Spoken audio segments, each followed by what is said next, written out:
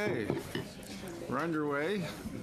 Welcome everybody to meeting number 65 of the Standing Committee on Health, and we welcome our witnesses this morning, and we look forward to your testimony. I'm sure it's going to be very interesting and helpful to us. So this morning we have the Canadian Association of Chiefs of Police with Thomas Karik, Deputy Chief, Mike Sayre, Deputy Chief Constable, Drug Advisory Committee, and Lara Melashenko, Legal Counsel for the Ottawa Police Service. We also have from the Ontario Provincial Police, Rick Barnum, Deputy Commissioner, Investigation and Organized Crime, John Sullivan, Chief Superintendent, Organized Crime and Enforcement Bureau, and from the Saskatoon Police Service, we have Mark Chatterbock, Deputy Chief of Operations. Now we've invited each of the groups to have a 10-minute opening statement, and then we'll ask you each questions. So we're going to start with the Canadian Association of Chiefs of Police. I'm just not sure how you're going to divide your time. Is one going to make take the 10 minutes, or are you going to divide it up? And I'll make the opening statement for the Canadian Association of Chiefs of Police. Perfect. Take her away. Thank you very much.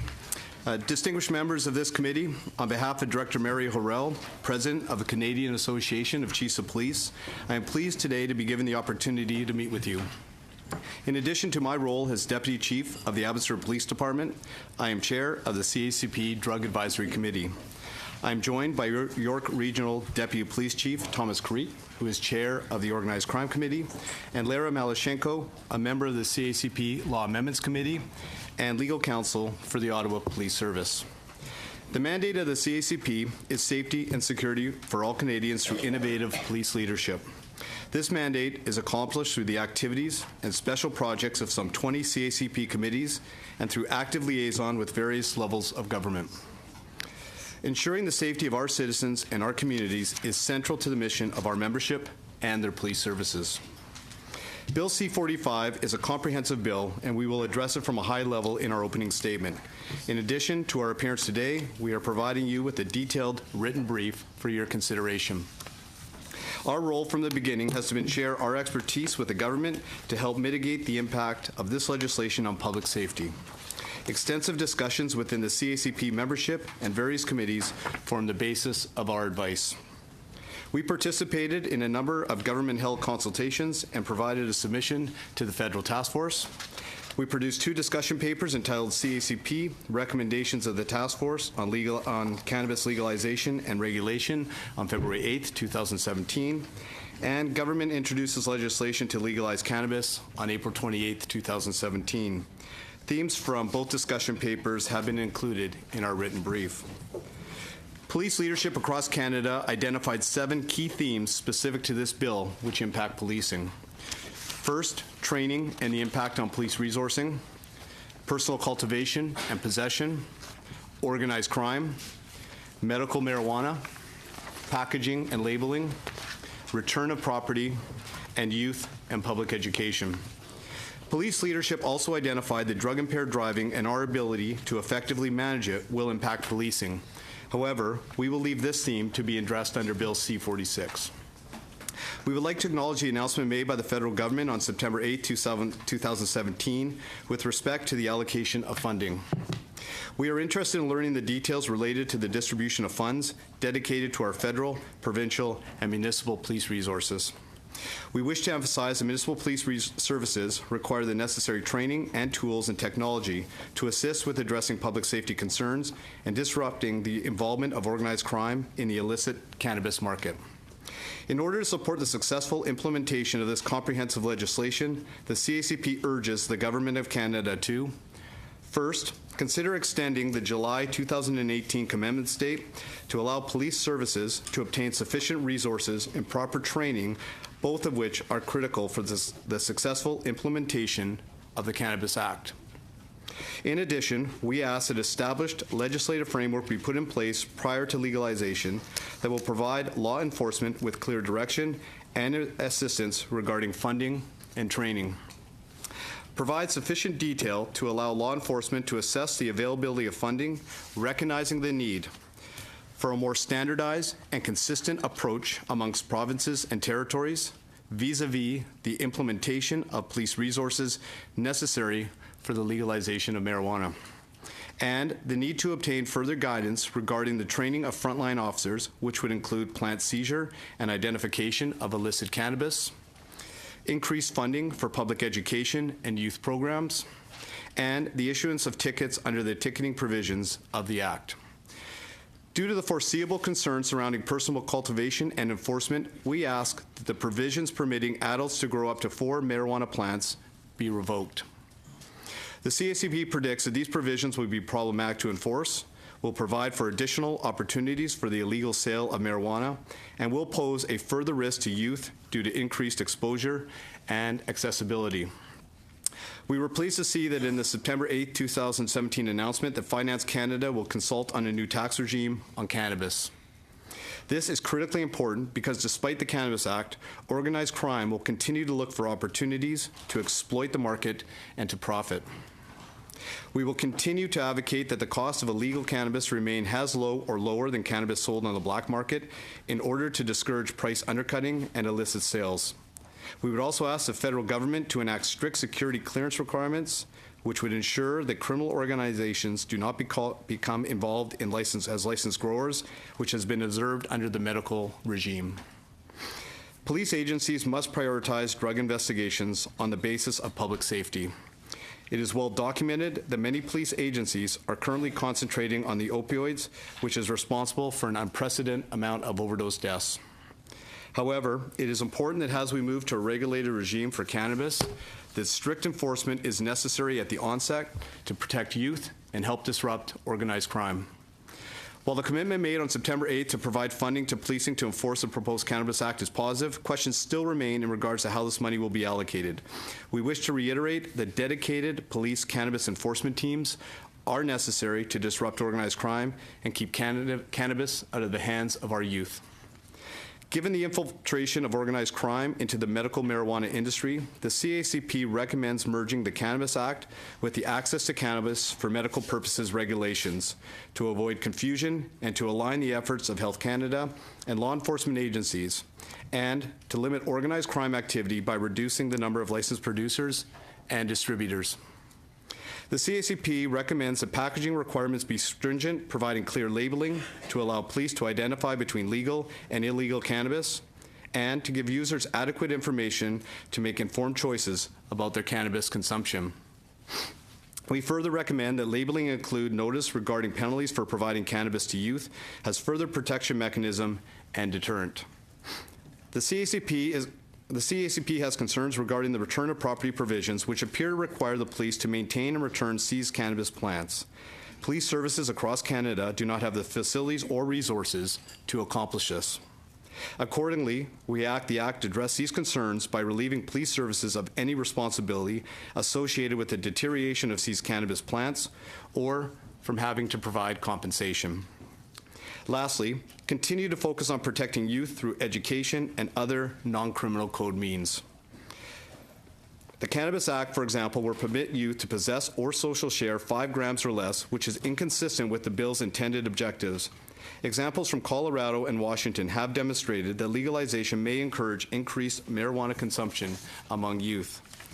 Therefore, police-driven education on the effect of marijuana use is critical to discourage youth consumption by youth. Our recommendations are not intended to dispute the government's intention of restricting, regulating, and legalizing cannabis use in Canada. Instead, we bring these issues forward because the answers remain unknown. We are concerned about the impact of this act, and as previously stated, we have the responsibility to mitigate the impact on public safety, which is our primary goal from a policing perspective. We certainly commend the government for its commitment to consultation with stakeholders and the public. We also commend the efforts of ministers, parliamentarians, and public servants who are dedicated to bring forward the most comprehensive legislation with the mutual goal of putting forward a responsible framework prior to legalization and recognizing that the world is watching Canada throughout this process. In the interest of public safety and preserving the quality of life that we are fortunate to enjoy in Canada, we appreciate the opportunity to share our crime prevention and law enforcement experience with the government. We recognize that illicit drugs are a global issue that dramatically affect local communities, families, and individuals. As the world watches Canada throughout this complex process, We are committed to working with the government and the Canadian public to ensure comprehensive regulations and mitigate the public safety concerns associated with cannabis are established prior to legalization. We support many of the overall goals of the Act while recognizing that other stakeholders are better equipped to provide specialized knowledge in the area of public health and in social services. We also support efforts to deter and reduce criminal activity by imposing serious criminal penalties for those breaking the law, especially those who import and export cannabis and who provide cannabis to youth. Sincere thanks are extended to all members of this committee for allowing the Canadian Association of Chiefs of Police the opportunity to offer a comment and suggestions on Bill C-45. We look forward to answering your questions. Thank you. And thank you for your very comprehensive brief, verbal and written. Now we go to Ontario Provincial Police, Deputy Commissioner Barnum. Good morning, Mr. Chair, and thank you for the opportunity to appear before this committee here today. As Ontario Provincial Police Service, the OPP has a unique mandate. The OPP delivers frontline policing services to more than 70% of Ontario municipalities, which is over 13 million people. It is also responsible for a wide array of programs and services for the province, including criminal investigation, technical expertise, Indigenous policing, traffic safety, and specialized response. In particular, the Investigations and Organized Crime Command is dedicated to safeguarding Ontario's communities against those individuals or groups involved in organized and serious crime. We are committed to engagement and education, augmented by enforcement, to reduce harm and victimization. In preparation for the proposed Bill C-45, it is important to consider the impact this Act will have on policing operations across the country. As a member of the CACP, the OPP supports the comments and recommendations presented here by our esteemed colleagues.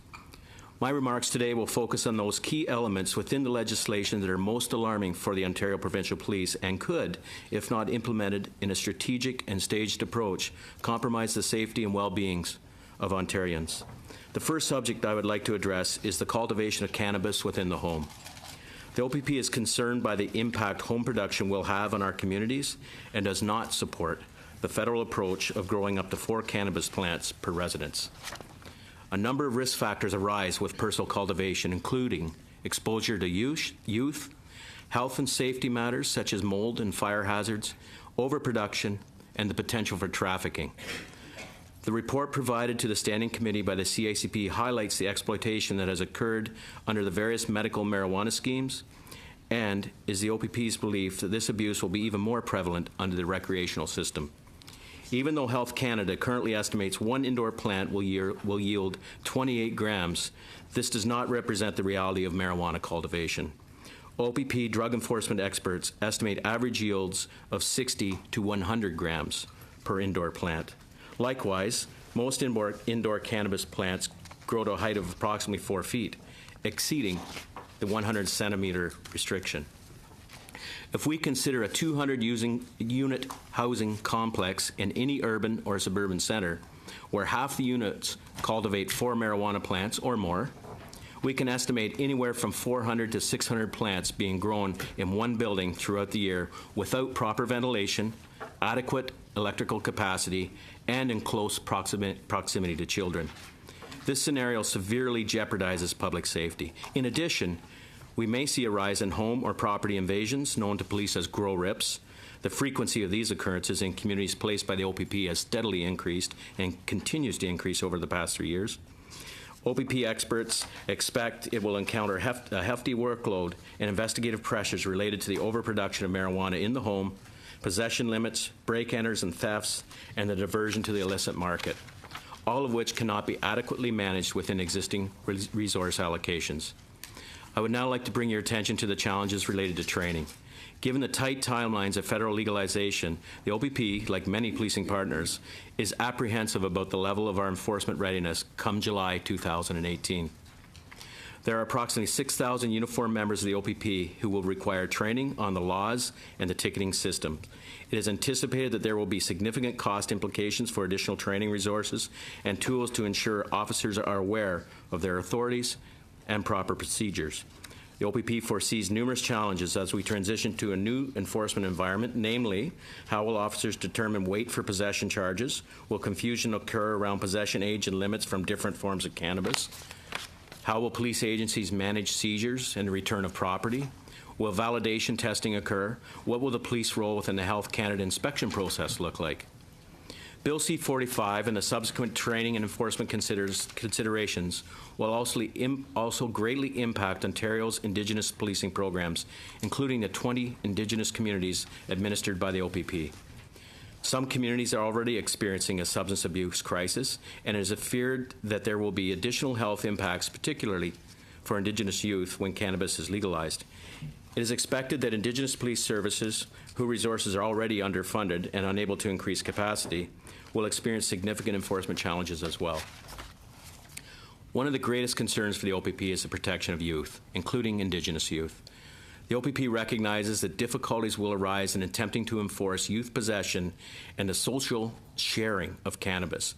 It is our belief that social sharing opens the door for illicit drug trafficking to be concealed as sharing among youth.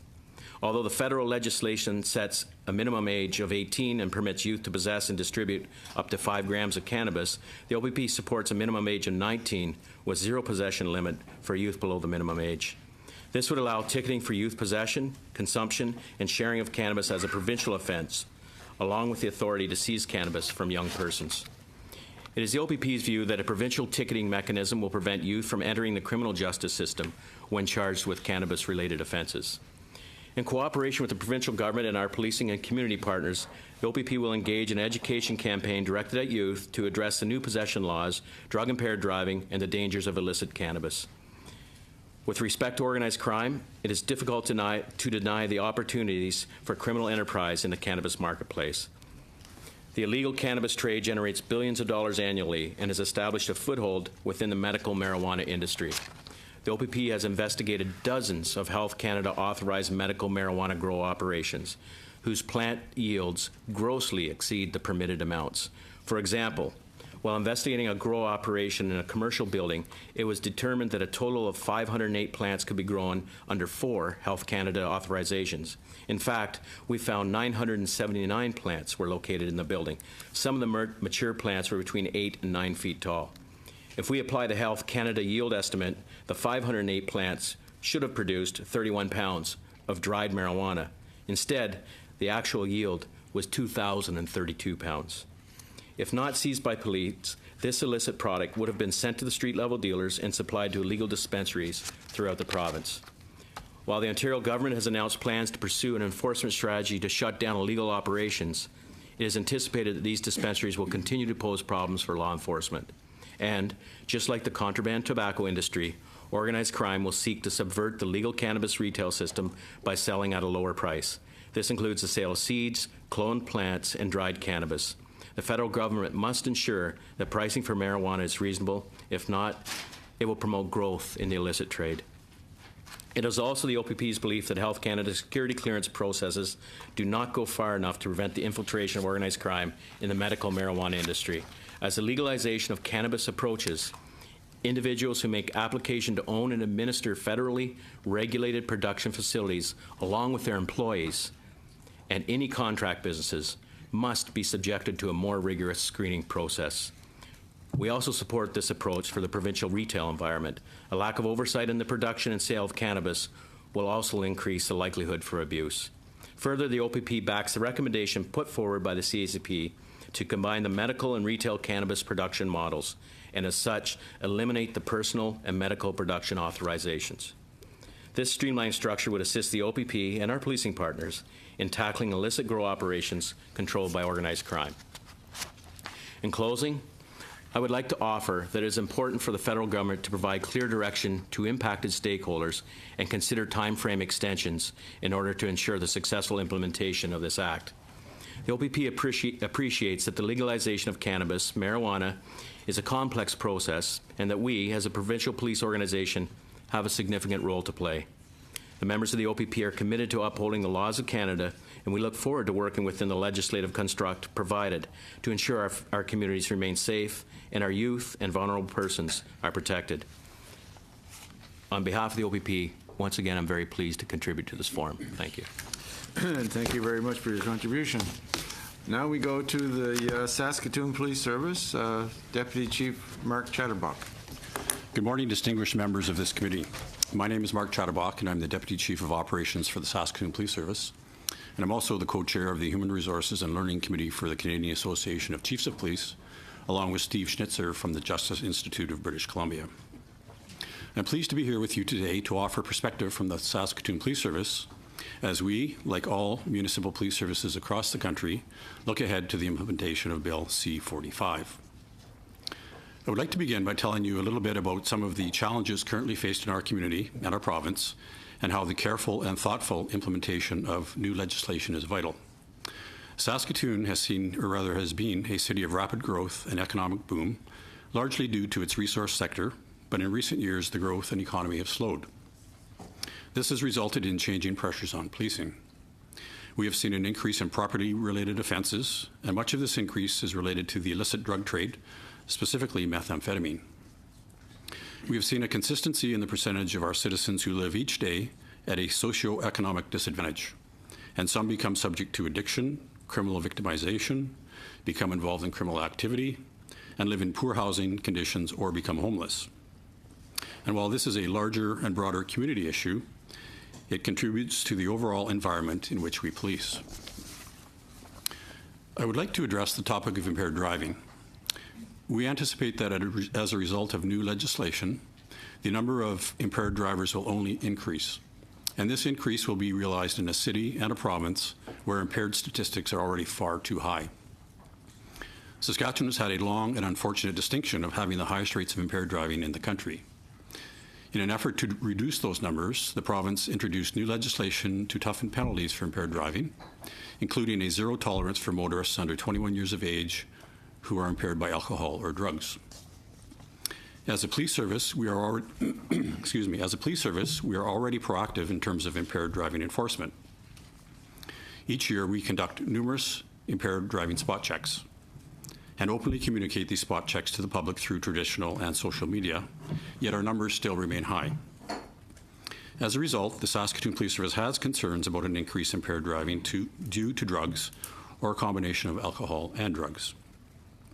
And as our Chief of Police, Clive Wayhill, has publicly stated, he would like to know what happens when a driver, already found to have a blood alcohol content of 0.07, also has the presence of THC in his or her blood.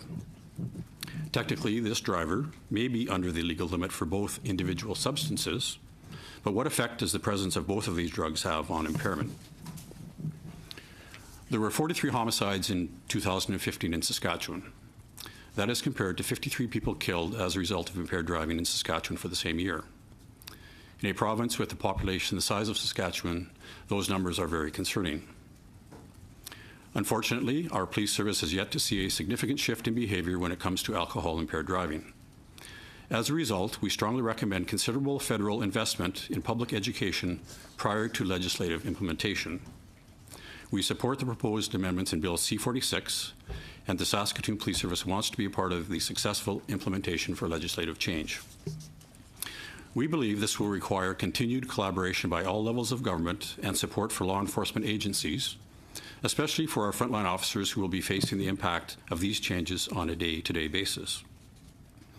As we move closer to the date for legalization, the importance of creating a strategy to educate the public is becoming increasingly important, and we echo the CACP's position that the development of such a strategy should begin immediately.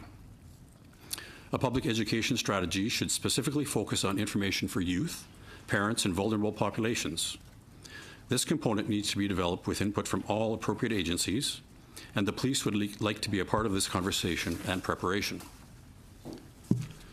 Such a strategy should be non-judgmental, relatable, open-minded, and understandable. Education programs should provide real information, and evidence needs to be developed to resonate with this target audience. We will need to work closely with health and the school boards to adequately deliver this information to youth in our communities. Achieving a unified position will require close cooperation.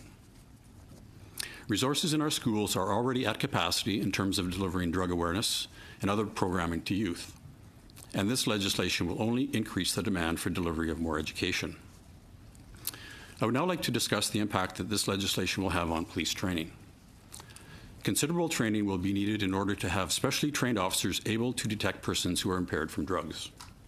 According to the Colorado State Patrol, drivers who were stopped and found to be impaired by marijuana were pulled over as a result of speeding 91% of the time. Studies in Colorado also showed that the number of drivers testing positive for THC was highest during daytime hours. And we know that daytime is considered the peak time for when the highest number of vehicles, bicycles, and pedestrians are using the roadways. Both of these statistics verify the need for specialized training for our frontline officers. The Saskatoon Police Service currently has 11 drug recognition experts trained, and I anticipate that we will need to at least double this number in the very near future.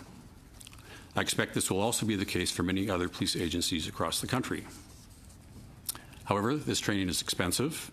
It is currently only offered in the United States, and there is limited capacity, which means this training is often delayed until a space becomes available. For many agencies, this training will be cost prohibitive, which may ultimately result in delays at the roadside. Yet the courts, and justifiably so, will not see this as a bona fide reason to deny someone of their charter rights. As a result, I would strongly recommend that the federal government provide the funding and assistance required to implement a DRE program here in Canada, which will help to address the training costs and capacity issues I have mentioned. One of our concerns is regarding the unknown, and specifically not knowing to a great degree what impact this new legislation will have on our existing resources. Our resources are already stretched in many different directions. The Saskatoon Board of Police Commissioners recently hired a consulting firm to conduct a review of our operations, and their study found that the amount of time our frontline officers have available to conduct proactive activities is 29%, with a suggested goal of 40%. We already know that major drug investigations take considerable time and specialized resources, and they are very expensive to conduct. Can we expect that the number of major drug investigations will increase with this legislation? I believe we can. There's the potential for an increase in what I would describe as regular complaints to the police.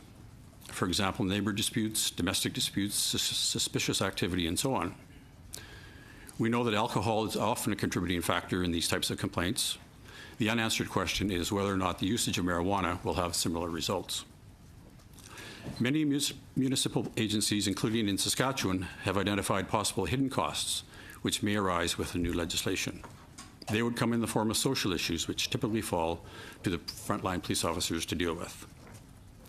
I will end my time by commenting on the proposed legislation around personal cultivation and possession within a dwelling.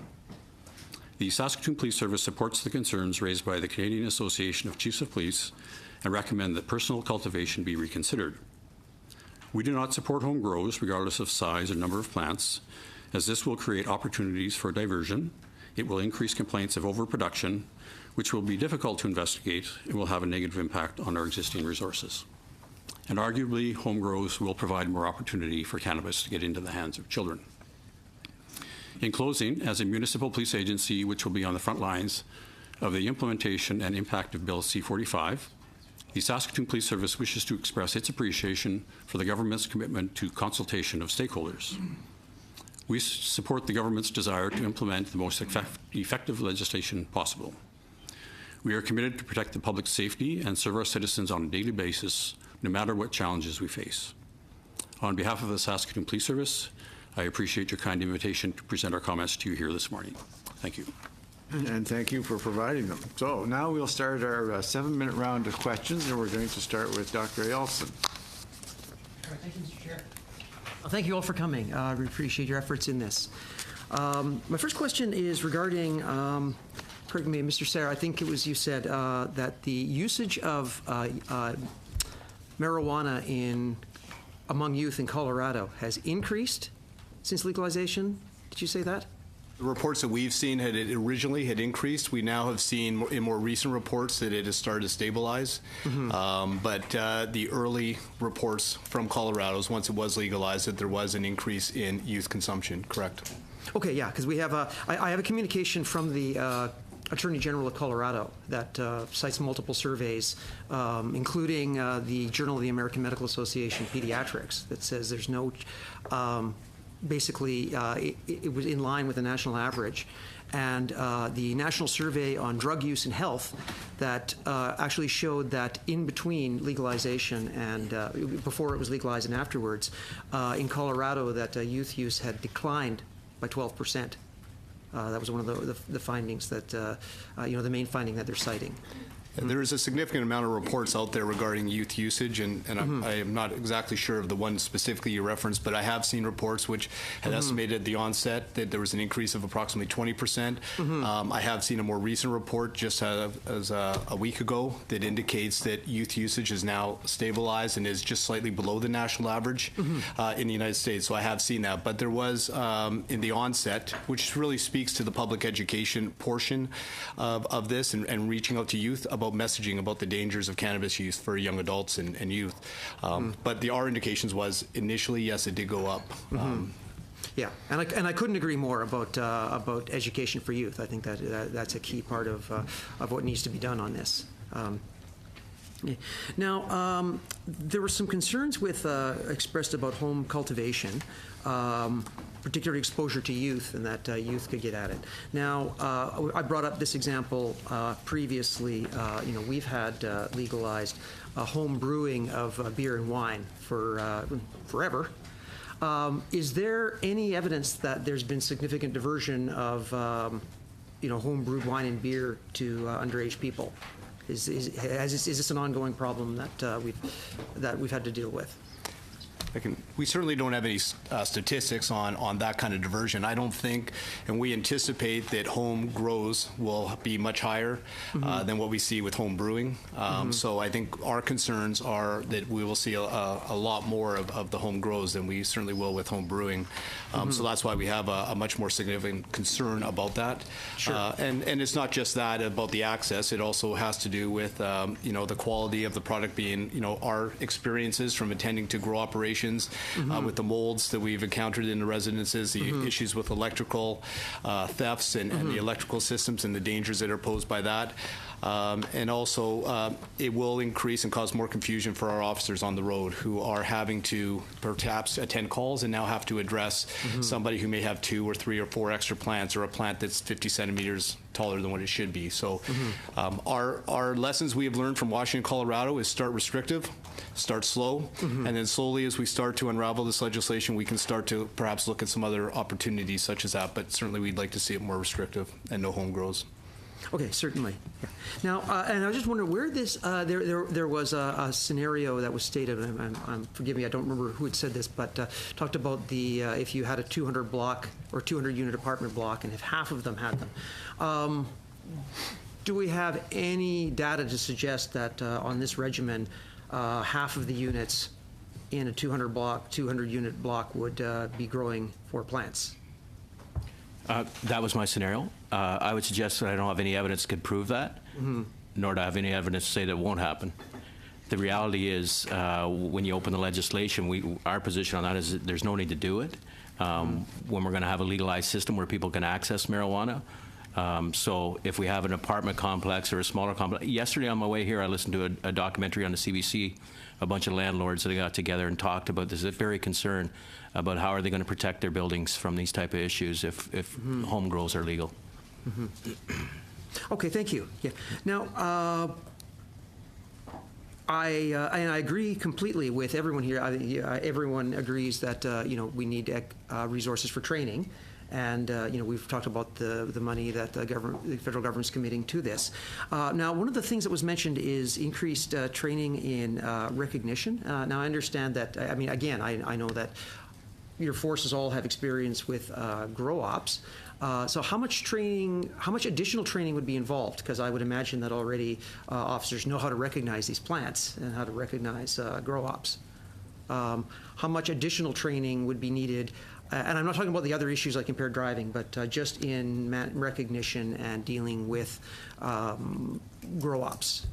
One of the challenges for us with the training is that we haven't been able to even start preparing any training packages or training in any sense because we at this point don't know what is going to be encompassed in both provincial and federal legislation or municipal. So we're sort of in a holding pattern, but certainly at the onset we are going to have to ensure that our members understand completely the legislation, their authorities under the legislation, both provincially, federally, But that is our challenge, is that at this point, and in talking to directors of police academies, that they have not been able in any way to start that preparation until we actually have the final legislation from all levels of government prepared. So that is where we're concerned and challenged. As far as how long that will take, again, that's difficult for us to answer right now because we do not yet have all the answers that we need to make informed decisions about what that training will encompass. All right. Yeah, I don't have any further questions. Thank you, Mr. Chair. Okay, thank you. Thank you. Moving to Ms. Gladue. Thank you, Chair. And thank you to all the witnesses for appearing today. I guess I took very seriously all of the comments that you made about the possible harms. And so I'd like to ask each one of you, in light of all of the things that could be very harmful to public safety, do you think that the government should be proceeding with legalizing marijuana outside the medical regime? Deputy, do you want to take that one first? Well, that's a difficult question for me to answer because my expertise certainly doesn't lie in that area, and I would have to refer to my colleagues. I think the comments that I made earlier were more with respect to community safety, impact on our resources, impact on our ability to train our officers to be prepared for when the legislation does become in place. So in reference to your specific question, I'd have to refer to one of my colleagues on that. So I guess in regards to legalization, that we support many of the goals and objectives of the legalization, that if done right, if invested in properly, if we take our time and do this appropriately, that we have the ability to disrupt organized crime, certainly not eliminate, we're not naive to that, but certainly disrupt the current share they have in the market, through education, like we have with cigarettes and impaired driving, to teach and educate our youth about the dangers of drug use. But it has to be done correctly. So I guess overall we support a lot of the objectives, but we have some concerns with the implementation and taking the right approach, taking a very methodical, systematic approach to ensure that this is done correctly so that we don't see some of the issues that originally hit Colorado and others. To add to my colleague's comments, I think it is very important to distinguish between legalization and decriminalization and the importance that will be found in the regulations. And we do look forward to working with the government to ensure that there are robust regulations. Those regulations are going to rely upon heavily to be able to identify and disrupt organized crime and also to protect our most valuable asset in our country and in our communities, which are our youth. Thank you. Yeah, interesting question. I worked in drug enforcement for 12 years and have been in thousands of marijuana grows and all kinds of undercover street level situations where I've seen youth break into houses and cars and turn that money right into money to purchase, or turn those properties right into money to purchase marijuana. I've stood right beside it when that's happened. And I think there's a huge opportunity here to fix a lot of these issues. I have great concerns about the home grow challenges, and from everything that I've seen over our time in policing, along with my colleagues who have a very similar background to what I have. I have great concern about making it right for our youth, and anything in Ontario. I read all the studies in Ontario, and you can see the amount of youth that are using marijuana. It's very clear, so we need to do something. Again, another great opportunity to get it right.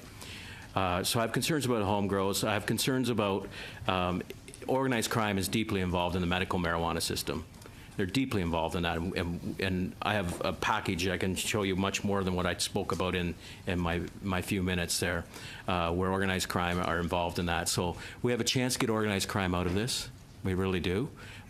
So we have to get the administration process low. We have to be streamlined, and we have to make sure the inspection processes are detailed and thorough, so we can eradicate organized crime from this problem. I also hugely agree that if legislation's ready to go July 2018, policing will not be ready to go August 1st. It's impossible. And the time that the damage can be done between the time of new legislation and police officers ready to enforce the law in 6 months or a year can make it very, very hard for us to ever regain that foothold. And so those would be my concerns and cautions from my lived experience as a police officer on the streets, working specifically in drug enforcement. I think we're very close. I agree that something had to change. This is a great step, but we've got to do it right and do it slowly and properly. And so in 290 days, would the CAPC also agree that they're not going to be ready to go and to be able to implement anything? Yes, we've stated that we need to know everything about this legislation from provincial, federal, municipal levels before we can really start to prepare. So we are asking that the government consider giving us more time to have all the legislation fully in place, so that which will allow us to properly train, prepare for the implementation on day one. Definitely, I agree. It needs to be done right rather than rushing it. I was interested in your comments about possession limits. I agree that in order to send the right message to young people ages 12 to 17, that 0 is the right amount that they should have. And I liked the idea of making it ticketed so they didn't have any criminal offense that would haunt them for the rest of their lives. What do you think about the possession limits that are set for an adult at 30 grams? And do you have any guidance in that light? I can take that one. That had been a topic of much dialogue amongst our committee, and it is two sides of that coin. Is it, in one sense, if you make it too difficult for people to purchase cannabis, challenging for them, and they don't have reasonable access to a certain amount, that will certainly make it vulnerable for organized crime to fill that void in a market. Obviously, we don't want to see it made too high, because then that is open for diversion of the product. So in regards to the 30 grams, I mean, we are mindful that is approximately 60 marijuana joints. But we're also mindful that if it is not enough, that people who may not choose to go into a store or wherever that is to consume it, and may look to other avenues. So at this point, after much discussion, debate, that 30 grams we would certainly not want to see it any higher at all. But 30 grams would be the maximum limit that we would want to see it set at. Very good, thank you. My other question has to do with organized crime. And so we've heard testimony that organized crime is involved in the medical marijuana even. And so regardless of what legislation we put in place, I guess I personally don't believe that organized crime is going to say, well, you're right, we've had a good run at it, but laws are in place now, so let's just license and do things by the books and go along with that. How do you really believe that this legislation will fix the problem of organized crime being involved? This legislation will not eliminate organized crime, but there is an opportunity to mitigate the impact organized crime has in our communities. And that opportunity will be found in improved regulations, security clearances that are not limited to just the principals of the companies or license holders, but the investors, the contractors, the suppliers, extending beyond just a basic security clearance check and getting into forensic financial audits. If you follow the money, you will find the organized crime. It is currently a $7 billion illicit industry in this country. There are over 300 criminal organizations that are currently involved in the production, distribution, importation, or exportation of cannabis. So we can mitigate it, but we cannot eliminate it. Time's up. Mr. Davies. Thank you for being here today. I'm getting a very clear message from all of you, and I think it was said most clearly. I think it was you, Officer Barnum, that if I quote you exactly, we will not be ready August 1. That's impossible, I believe were your words. So let's say the government presses ahead with this artificial deadline of July 2018, and you're not ready. The next day, tell me what that looks like for your police forces. What are the consequences of you not being ready? I think what it looks like is still up in the air for us. It depends when we start getting information about what the legislation is going to look like. So if we have good heads up, let's say 6 or 7 months out, we can start to work. We'll prioritize. We analyze all of our statistics, where things are happening, which highways our concerns would be for the impaired perspective, where we believe certain groups may challenge us with a lot of home grows or organized crime type things. So we'll try and do the best we can to, like I said, get that foothold and maintain that foothold without letting things get out of control. But it's so dependent on what the legislation looks like for starters, when we get it, and when we can have time to get our training and act together to respond to what the legislation is. So it's a tough one to answer, hard and fast for you. But the reality is, the sooner we get it, the better off we'll be, and depending what it looks like. So. Well, I was just going to mention Well, sorry, go ahead. If I may add Yes, to the Deputy please. Commissioner's comments, I think one of the impacts we want to keep in mind in terms of rushing legislation and police not being prepared through adequate training is if we don't have the proper knowledge, the proper training, that can lead to poor decisions, which can result in bad case law for new legislation. So our opportunity to get it right will solidify the sustainability of the laws before the courts. That's why training is so important to us. Thank you. And I would imagine, I mean, you're all provincial or municipal police forces.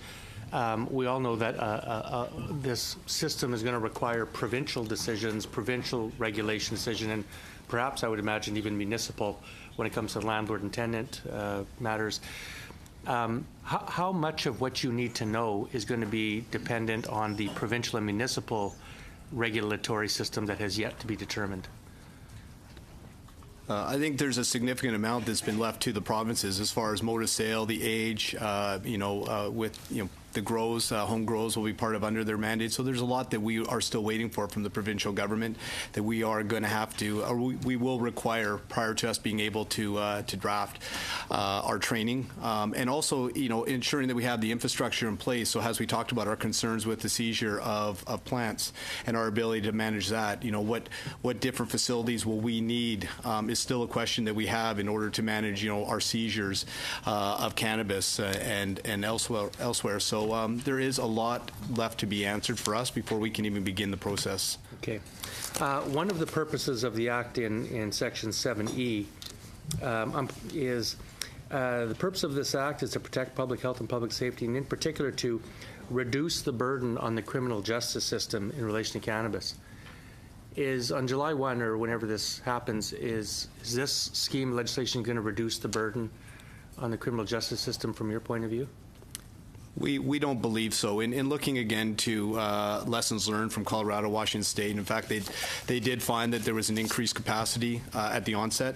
As we stated, it's critically important that at the onset that we're very vigorous in our enforcement to ensure compliance with the new regulations. This is a brand new system, and we need to make sure that we do it right, and we go fairly strict with the enforcement. We know that there was in 2016, I believe, approximately 16 or 17,000 charges for simple possession of marijuana, but we think that those will be replaced with ticketing. They'll be replaced with nuisance calls. They'll be replaced with us having to manage, if unfortunately we do go forward with personal grows, us having to manage those grow operations, which of course will be very time consuming and onerous for our officers, who will then have to seize the plants, take them back to a police department or a facility to store them, and that process. So we don't see this, at least at the onset, for several years, to be any sort of time saving for our staff. Well, let me put this to you, because it's starting to appear to me that this isn't legalization of cannabis. This is making it less illegal.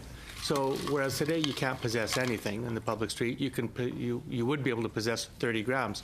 You still have to enforce someone who might have 35 or 40 grams. Presently, you can't cultivate at home. Well, this legislation will let you cultivate some at home. So you still have to enforce and police, but you'll be busting places that have 10 plants. So then there's the ticketable offenses, as you pointed out, Chief. So it seems to me that I don't see any reduction in your job. If anything, changing to a new regime strikes me that you're going to have to train a lot of your officers, add the impaired driving provisions, marijuana on top of that. And I don't really see any difference in the burden you have. In fact, if anything, it'll be additional. I want to move, if I can, Officer Barnum.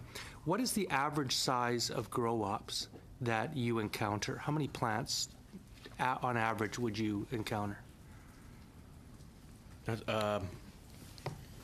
I'm not sure I have the average size. I've been in grow operations indoor for 45, 50,000 plants. I've been grow operations indoor where there's 8 or 9 plants that have huge yield and ton of potential to grow a lot of marijuana, but I'm not sure I could give you an average size. Sir, it depends on organized crime. It depends on the group, their abilities, if they have a good electrician, if they know what they're doing, the facility. Okay. Well, I want to be devil's advocate with you on this a little bit, because I would say the average grow up is probably more than 4 plants. So let me put a couple of things to you. Doesn't it help undercut the black market if you allow people to grow 4 plants? Then they don't have to get their marijuana from sources that that they would otherwise, we wouldn't want them to get it from. Isn't that one way to undercut organized crime? I prefer to use the legal system that's going to be put in place. Okay. And concerns like mold, electricity, diversion, those kind of things, isn't that really happening when you have large grow ops? I mean, your average household has probably got more than 4 plants in it right now. So by limiting it to 4 plants, isn't that sort of a reasonable way to avoid those concerns of having, large-scale places in your basement, which do lead to mold and electricity? I guess what I'm saying is 4 plants, I think, reasonably probably wouldn't lead to these fears of electrical diversion and mold. Am I missing something there? I don't know. I mean, it depends on who's doing the grows. If somebody tries to run 2,000-watt bulbs over their 4 plants, and they have to increase the size of electricity, they want a 14-week turnaround instead of a 40-week soil turnaround to increase their profit if they are diverting, or if they want a higher quality THC in their plant. These are all things they'll do. Mm-hmm. The average electrical service in a home won't satisfy that need. Mm-hmm. So that's going to be a problem. If you get people clumping together, let's say, us as a group decide, okay, I have a contact, I can get rid of the weed, but everybody needs to grow 4 plants, and here's how we're going to do it. We're going to do it, based on chemical-based hydroponic grow. Then you got a problems with ventilation, and it's going to cause mold. You'll have a 14-week turnaround. You'll just be spinning plants through there all the time. So there's all kinds of things that can be imagined here.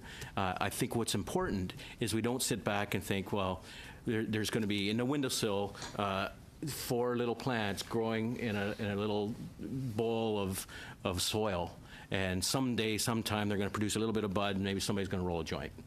I don't think that's reasonable, not in today's world. That's not at all what we see and experience. Thank you. Thanks very much. And now we'll go to Mr. McKinnon. Thank you, Chair. I'd like to start with Deputy Commissioner Barnum.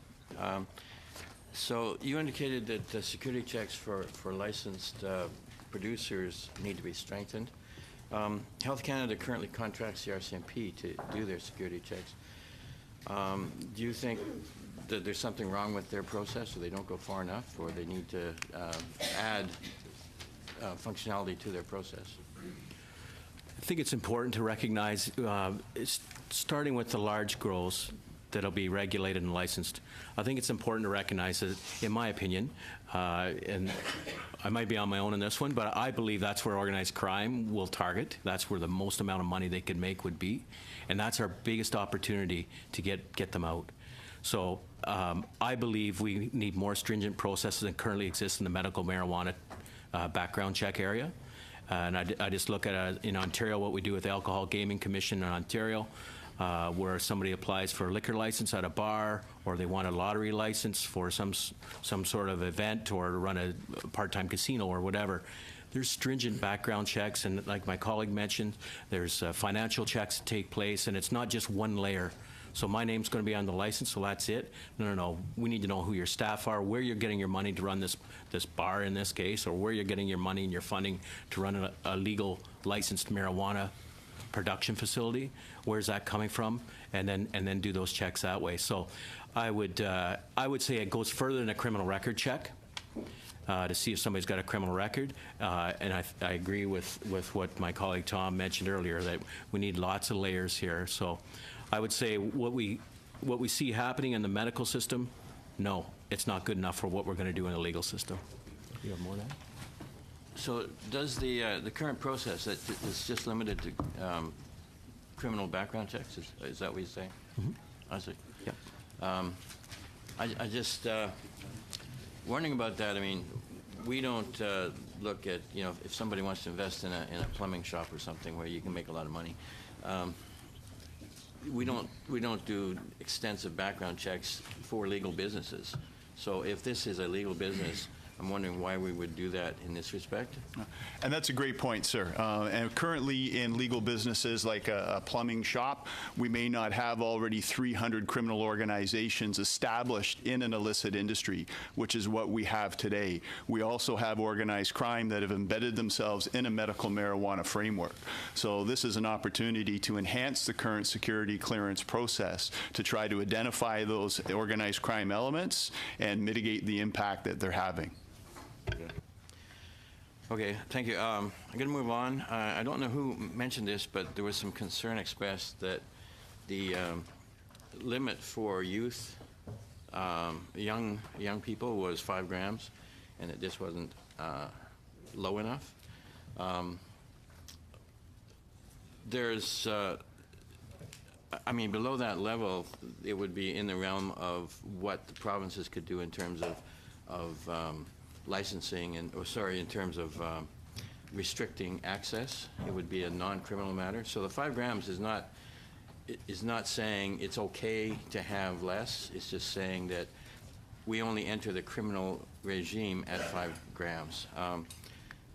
So currently, in Ontario, for example, you might ticket underage drinking under the provincial rules. Why would this be different than that?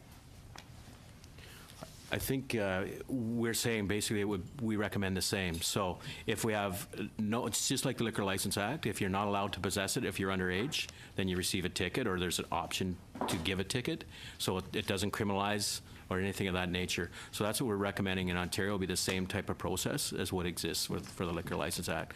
We'd love to see, and again, we've talked about this extensively, we would love to see a system where there's some education that's required. So instead of instead of a ticket, you could say to a person, depending on their age and the number of times we've encountered their issue, maybe there's an online forum they can go to and learn about marijuana and what it does to the developing age or the developing brain when you're 15 years old.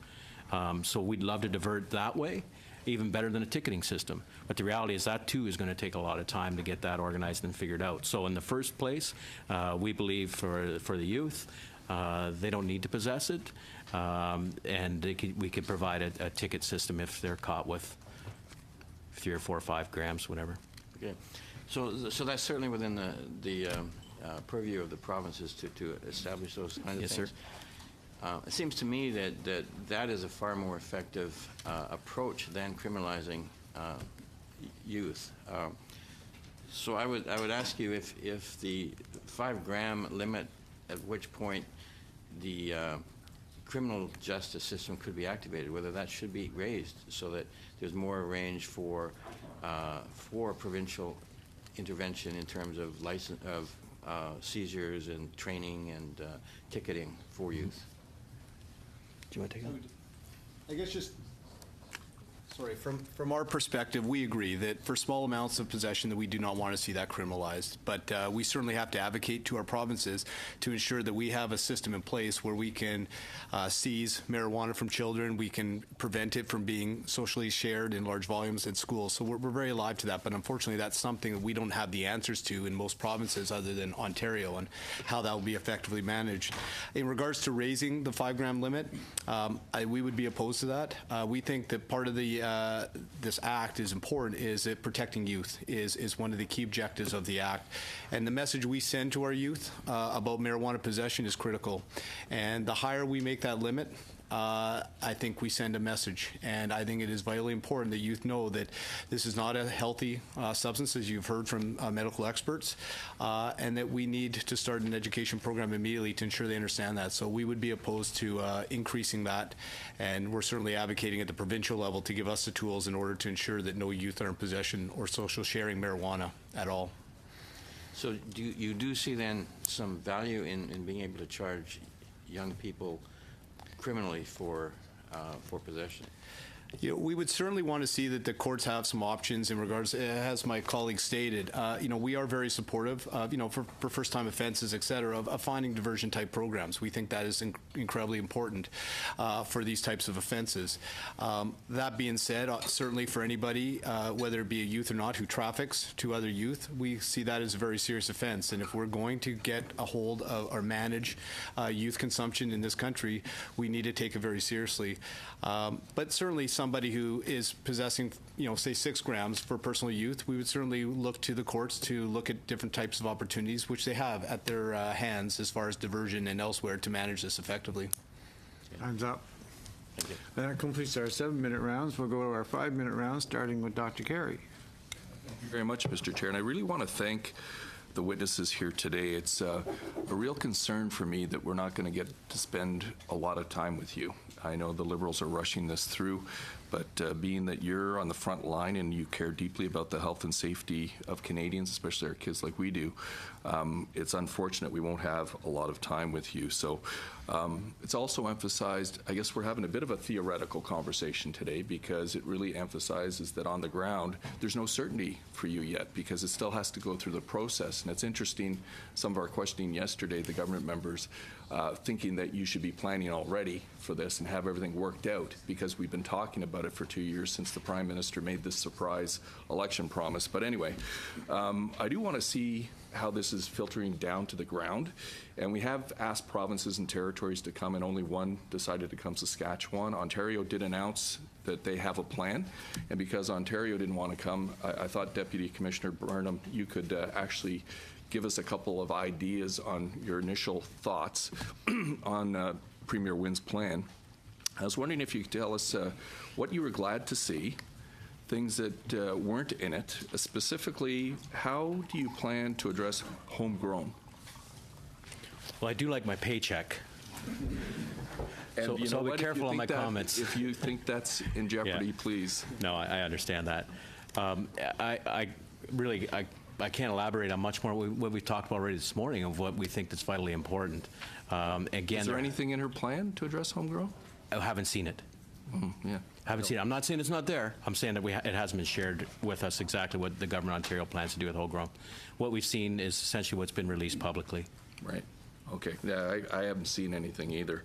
And I did want to talk a little bit about the rationale of the Liberals. Like initially, it was a promise. It was a surprise for everybody, but they've developed a rationale. And one of the points was the status quo is not working. And we had witnesses yesterday. This is not true. They've refuted it with publicly available statistics that actually there is a trending down for youth marijuana use. The second narrative they're coming up with is keep the problems from organized crime. And again, RCMP yesterday said that's not true. Even Deputy Commissioner Barnum, you mentioned that organized crime, and I think Mr. Carrick, you also said you're not going to get it out of the organized crime. But I wanted to talk about the third thing they keep saying, this is going to keep it out of the hands of kids. Now, the bill before us has zero repercussions for youth between 12 and 17. And you mentioned social sharing. You talked about the problems with home cultivation, the potential for crime, and even youth being targeted by organized crime for distribution. We're talking about 12-year-olds here, which in public school, they're the old kids. And when I was in public school, everybody looked up to the older kids. So is there anything in this bill that you see that's going to help keep marijuana out of the hands of kids? Maybe we could start with Mr. Sir. Thank you for your question. In regards to this bill specifically, we've seen the penalties for trafficking to youth and the seriousness that is imposed, and that is important to us. In regards to us being able to effectively manage it, no, we're having to advocate to the provinces to give us the ability to, first off, to seize marijuana from youth, and then what type of mechanism will be put in place, whether it's a ticketing mechanism. So we don't know the answer to that. Under this bill, like I said, the trafficking to youth has been identified as a significant penalty, but beyond that, we don't have a lot of tools for specifically addressing youth in it. Yeah, I'm not seeing it either. So I'm looking at the rationale, and really it's been deconstructed here just in the first couple days of witnesses. But another question that's been brought to my attention is how do you determine the difference between legal and illegal cannabis, especially considering home cultivation is allowed under the bill in its current form? Yeah, short answer is we can't. Okay, well, do you believe, given the timeline proposed by the Liberals to have marijuana legal in Canada, enough is being done to address public education? We heard from a witness yesterday. For marijuana education, they put aside, I think, $9 million. For tobacco, it's $38 million, and we already know a lot about tobacco. Most people who smoke, I think the witness said, no, it's a bad thing. We're spending $38 million on that. Do you see $9 million making much of a dent in an educational program? we will advocate that we absolutely need public messaging. And the lessons we learned from Colorado and Washington State was you need to start now. We needed to start a year ago, quite frankly. There are some misconceptions out there about youth and drug-impaired driving and the dangers. Many haven't seen it as the same risks as they do to alcohol.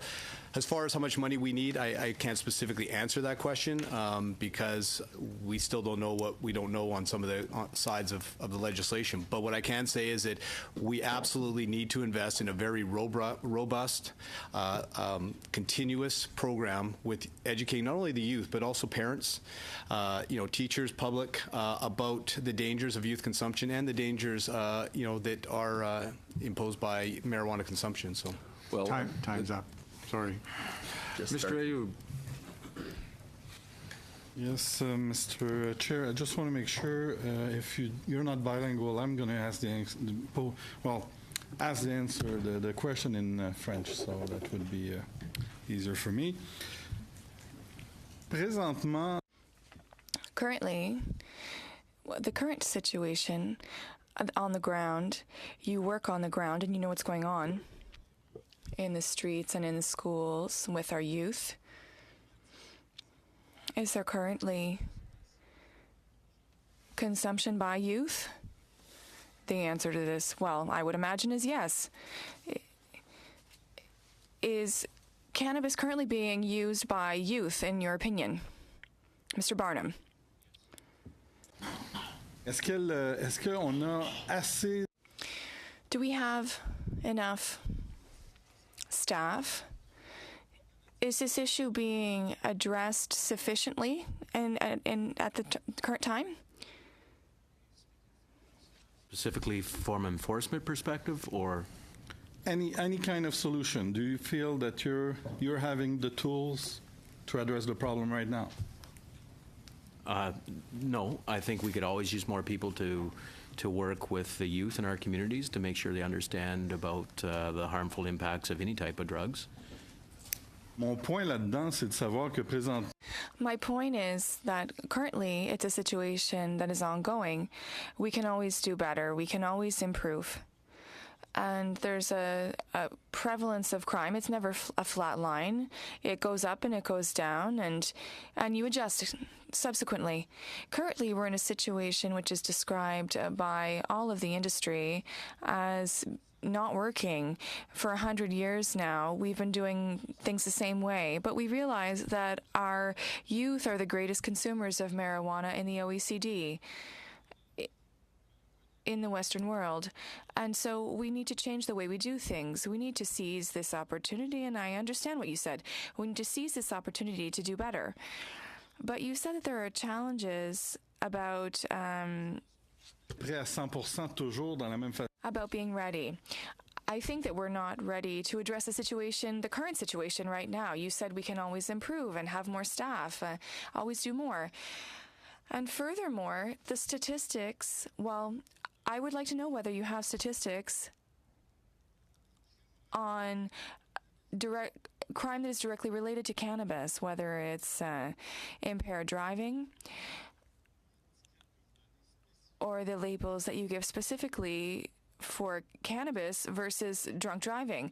But what I understand, and every time I ask the question to police officers, they have more statistics on alcohol behind the wheel than cannabis.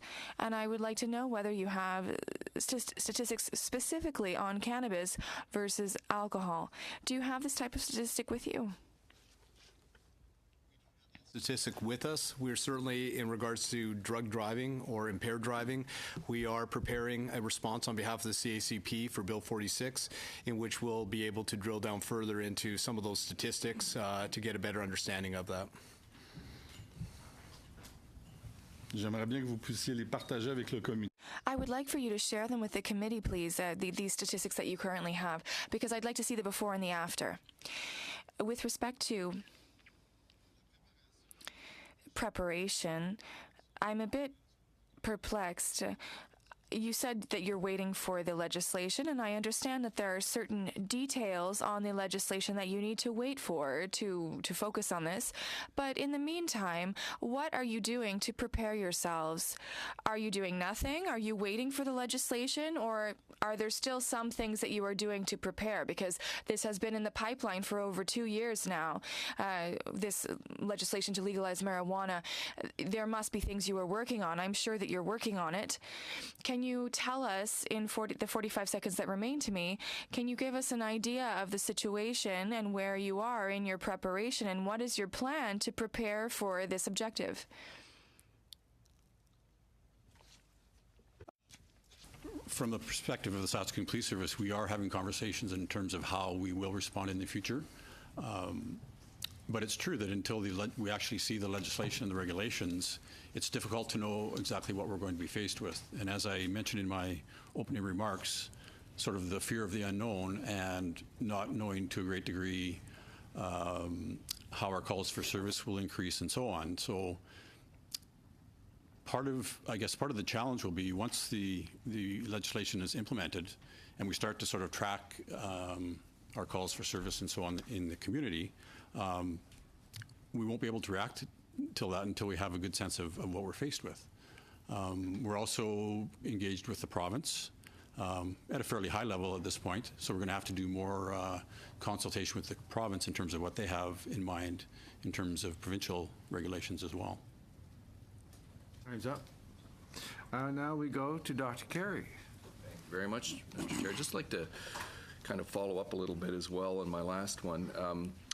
You know, we realize that Canadian youth do use cannabis too much, and we're saying we're going to go from one system that the government says isn't working. Those statistics may suggest otherwise. But I was wondering, as police officers, if you could actually explain the tools in your toolbox today, because it is illegal. If you pull a youth over who's 17 years old, if you smell marijuana in the car, if you notice that they have marijuana in the car, because it's illegal, you don't have to prove that they're impaired. You don't have to worry about swabbing their cheek to see if it has been consumed. You don't have to worry about a blood test. You have tools in your box that you can actually address that youth. Perhaps I think the goal would be to put them into a treatment program or talk to their parents. How is it going to be different now for you pulling over a young person under the new legislation or theoretical new legislation? Are you going to have the same tools to address that, or is it going to be worse? Is it going to be better? What would you think? Do you want to take that? Sure. I think we have the potential, and the CACP's advocated for this for a long time, and we've been, you know, I think a very clear voice for a long time about a ticketing scheme for young offenders and for young people. So I think it will be nice to have the opportunity to provide a ticket if that exists.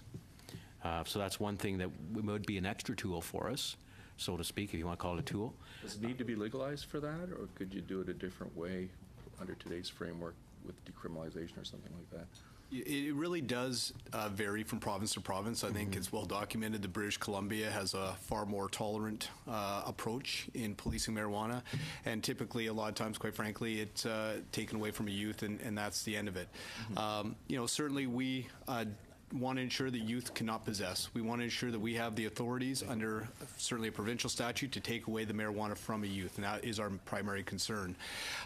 We also think it's important that, you know, that there be a system, as my colleagues stated, in regards to having an opportunity to ticket and perhaps educate. We've advocated that that monetary fines probably is not the best approach, certainly for first-time offenders, that looking at something like an online app or an online program where youth can have to take a mandatory course to be educated on the dangers to you know, persons under the age of 25. So we do need tools in order to effectively deal with it. And I think, you know, currently right now some of our systems of just taking it away is not appropriate, because I don't think the lessons are being learned, and we continue to see high youth consumption. And really what we want to see through an education program like we've seen with tobacco and through rigorous campaigns on tobacco is we've seen a drop in youth consumption and consumption overall through these very active campaigns. And I think we can do the same if we invest the money and if we invest the time and resources into that.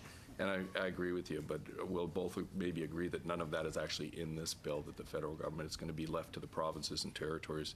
Next question I think is going to be for Deputy Commissioner Barnum. Stronger security screening on those producing and distributing. I'd like to find out what you would like to see, because we recently had Health Canada, there was a big recall for pesticides and fungicides. And it's interesting, even with the medical marijuana system, it appears that the government's not putting in the resources to properly inspect these facilities. Moving forward with legalized marijuana, recreational marijuana, if the government isn't putting enough money into inspectors and overseeing the facilities today, what would you like to see the federal government do with opening up the market like this? Perhaps I'll share that answer with my colleague, Deputy Chief Carrique. Firstly, like I mentioned before, I think it's important to have a layered process. So it's not as simple as getting a license to grow by just having your name on a certificate and have somebody do a criminal record check and say, okay, there's no criminal record, or it's old, so they can have a license. So I'm not saying that's going to happen, but I think it's important to understand that it needs to be a layered and thorough approach. Background checks. Again, for what we have in Ontario, I routinely permit our officers to travel around the world to check on individuals that are claiming companies from out of the country to be part of, be part of the casino system. So they travel around the world to do these background checks to make sure, this business is supposed to be in this community, in this country, and it actually is there. And they do have the staff that are working there. So we actually do that type of regulation background check. So I think that type of approach is vital to make sure that the money that goes into these facilities to produce a legal product is actually legitimate, and it's going back into the community legitimately. Do you have confidence, though, if the government can't do it with the medical system, that they would do it with a recreational one? Okay. Thanks very I thought much. I could get one more question. Well, you're very good at that, but yeah, thank you. We're going to give you another chance. Lots of questions. I wish we could have more time with you. Ms. Sidhu. Thank you, Chair. Thank you all for being here today. My questions to OPP today. Thank you for serving 13 million people. Do we have I have heard, I did a roundtable in my riding. Some people are accessing, I heard that very loudly. People accessing illegal cannabis that is laced with some dangerous drug. Imagine along home grow plants, 4 plants, and legal market wouldn't make cannabis use a lot safer instead of when our youth is taking laced drug. Can you comment on that? I guess the potential is if somebody was to grow their own marijuana in their house and just use it in their house for their own personal consumption, then they would have control of the product from the beginning to the end. That would be probably better than reaching out to somebody on the street and getting a product that you don't know. So yeah, I would agree that in a perfect world scenario would be good. But I also would recommend that you better be careful about how your home grow is wired, how it's being ventilated, who has access to it. Is somebody going to, come in and decide they want your 4 plants instead of leaving them with you? So I think there's just a lot of layers there. Before you get to the perfect nirvana where somebody's sitting in their living room smoking their own marijuana in their own privacy of their own home, there's a lot of layers before you get to that point, and I think that's what we're trying to point out here. Thank you. And could you please talk about a little bit current landscape of cannabis sales in storefronts or otherwise linked to organized crime? Yep. Currently in Ontario, we believe there's 140 dispensaries approximately that exist throughout the province. Whether or not those are directly related to organized crime, we haven't done the investigations on all those communities. Many of them are in municipal communities, municipal policing communities. So we work with our partners to try and understand the landscape. And I'll share this answer with my colleague as well from the Organized Crime Committee, but I would say definitely there are organized crime involved, and some of which we specifically know about in some of the dispensaries. But to give you the exact number, I would say you'd be probably 10%. Okay. You also spoke about 6,000 officers need training. And our federal government committed $161 million for training frontline officers how to recognize, assign, and system of drug-impaired driving, building a law enforcement capacity across the country. George, don't you think it will help to control that crime? If I got your question, you're saying the money that's being committed will help for the training? No, you Okay, said sorry. you need 6,000 people, police officers need training Right. up front if we're legalizing that. So when our government is commitment, $161 million for training frontline officers, don't you think it will help to legalize that thing when they train the officers more on that? I believe the money will help with training our officers, but I also believe there'll be more costs involved. Again, if you look at the diversity of the OPP and the geographical challenges we have to train 6,000 officers, it takes a long time to bring somebody in from a community in the far northeast or northwest to a central location to have them trained. It's expensive, and it takes us a long time. We've been over 4.5 months now of rolling out naloxone to every one of our officers, and that includes a training regime. So it does take a long time, and I don't think we're trying to be unreasonable and saying that it can't be accomplished, and we look forward to actually doing it and working alongside. But all we're asking for is the reasonable opportunity to do it in an organized fashion that can be effective. Thank you. And Mr. Sir, you said youth consumption for cannabis in youth is very much, everyone knows that it's it's a serious problem. To deal with that, we need to educate youth. Do you think what kind of education program will be needed? Can you comment on that? Yeah, certainly we need an education program that's specific to youth, that resonates with youth. So, I would certainly look to the experts for that as far as a public messaging campaign, I think is part one. Part two is we have school liaison officers who we believe need to be trained, in addition to the training that we've just talked about, in order to, work with schools, work with educators to educate on the dangers of youth consumption and change the perceptions that are currently out there. I think we also have to remember we have to educate parents, because it starts at home, and we have to, see that the parents are understanding the concerns and dangers for youth consumption. We have observed in, for example, Colorado, I believe it was 22% of youth have obtained their marijuana from their parents, which is certainly concerning to us. So that education has to extend not just to youth specifically, but really to the whole community, so that we can, start to change those statistics that we see about youth consumption in Canada. Time's up. Thank you. Mr. Davies, 3 minutes. I understand and respect that there's different philosophical approaches to drug policy in this country, but I want to press a little bit on the general idea of moving to legalization.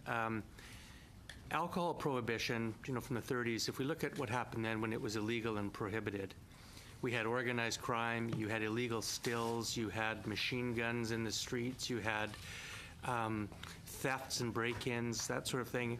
And as we've moved to legalize that product, and by the way, which is a dangerous product, I think we all recognize alcohol is responsible for a lot of health problems, a lot of death, a lot of violence. We have moved to a situation now where people can access it legally. You can home brew your own wine and beer. I would dare say that every person in this room has a liquor cabinet of some type at home, so alcohol's in the home. And we're not seeing diversion of alcohol to the black market. We're not seeing people break into houses to steal liquor on any grand scale. So my question is why would it be any different if we simply add cannabis to that as a intoxicant that people choose? I recognize there'll be a transition period, but over time, wouldn't we expect to see a very similar social rollout with cannabis? What's the difference between cannabis and alcohol and the way that society's dealt with it? You know, it's interesting when we talk about pre-prohibition because we do talk about statistics and evidence, and I don't know what evidence or statistics we have for the pre-prohibition of alcohol. That would be very interesting to learn what the crime rates were back then. What we do know is impaired driving by way of alcohol is the #1 criminal cause of death in this country. So if we are to expect that the use of cannabis may go up, that causes us great concern because that puts our communities at peril if there is even one more incident of impaired driving, and that impaired driving is impaired by drug, which we know happens today. It's unknown what is the combination when you combine drugs and alcohol. We've heard all sorts of statistics from our neighbors down south of the border that it's got a great impact, up to 28% increase in the amount of intoxication. That creates a great danger behind the wheel. You are correct that we're not seeing as many residential break-and-enters for alcohol, but I can tell you back 10, 15 years ago, that was a primary reason for young people to break into places to get alcohol. We all know that youth take alcohol from parents' liquor cabinets. So you're right, we really do need to concentrate on the education and the awareness of our youth and our parents and our educators and our healthcare practitioners so we can mitigate the impact of legalizing cannabis and keep our youth as safe as possible. Thank you. Thanks. We're ahead of schedule, so if there's unanimous consent, we'll go for another first round but with 4 or 5 minute questions. I know Dr. Carey's anxious to have a few more questions, but I want to compliment the panel. You give the most concise answers of any panel we've ever had, so we're ahead of schedule, partly because of that. So we're going to start off with 5 minute questions with Mr. Oliver. Great, thank you very much. There was a suggestion that you're being rushed by the committee.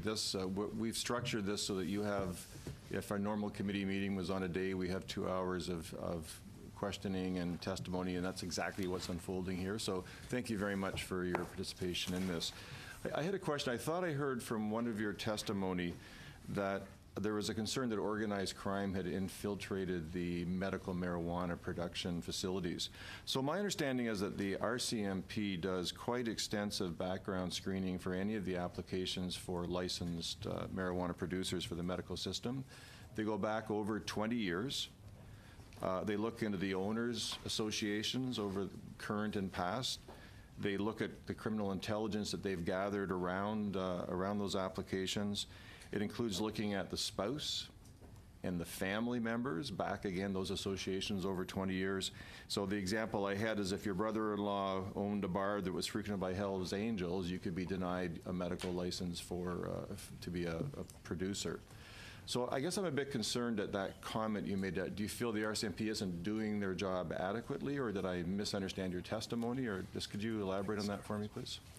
I think one of our concerns with the licensed producers we know are vetted strongly by the RCMP. We have a guest here, and I respect our guest very much, Parliamentary Secretary Blair, but throughout these meetings, he's actually been leaning over, having conversations with our witnesses.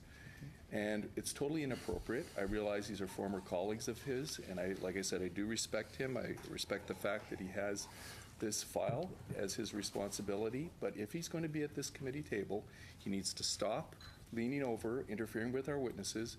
I don't know what he's saying to them, but this is at least the second time I've seen him do that. So, point of order, Mr. Chair, I'd like you to address this right now. Well, as a member of Parliament, he is entitled to be here, entitled to be at the table. So. And what is he doing? Well, he's at the table, and I would ask maybe he would offer a thought on this. Thank you, Mr. Chair. I accept the concern from the honourable member, and I'll refrain from any further conversation. Thank you. Thank you. Thank you. Okay. To address your question, so we are aware that the RCMP does do fairly rigorous inspections or checks on licensed producers. One of our main concerns with the medical regime under the MMAR is the designated and personal production licenses, which we do not have near the same level of rigor. We do know organized crime, without any doubt, is involved in both of those uses, and that is our primary concern. So and why we're asking these are where individuals are given a permit permit to grow their own marijuana for medical purposes, and you have a concern. But just to be very clear, the licensed manufacturers do go through or producers go through quite rigorous screening. I wanted to be clear on that. I just want to come back to, is this legislation better than the status quo? And particularly in mitigating, at least reducing some of the access that organized crime would have to this work. So right now, it is 100% supply. It's a legal supply, so it's all black market, other than the medical marijuana side. So I think you mentioned this, but just could you say again, do you see any reduction in access of organized crime to some of this market with this legislation?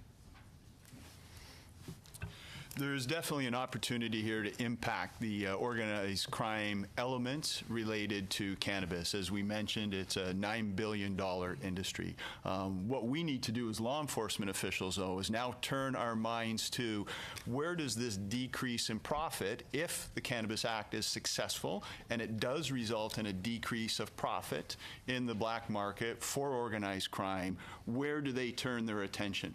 Do they turn their attention to other illicit drugs that present greater dangers to our community and make them more available to our youth? So that's something that is a policing profession. I believe the federal government has just made an infusion of financial support to help with criminal investigations. Is that correct?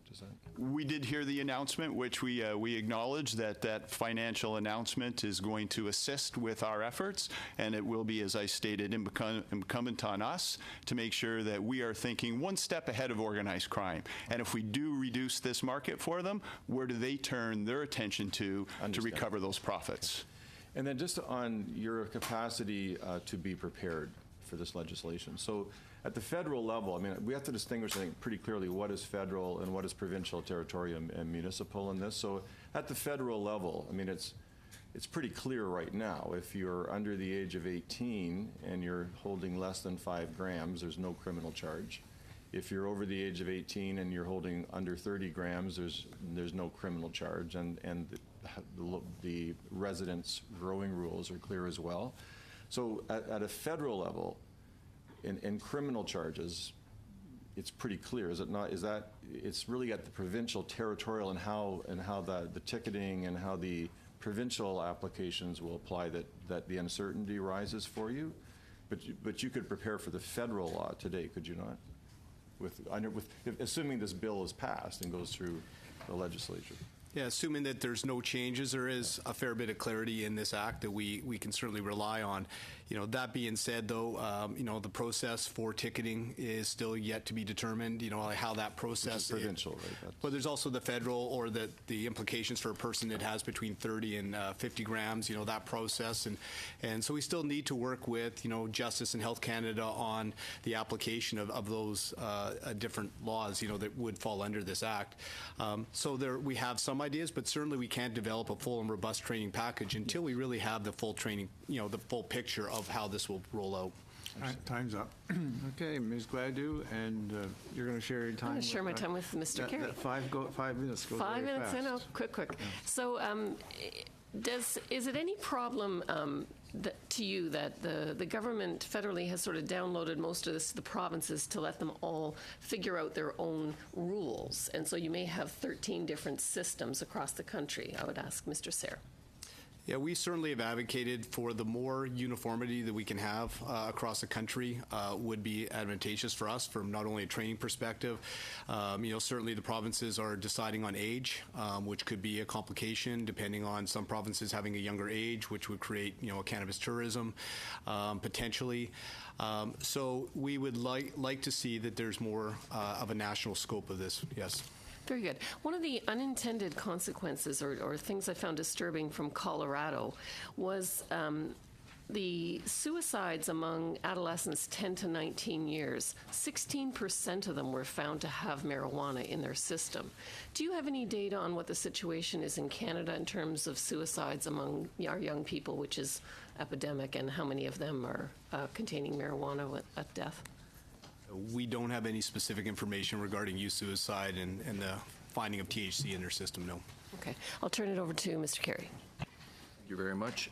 Yeah, I just wanted to put something on the record, this narrative that alcohol prohibition and marijuana prohibition. The CMA was here yesterday, and they said it's not the same, especially for our youth and especially for brain development.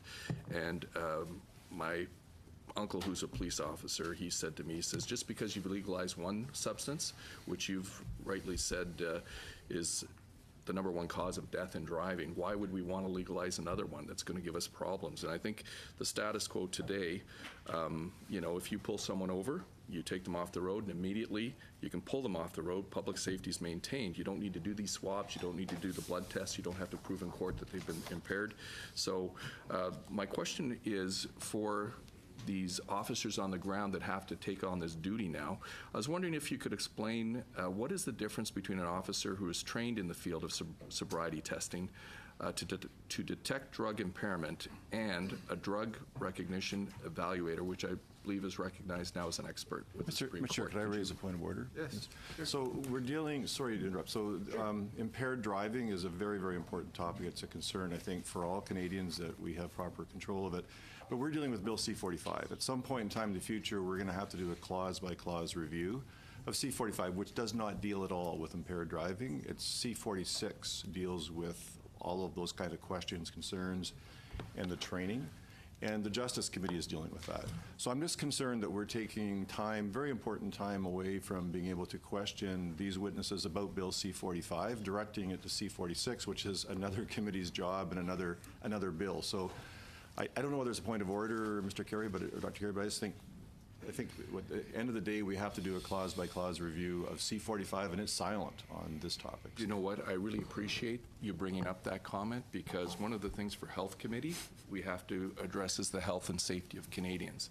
And for public safety concerns, I believe it's really important that we get the opinions of the people on the ground when they're the ones responsible for the health and safety of Canadians on the road. And we have good evidence to suggest that there's one substance out here. We're talking about another substance to get their opinion on that, and I think it does fall within the scope of this practice or this study. So thanks for that. I appreciate you letting me comment on it.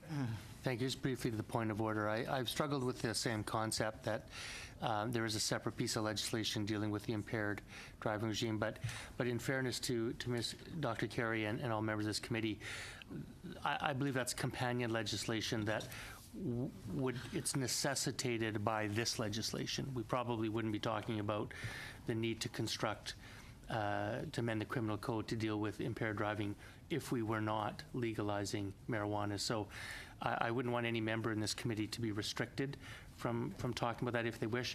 I myself, I'm going to be limiting myself to C-45 as much as possible, but I do want to speak in favor of Dr. Carey's ability to venture into that if he wants, particularly from a health point of view. Thank you. Look, this is a health committee, but we are going back and forth between justice and health issues all the way through through this panel.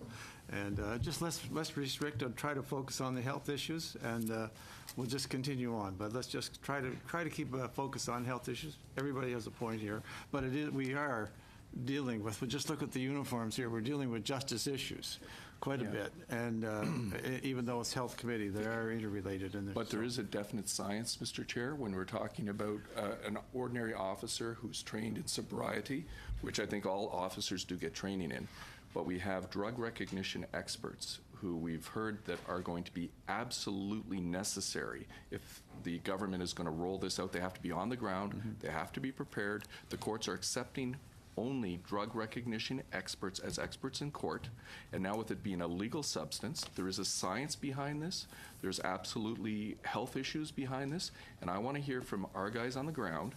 They have very few of these experts available to them today, and in 290 days, this is the Prime Minister's been very adamant about. This is a promise he's going to keep. I want to make sure that the health and safety of Canadians is addressed, and these people are going to be absolutely necessary. And the cost of this is also an important thing for this committee to address, because my understanding is it can be up to $20,000 per officer to get this training. So I want to hear from the guys on the ground. Thank you for your testimony. Go ahead. I could probably respond to that. The International Association of Chiefs of Police website lists the process for certification for DRE training. So everybody who's involved in the program first has to take the standardized field sobriety training before they attend the DRE program. And then the program itself consists of 3 phases. The first phase is a 2-day preschool. The second phase is a 7-day classroom program with a comprehensive written exam following that. And then between 60 and 90 days following phase 2, the candidates then attend a program down in the U.S. where they have to evaluate subjects who are suspected of being impaired by drugs. And my understanding is that they must participate in at least 12 evaluations successfully in order to then get the certification. What percentage pass, and how long does that whole process take for one officer to be trained? I don't have an answer to that question right now. All right. Well, I think it's something that my understanding is not every officer does pass this. This is a very specific training program, and my concern is on the ground, if the government does roll this out, that those officers will not be on the ground and they won't have the resources to properly look after the health and safety of Canadians.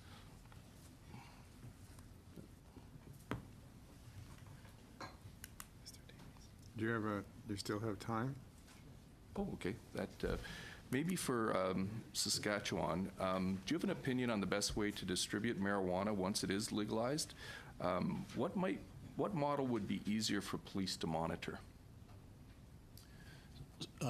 Sorry, specifically in reference to which models? Well, that Ontario's come up with a model that I think they're focusing on the LCBO type of model. We've seen, I think, a very good model where, for medical marijuana anyway, there's a secure mail. I don't know, and maybe your colleagues could comment on this, but my understanding there hasn't been a lot of diversion from secure mail. So there's a lot of different models that are out there, and again, because of the hodgepodge that provinces are going to be faced with, one province can do it different than another. We've seen Ontario come out. Of course, they don't want to come here and be questioned on it, but for police, what's the best system of distribution that allow you to monitor and keep the safety of Canadians in mind? Well, I think the best system would be one that allows us to differentiate between illicit and licit marijuana. I can't tell you exactly what that system would look like because I don't know enough about that. Okay. But certainly a system that would allow us to enforce the legislation and the regulations as best we can. Deputy Now your Commissioner time is up. Barnum? Okay, going to Mr. Davies. Buck, you mentioned, I think if I had your testimony correct, that you felt that once C-45 comes into place, investigations will increase. Can you elaborate on that? How do you think investigations are going to increase under this bill? Well, I suspect that once the legislation is in place, we're going to get more, especially if it's the way the legislation is worded now, we're going to see an increase in complaints with respect to home grows, specifically. As I also mentioned in my opening remarks, we anticipate that we will also see increased calls for service, whether it's with respect to street robberies, break-in enters, and so on. Thanks. But certainly around the grow operations themselves. Thank you. Chief Barnum, I think you mentioned the geographical challenges. I'm wondering, the OPP, of course, has the entire province of Ontario. Can you sort of tell us a bit about what are the rural challenges that you see this legislation maybe presenting from an enforcement point of view provincially? Well, from an Ontario perspective, we have 164 detachments spread across the province. Some of those detachments we access by airplane only. Those members there will have to be trained as well, because it's important to recognize that our officers Monday morning may report to their detachment no matter where it is, and Monday afternoon be working at an event somewhere in the province of Ontario. So it's not as if we can certainly categorize who gets training here and there. It has to be uniform throughout the province. So that's a challenge for us as an organization all the time, and one that we routinely deal with. But we deal with it through specifically organized training sessions and an academy that looks after that. So that would be one of our challenges. As far as the enforcement perspective, again, it's important to recognize we're in 373 communities in the province of Ontario. Some of those communities have streetlights, some of them don't. And again, we're in 54 court jurisdictions. That's every court jurisdiction that exists in the province of Ontario. The OPP has a responsibility to provide evidence and be in those court jurisdictions. So uniformity is absolutely key for our organization to, as my colleague mentioned earlier, we don't want to be in the front page by making bad decisions and doing bad police work. And training is a cornerstone to making sure we do it properly. So we're well positioned to deliver the training once we know what it is. And we're well positioned to meet deadlines, and we do that, and we can move resources to make sure that happens. And those would be our key concerns around that issue. Thank you. A little bit of time. Chief Sir, I'll just end with you if I can. In a March 2017 interview on cannabis legalization, Mary O'Harrell, the president of the Canadian Association of Chiefs of Police, said, "We need about 2,000 drug recognizant experts to do the job properly. We have about 600 now. We need more training. It's going to be a long process. We have to realize that we won't have enough police officers trained by next year." Two quick questions. Do you concur with that? And second, there was, I think Chief Chatterbock talked about maybe setting up a Canadian training capacity instead of having to send Canadian officers to the States. Can you elaborate a bit on who will do that and where does the money come from and whether that's possible? Yeah, so quick answers to your questions. I do concur with Chief Harrell. As far as 2,000, that's a very good estimate on his part. It actually, we don't know what that exact number will be. One of our challenges is police officers are trained and then they're also moved to different assignments, which also poses an ongoing continuous challenge in training. But we need a significant increase in drug recognition experts for sure. And then part two to your question, I'm sorry. It was on Canadian training instead of having to send officers to the States. Our concern right now is that the capacity for that availability of that training. It is through the U.S. It is expensive, and currently the U.S. Police agencies have a vested interest in training their members in that, which take priority in many cases. So we need a made-for Canadian policing solution to this, and we need to bring that training here if possible, if we're going to train that many officers quickly as possible. Thank you. Okay, Mr. Ayub, 5 minutes. Sorry. On va faire un petit peu. I would like to know your opinion. Well, earlier, Mr. Carey mentioned a movement in organized crime because we're making an economic pie of what's available for resources into organized crime. And cannabis is a source of legal revenue. If the pie is reduced, if the portion available to organized crime is reduced, so logically, will that reduce them and harm them economically? Because that's an assumption that means that we're changing the paradigm and we're moving the problem elsewhere. But we need to address the problem. We need to address what we know. And if we can predict it in advance, that would be a good thing. Do you have an idea of where the movement would go? I'd like to hear you on that. You're absolutely right, sir, in that we do not avoid addressing a problem because it will shift the problem. We have to utilize systems thinking and a strategic approach to this.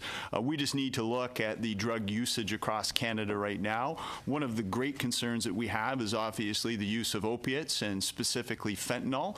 So as a policing profession, a lot of our efforts and attention are turned towards the use of fentanyl, and we'll continue to concentrate on the distribution of fentanyl and ensuring that we are spending significant amount of time, energy, and resources in mitigating any interest that organized crime may have in expanding into that space. We know that cocaine is a very lucrative illicit commodity for organized crime, and that's another one that takes up a lot of our interest, a lot of our time, and is transnational. So there will be no shortage of illicit drugs for us to spend our time and attention on. J'ai entendu souvent I've often heard the comment of people on the ground, not necessarily police officers, but particularly students as well, people who are in high school, particularly, or in CEGEP in Quebec. They tell us that, well, their testimony tells us that they're able to get marijuana much more easily than cigarettes or even alcohol, which is controlled. Cigarettes and alcohol are controlled in quite a rigid way. How can we identify the problem for youth and how can we protect our youth in the principles of this bill? Because that's what we really want to do. We want to hurt organized crime by taking its means away from it and taking away revenue sources, but we also want to protect youth. What is your opinion on the fact that our youths are saying that it's easier for them to get cannabis than it is to get alcohol and cigarettes? Yeah, we don't disagree that youth right now have easy access to marijuana, and that's certainly a challenge for us in law enforcement. We do believe that youth, even under a regulated model like with alcohol, will still be able to access marijuana. We're not naive to that. And that's why we believe it's so important to have a highly regulated system, which does make it more challenging for our organized crime investigators to really put some pressure on organized crime to dissuade them from, selling to youth. But, youth and educating parents as well will be critically important. Well, like I said, as we've seen in Colorado, I believe it was 48% of youth have actually received marijuana from somebody who had purchased it legally. So again, that's why we're advocating for packaging, that the packaging describe the very strict enforcement action that can be taken on someone who essentially bootlegs marijuana, and that is critically important. So youth will always be able to, at some point, access it. We think if there's home grows, it gives them more opportunity to access it. So anything we can do to restrict and limit their opportunities will be helpful, but it's not going to be enough alone. We certainly need education, like we have with tobacco, in order to disrupt youth use. Une des choses que je me rends compte et puis que j'apprécie énormément. One of the things that I've noticed, and I think that it's part of a lot of the debate on the legalization of cannabis, is that we talk about it a lot, because in the past, we say now that there is an issue. It exists. It's there every day. We can go on the street, and it's disconcertingly easy to get cannabis. But we didn't talk about this before, and yet the problem still existed, and we didn't address it, the problem among youth. So I think that the education piece is so important, because parents have a role to play, both for alcohol, cigarettes, and in the future for cannabis. And that's something that I think that is extremely interesting. We need to update information and education, and we need to focus on, well, applying the law is one thing. Sometimes you have departments who are close to the schools, close to the community and municipalities, and you conduct interventions in collaboration with these groups. And I think it's important to continue to move along these lines when we're addressing cannabis. And Canada has an opportunity to be a leader in this field, because our youth are among the highest consumers of this drug. And if we don't address it, we will be losing these opportunities. So I'm happy to see that you are attacking this with a positive attitude and you're focusing on addressing it in the future. I congratulate you, and we will work together. Your comments will be taken into account. Thank you. I have no other questions. Very much, and that winds up our session. And I, on behalf of the committee, I just want to say we have some of the best expertise in the country that come to this committee, and this panel is amongst the best. We really appreciate your contribution. On behalf of the committee, I want to thank you all for you've done a great job of communicating your perspective and helping us understand the policing point of view. Before I say goodbye, I want to ask a question. About an hour and a half ago, Deputy Chief Chatterbock said in his opening remarks that the frontline officers have available to conduct the time frontline officers have available to conduct proactive activities is 29%. Could you help the committee understand what the other 71% of a police officer's time is taken up with? What? Certainly, the majority of the time would be responding to calls for service. Yeah. but there's also administrative time on top of that, including, preparation of occurrence reports, filling out paperwork, phoning witnesses. There's a whole host of things that would fall into the administrative part of the duties. Okay, well, thanks very much, and thanks again. Been a pleasure. We're going to suspend now until 10:45.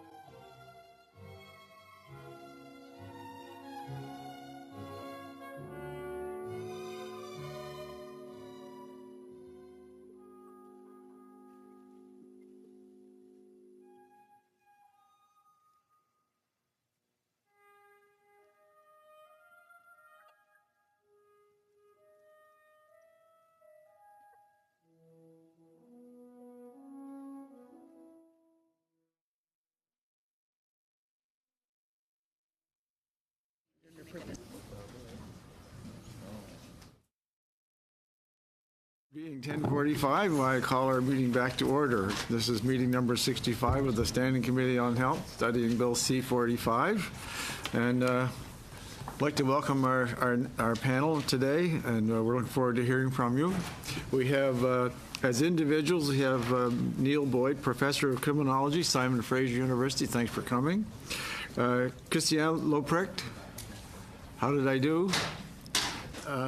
Okay. They're good. Thanks very much.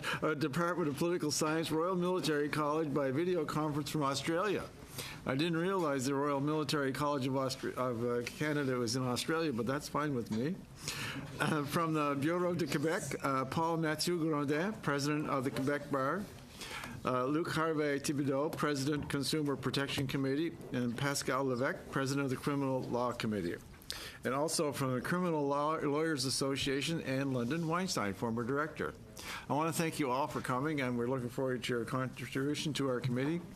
Now, each of the individuals will have 10 minutes opening statement, and then from the Bureau de Quebec, we'll have 10 minutes, and the Criminal Lawyers Association will also have 10 minutes. So we'll start with Mr. Boyd, and after each one makes their presentation of 10 minutes, we'll have questions. And all right, Mr. Boyd. Thanks very much. It's an honor and a privilege to be here this morning to address the committee. I've provided the committee with a brief, and I'd like to make a few additional comments and focus as well on a few points within that brief. First, I have to say that I applaud the approach taken by the government, that of legalization of cannabis. Regulation in the interest of public health is critical. I think it's an approach that will increase our knowledge of both the harms and benefits of the use of cannabis.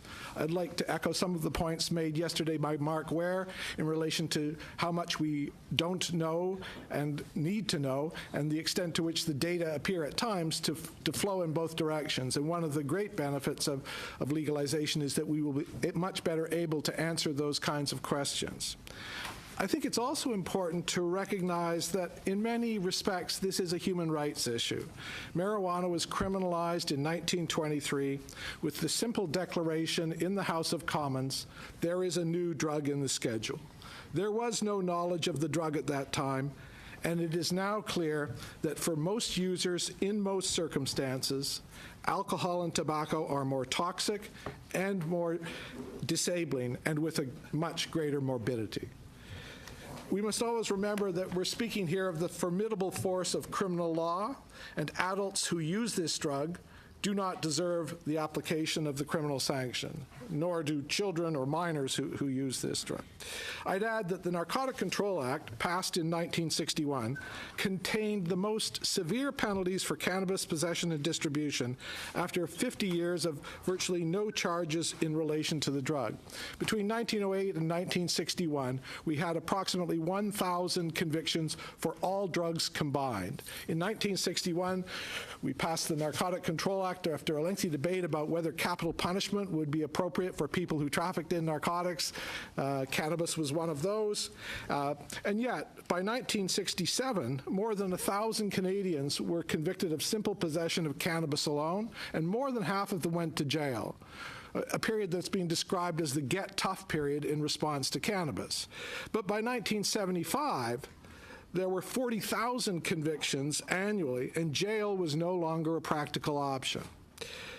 My comments with respect to minimizing the harms of youth, yes, I think an age of 18, or probably in most provinces more appropriately 19, similar to that for purchase of alcohol, seems reasonable. I think we have to keep in mind that this isn't a drug that's actually as dangerous as alcohol, and the kinds of approaches that we take ought to be somewhat similar. And at the same time, I would acknowledge that there are many respects in which we haven't done a terribly good job of limiting, for example, the promotion of alcohol.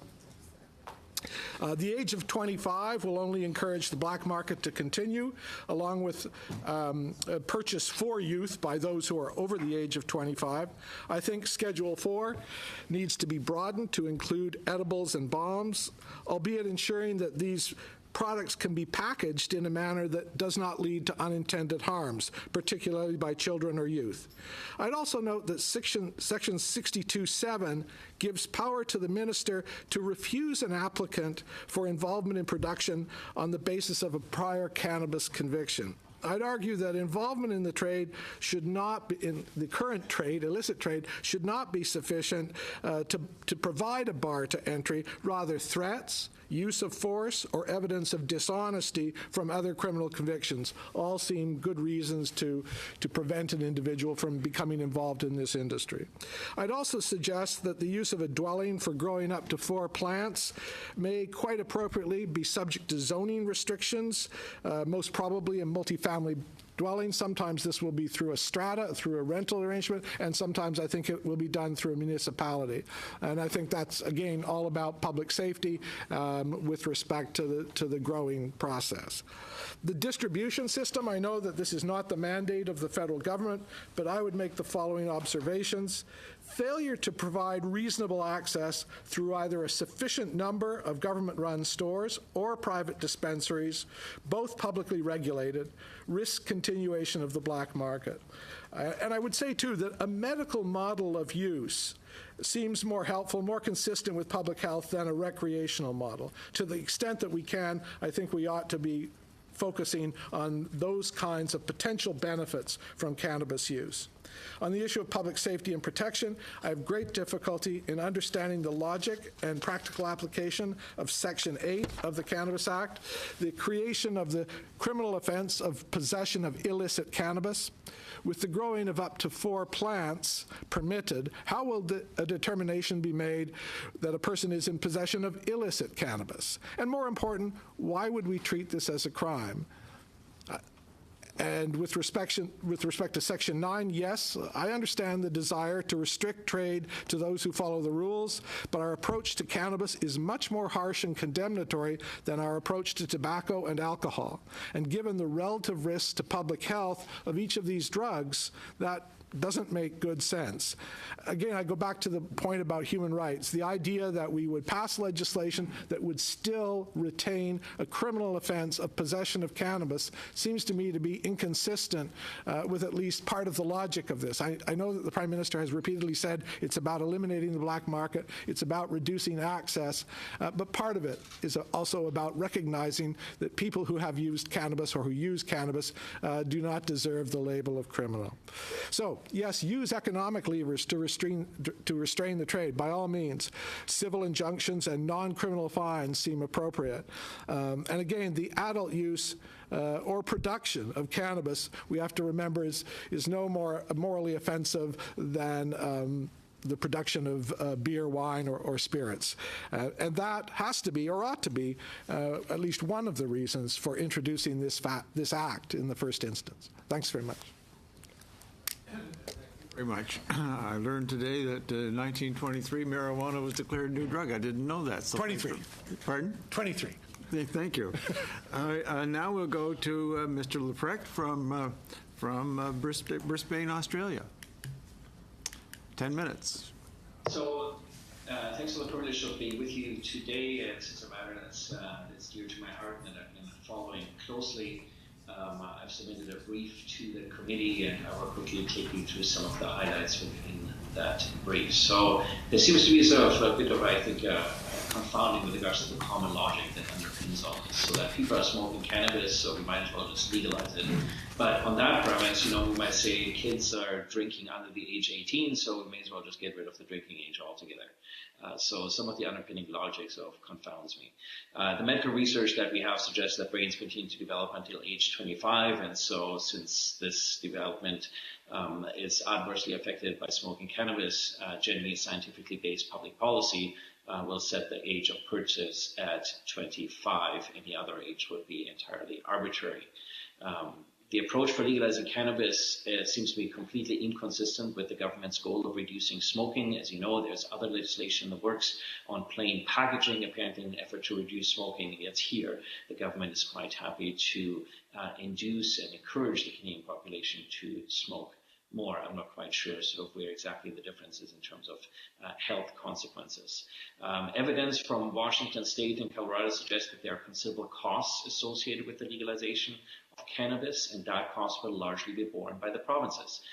Public health costs, social services, law enforcement, the justice system. And so I think we need to cost these out. And I think the expenses that are associated with that warrant some equalization payment from the federal government, because essentially the federal government is legalizing cannabis largely on the back of the provinces and provincial taxpayers. By way of example, so impaired driving cases, for instance, involving drugs are less likely to be cleared by charge, 59% as opposed to 71% for alcohol-impaired driving, take longer to resolve in the court system, 28% of them take more than 30 days as opposed to 16% for alcohol-related incidents. The median time for processing in court was 227 days as opposed to 127 days for alcohol-related incidents. And they're also less likely to result in a guilty verdict. So in effect, the government is, we're going to tie up already busy courts even more as a result of this legislation by virtue of impaired driving. The rate of impaired driving incidents in 2015 was the lowest on record in 30 years of record keeping. Among the 72,000 roughly incidents, young people are represented disproportionately. 1 in 6 of them were repeat offenders. About 2,700 incidents involved drug-impaired driving. That's almost double the roughly 1,400 incidents in 2009. Now, that might be a function simply of record keeping, but there does seem to be a suggestion that as drinking declines while driving, that there's an increase in drug-impaired driving. There were about 2,500 fatal motor vehicle accidents in 2012, of which 614, about 24%, involved drivers who tested positive for drugs, and the most common drug was indeed cannabis, and another 407 that involved both alcohol and drugs. In other words, cannabis is already responsible for about a quarter of the fatal motor vehicle crashes in Canada, and the trend seems to be positive. So this legislation will make Canada's roads less safe, and more people will die in accidents as a result of this legislation. The only way around this that I see is draconian measures in the criminal code to contain the problem. Canada risks also becoming the Uruguay of North America. When Uruguay legalized cannabis, it now has become the epicenter for cannabis growth and export throughout South America. In Canada's case, Canada and Paraguay are really the 2 single largest sources of origin of contraband cigarettes in a market such as Mexico. And so due to Canada's relatively lax laws for growing, manufacturing, producing, transporting, distributing, and selling the product, legalizing will increase the incentives to produce the product in Canada and then export it throughout the continent. So the profit here for organized crime is not just to be made in Canada, but also by exploiting the favorable circumstances within Canada for manufacturing the product. The challenges around contraband tobacco suggest that the legalization of cannabis should be accompanied by creating an ombudsperson that can coordinate law enforcement efforts among federal agencies and among federal, provincial, and local governments and agencies. Comparing contraband markets in Ontario and Quebec for cigarettes, the case of Quebec demonstrates that the impact of systematic, methodical enforcement in reducing substantially the size of the illicit market while increasing tax revenue. And on the tax revenue side, I might add that the government is unlikely to raise the amount of tax revenue that it's hoping for by virtue of the tax being imposed on the product. It will be, by definition, a contraband market for a cheaper product. And given the size of the maturity of the contraband market for cigarettes in Canada in general and in Ontario in particular, one can reasonably infer and expect an equally outsized contraband market to persist, because it will likely be run by the same people who run the illicit cigarette market, in part because some of the entity with licenses will likely produce cannabis legally, and then will have an incentive to sell the product illegally at higher profit margin. That may possibly what is currently motivating the Ontario government not to hand out licenses to individual manufacturers. So in conclusion, I would say decriminalize perhaps, legalize no. Thank you very much. Now we'll move to the Bureau de Quebec. I'm just not sure who's going to make the presentation. Je vais faire la présentation. I will give the presentation. Thank you, Mr. Speaker, Mr. Vice Chairs, and I'll give everyone time to listen for their earpieces. Dear committee members, my name is Paul Mathieu Grandin. I am the president of the Quebec Bar Association. I'm accompanied by Pascal Levesque, who is the president of the Criminal Law Association, and Luc Hervé Thibodeau, who's the president of the Consumer Protection Committee. Thank you very much, Mr. Chair, for allowing us to share with you our position on the issue of marijuana legalization and its framework in Canada. Generally, and without taking a position on the use of cannabis, the bar welcomes this initiative for the distribution, and we would like to, however, speak about a number of major issues that will be highlighted with respect to public safety. We need to highlight the awareness raising and education initiatives which are very important, particularly for youth, to allow the public to make enlightened decisions. It is essential to allocate funds to research in a variety of domains, particularly health, sociology, but also law. We need to remember that the young people who are the ones who consume the most cannabis in Canada, followed by adolescents aged 14 to 19, and they should be targeted for prevention activities. To speak about the issues of applicable to minors, I will give the floor to my colleague, Mr. Levesque. Thank you.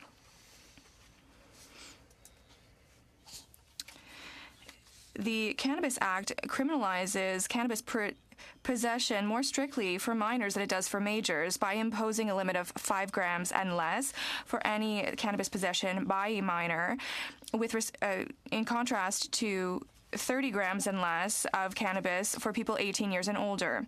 In this respect, the Quebec Bar reminds you of the importance of not criminalizing minors for behaviors that are allowed among adults. You must remember that this is a particularly vulnerable population which must be sufficiently protected. In this respect, let's remember that the youth criminal justice system is different from the one from adults. It is based on the principle of lower moral blameworthiness principle. It needs to focus on youth reintegration and rehabilitation. And we also must avoid submitting them to serious consequences that might result in their criminalization. We recommend that you decriminalize possession of under 30 grams of cannabis for 50 to 30 grams among youth, and to plan a provincial offense for any possession of over 5 grams. A fine is the most commonly used tool in this case, and this would avoid imprisonment. The ticketable offense regime set out in the Cannabis Act does not apply to minors. This plan refers rather to the Youth Criminal Justice Act. So in the bill, the plan sets out that people 18 and older committing certain offenses could be pursued by a summons at the discretion of the peace officer. Youth are exposed to the regular criminal process via the youth criminal justice system. They are a particularly vulnerable population. We feel that awareness raising, education, and prevention are the best means to eradicate cannabis consumption among youth. We must not resort to the criminal justice system to compensate for an inadequate prevention and education system. Concerning the ticketable offense regime, the bill sets out the possibility for a peace officer in certain cases to impose a ticketable offense to someone who has committed an offense. Payment of the ticketable offense would entail an addition to their legal file. It's not a criminal record, it's a legal file in the bill. However, the notion of legal file is not defined in the Act. We are wondering who is responsible for this file. When is it created? What information does it include? When would the information be destroyed? Who would have access to this file? What use would this information be subject to? Furthermore, there would need to be a sanction regime for any infractions with respect to classification and use requirements for this file. I would now give the floor to Mr. Thibodeau, who will speak to you about the issues related to packaging standards set out in the Cannabis Act and the sale of cannabis by the provinces.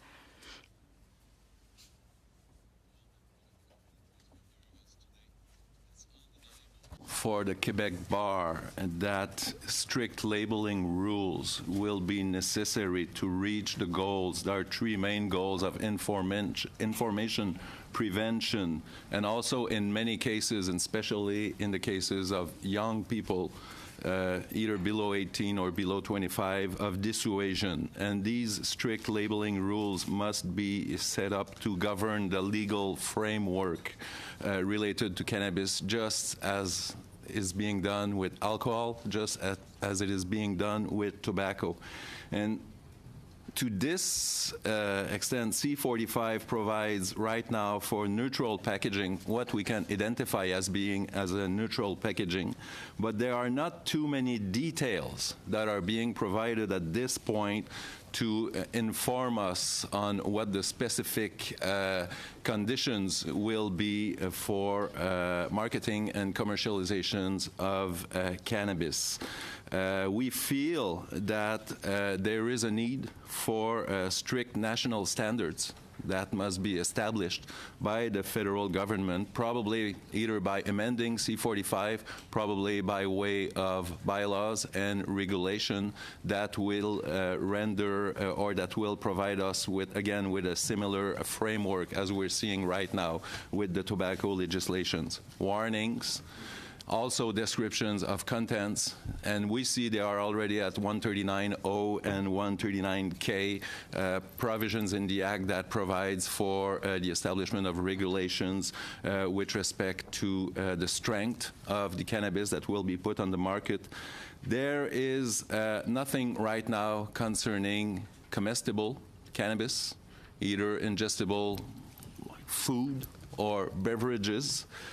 And there is not much presently, well, the Act, or the bill right now acknowledges the provincial legislatures to regulate on distribution and sale of cannabis, but the list being provided at Section 69 of the bill right now is, in our opinion, not exhaustive enough and not detailed enough to give clear indications to the provinces with respect to the framework that must surround the commercialization of cannabis. And this can lead to some confusion, whereas what the provinces must respect when they will or when they presently are tabling on bills of law governing the commercialization and marketing of cannabis. All this in a context, of course, of protecting the consumers and also protecting the producers. Thank you. Merci beaucoup. Thank you. All right, that's very good. Now we'll go to the Criminal Lawyers Association and London Weinstein for 10 minutes. Good morning. Thank you very much to the Chair and to the committee for inviting the Criminal Lawyers Association to speak this morning on this very important act. I'm a former director of the Criminal Lawyers Association and president of the Defense Counsel Association of Ottawa. I'm also have been a practicing criminal lawyer for almost 20 years, and I'm an adjunct professor at the University of Ottawa Law School. I'd like to say at the outset that the objectives and goals of this bill are laudable, that being the protection of public health and public safety by establishing strict product safety and product quality requirements, and reducing the burden which marijuana offenses currently place on our criminal justice system. We know that Canada has a high relative marijuana usage. We also know that there's a real likelihood at some point that young persons may experiment with marijuana. Given these two inescapable facts, it makes good sense to move toward removing the stigma associated with cannabis for Canadians. Reading through this act, which is quite dense and detailed, one senses that while the act does eliminate many of the stigmatizing aspects of marijuana use, the drafters of the act still drew fairly heavily on the criminal law as a method to enforce regulation. In my view, it would be preferable to avoid reliance on the criminal law and criminal sanction as a method of ensuring compliance with what should be a largely regulatory piece of legislation for what should be a legal product.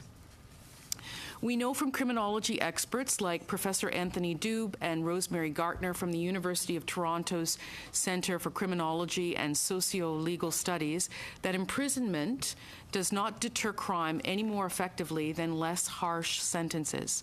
What deters crime, we know definitively, is certainty of detection. We also know that persons who are sent to prison are not less likely to reoffend than similar people who manage to get a sentence not involving prison. Despite these findings, persons are sentenced to lengthy periods of incarceration because we are unable as a society to craft sentences which adequately reflect the seriousness of the behavior. We also know that children of parents who are imprisoned are more likely to end up running afoul of the law themselves. Other collateral effects of the imprisonment of a parent is the fact that children of these parents are more likely to become homeless, to live in poverty, and those are just a few of the collateral effects of the imposition of a criminal sentence and a jail sentence for possession or distribution of cannabis. The use of the criminal law to enforce adherence to the regulations of the Act also puts young persons at risk of a criminal charge. Even though it's one under the YCGA, it can result in a period of closed custody, and it is a serious and significant impact on a young person's life that we really need to think about seriously when we're talking about a product like marijuana, and knowing we want to discourage young people from experimenting with this drug, but knowing that in all likelihood some of them will, and we want them to avoid the worst consequences of experimentation, that being drawn into the system. As Mr. Levesque pointed out, there's an anomalous segment of the Act in that an adult who can actually be in possession of more dried marijuana than a child, which means that a child would actually be more vulnerable to criminal sanction or being caught up by the criminal law than an adult would, which I suggest, is somewhat anomalous, because an adult should be more morally culpable than a child, even though it's clear that the Act is trying to discourage children from possessing larger quantities of marijuana. Making them more vulnerable to criminal sanction is not the way.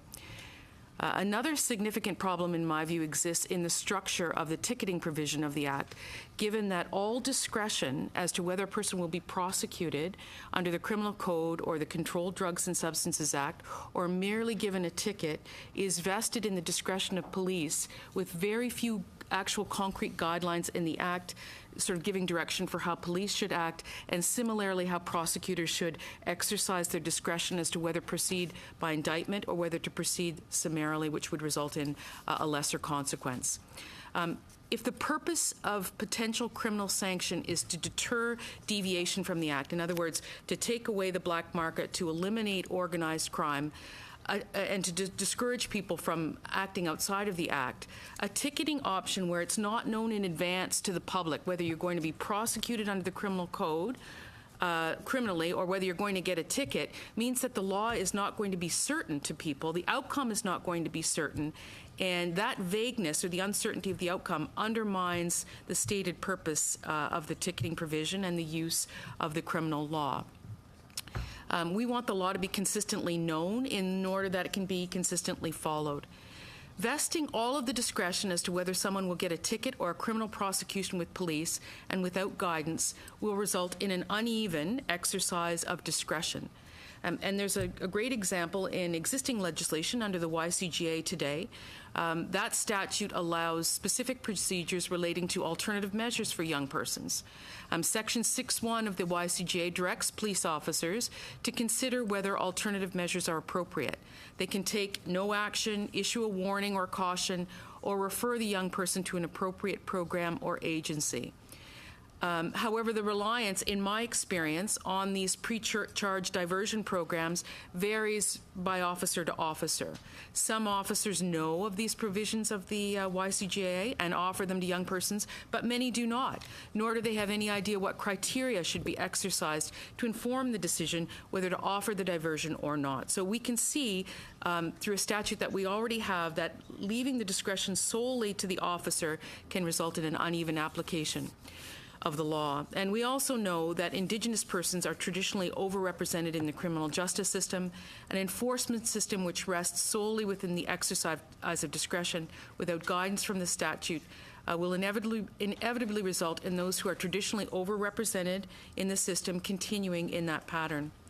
There's also, and I believe Mr. Spratt touched on this yesterday, a potential scenario where an 18-year-old passing a joint to a younger teen could be exposed to a lengthy sentence as a result of providing marijuana to a young person.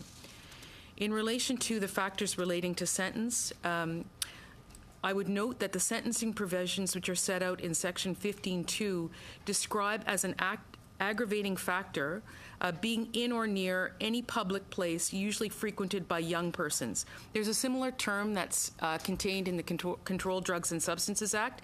In my view, this is an overly broad term which is going to be subject to a potential Section 7 challenge.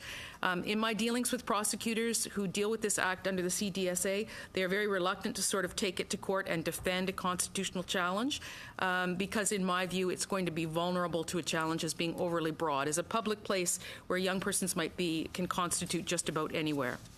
I would like to point out that Section 15.4, however, which is a provision which allows a judge to adjourn sentencing in order to allow an individual to seek rehabilitation prior to sentence, which is something our judges frequently do anyway, but having it codified in the Act is an encouraging sign, is a worthwhile provision, placing an emphasis on the Act on rehabilitation.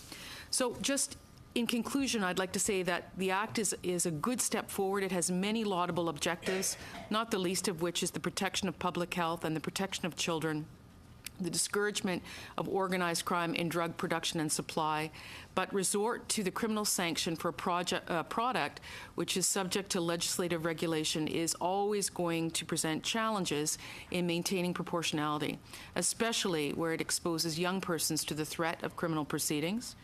It's also unclear what effect a conviction under the ticketing system will have on travel, particularly to the U.S., police clearance sheets, and employment, or whether it will be considered a prior drug offense for other offenses. Canadians who choose to plead guilty by way of sending off a ticket in the mail should be aware of the potential collateral consequences which may arise. Thank you very much.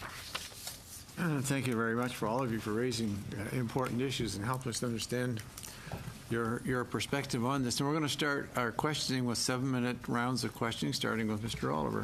Thank you very much, Mr. Chair, and thank you very much for your testimony today and for being here. For the committee, I mean, our goal will, when we're through with testimony, will be doing a clause-by-clause review of the legislation, and a large part of what we're thinking about is what we're hearing. So I've listened carefully to your thoughts and recommendations on where the bill is working in your mind and where it isn't. But I just wanted to begin. There's been some question raised at the committee table about whether the status quo is actually better than Bill C-45. I think I've heard all of you say that you support this bill, that it is better than the status quo. Is there anyone that disagrees that the status quo is better than this bill? You had lots of concerns, but generally you felt it was the right step forward? I'll just make a precision on the behalf of the Barreau du Québec. So we don't do politics, but once a decision is made to move forward, we try to help as much as possible. So that's a precision maybe. Okay, great. Thank you. So just on then some of the specifics and recommendations I heard. So one is the ticketing discretion. I think if I can let you weigh in, I think you raised that question. So as I understand it, the alternative to then criminal charges would be a discretion of the police officer to ticket. In the two areas I think that applies would be possession between 30 to 50 grams, or having more 3 to 6 plants, I think, or 4 to 6 plants. Right. Is there any other areas that you think ticketing discretion might be applied? And do you have any advice on how would the act give direction, better consistency to police officers? We've heard from others the concern about vulnerable populations and who would be perhaps at greater risk of not of having the criminal charges versus ticketing. Do you have any advice on how the act could be amended to be more responsive to that concern?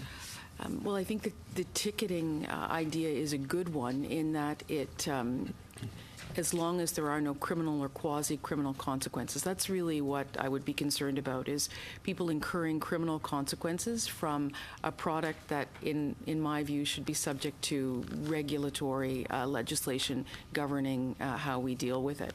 So if we are going to be dealing with a ticketing regime where an officer is going to be having to decide something on a discretionary basis, I would like to see some guidelines in the Act, or to the officers directly, as to how they're supposed to come to that decision, so that there's an emphasis on the purposes of the Act, which is not necessarily to criminalize all contact with cannabis.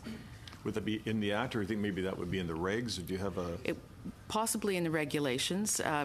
What I just would like to see is some guidelines as to how officers are to exercise their discretion, particularly in the early days of the Act, until they become comfortable with moving into this new regime. Because, and obviously I don't speak for the police, but they're coming from a background of law and order where all cannabis investigations, many of them have resulted in criminal charges. So it's going to be an entire sea change of the way they look at things. Okay.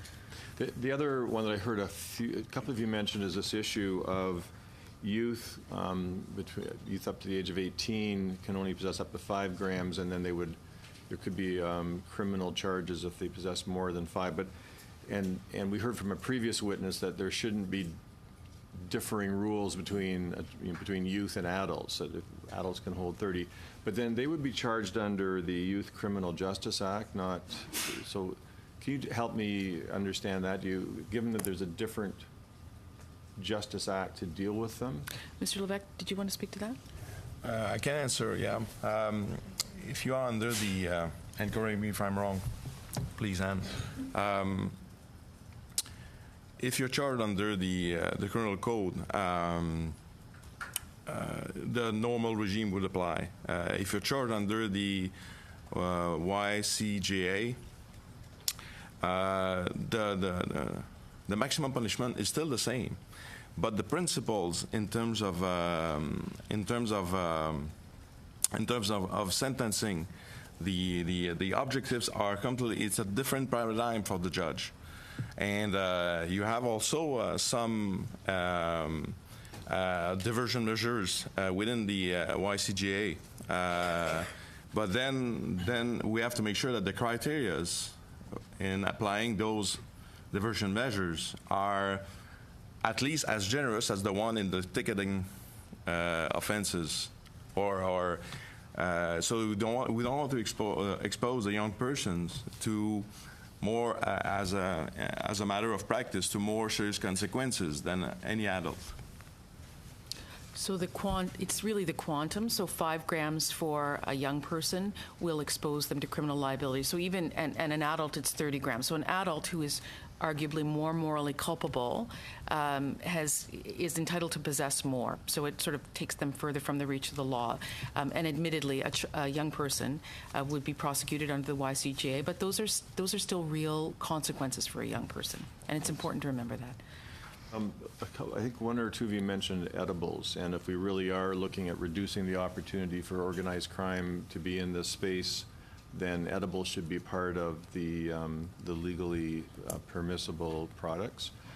But we've heard, I think, from people that draft the legislation that it's very complex to bring the edibles in. There's other health safety concerns around production of it and how to properly set guidelines up, and that more time will be needed to get that regime in place.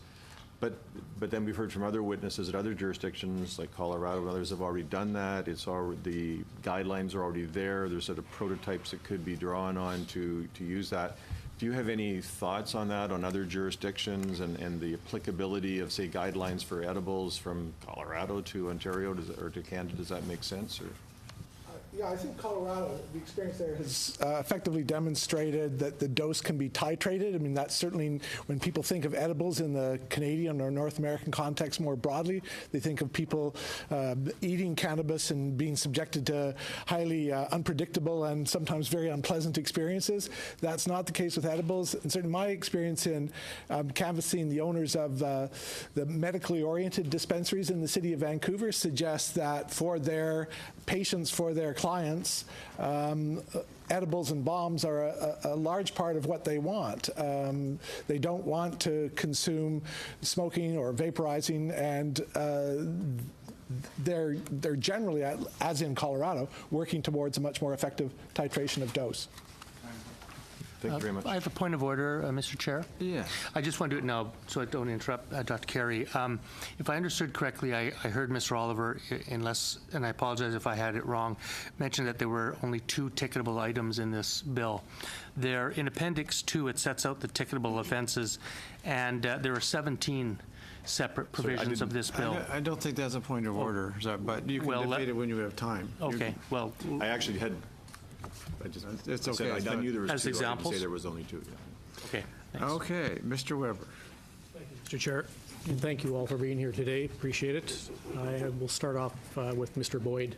I enjoyed your comments. Some were interesting. Most were. I tend to agree with a few items, but of course, you applauding the legislation, I certainly do not, and our Conservative caucus does not as well. You had mentioned that there is much that we don't know, but we need to know. Do you feel that in 292 days, when this legislation will become legal and implemented, do you think that we have enough time to address many of the issues that are being presented to our committee here and will be addressed in the next few days? Well, you have a system in place of licensed producers for medical use. The number of users in the medical system has grown, as you know, dramatically from about 7,000 to more than 130,000. That same system could be put in place for recreational users. The products that recreational users seek are in many instances not dramatically different, not at all different from the products that medicinal users are seeking. So I think that could be put in place. And I think we may see differences across provinces.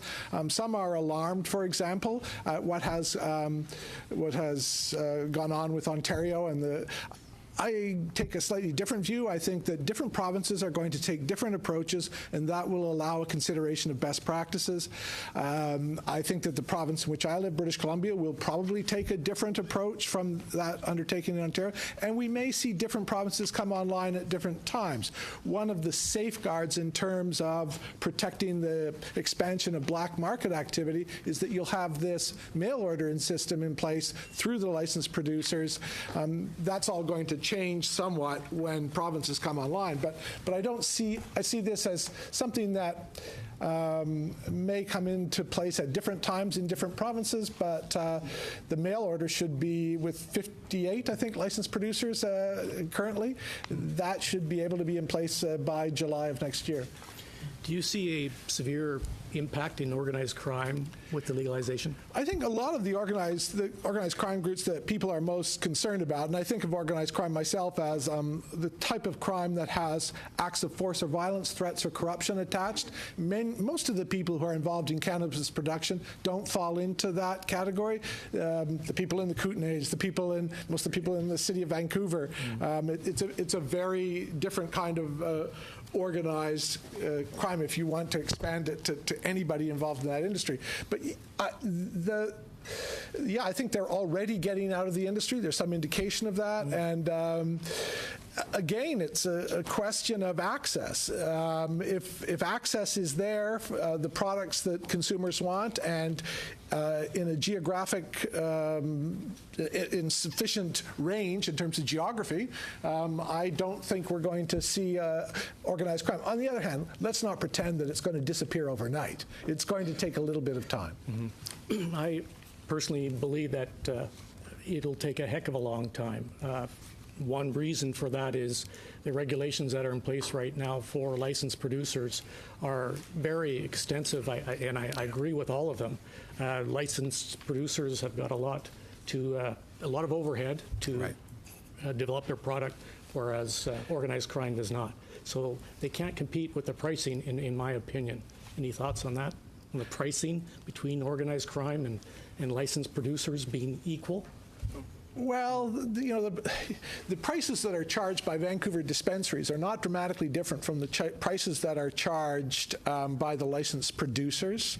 And, one could say that much of what comes out of the dispensaries is a product of organized crime, because by definition, the licensed producers would lose their licenses if it was known that they were supplying the dispensaries. So the price per unit of intoxication for cannabis is remarkably inexpensive. It hasn't gone up in 30 years, unlike alcohol prices. Most people don't really want the experience. People experience cannabis as youths, and they tend to move away from it. It's... what is it? Something like $5 will get $5 worth of cannabis on the illicit market will get 3 people high. Good luck with alcohol, given that equation. Alcohol is simply a more desirable substance for most consumers. Question also, I'm focusing on you, Mr. Boyd. You mentioned 18, 19-year-olds. It seems reasonable that the age for allowing consumption and such. Right. Personal cultivation at home. The access that can be readily available to youth is a huge concern. You feel that maybe zoning restrictions, certain areas wouldn't allow the cultivation at home due to maybe just I'm thinking of quiet on enjoyment of premises. I'm thinking of risks of fire. If people want to install metal halide lights, that's an issue. It would have to be closely regulated. Most people wouldn't want to live in multifamily dwellings that have a lot of cannabis smell going back and forth. Now, there may be technological solutions to that problem. I've heard from some people that it's possible to grow cannabis without those sorts of intrusions and without the sorts of risks that attaches with respect to fire. Concerns with youth having access to homegrown plants. I think that alcohol is a very good analogy here. We know that most young people can get access to alcohol, and it's said that it's easier to get access to cannabis today than it is to get access to alcohol. I asked my first-year students last week in class. I was curious. I would have to say that the overwhelming majority of them said, no, it's much easier to get access to alcohol. But again, I think this is a drug that can be regulated, can be integrated into our culture, and the criminalization of something that is much less harmful than some of the drugs that most of us use every day, that seems to me to have been a long-standing problem. Back to the 18, 19-year-olds, that developing brains develop up until the age of 25? I don't think we're going to solve this problem through aggressive law enforcement. I think we're going to solve it much the same way we solved the tobacco problem, through aggressive public health education, through aggressive regulation of non-smokers' rights. To the extent that young people recognize the risks involved, they're going to be much more careful. I come from an era when we used to get on planes and we were asked if you wanted to be in smoking or non-smoking. I'm glad those days are behind us. Okay, time's up. Mr. Davies. Thank you. Whenever this bill becomes law, whether it's July 1, 2018 or not, there will be tens of thousands, maybe hundreds of thousands of Canadians who are walking around with criminal records for offenses that this bill will no longer make an offense. I'm talking about simple possession. Michael Lacey, who's the Vice President of the Criminal Lawyers Association, said that it would be very easy for the government to amend the Criminal Records Act to automatically pardon any convictions for an offense that is no longer an offense. And so to you, Ms. London Weinstein, should C-45 be amended to do that? Well, I can't really speak to what the legislators should do or what their intention is in the Act, but clearly at some point it should be contemplated that behavior which is now no longer criminal, it would be in the interest of all Canadians that a pardon be made more readily available. Yes. Thank you. The topic of edibles have come up, and this legislation in Section 7 sets out a number of goals of this bill. And one of them, in fact, one of them that has been advocated repeatedly by the Prime Minister has been to get cannabis out of the hands of organized crime. So I'm trying to measure this legislation to see how successful it will be in meeting that stated goal. And I want to focus on edibles. There is a suggestion from the government. Frankly, I've heard 3 different positions from the government in the last day about what this bill does with edibles.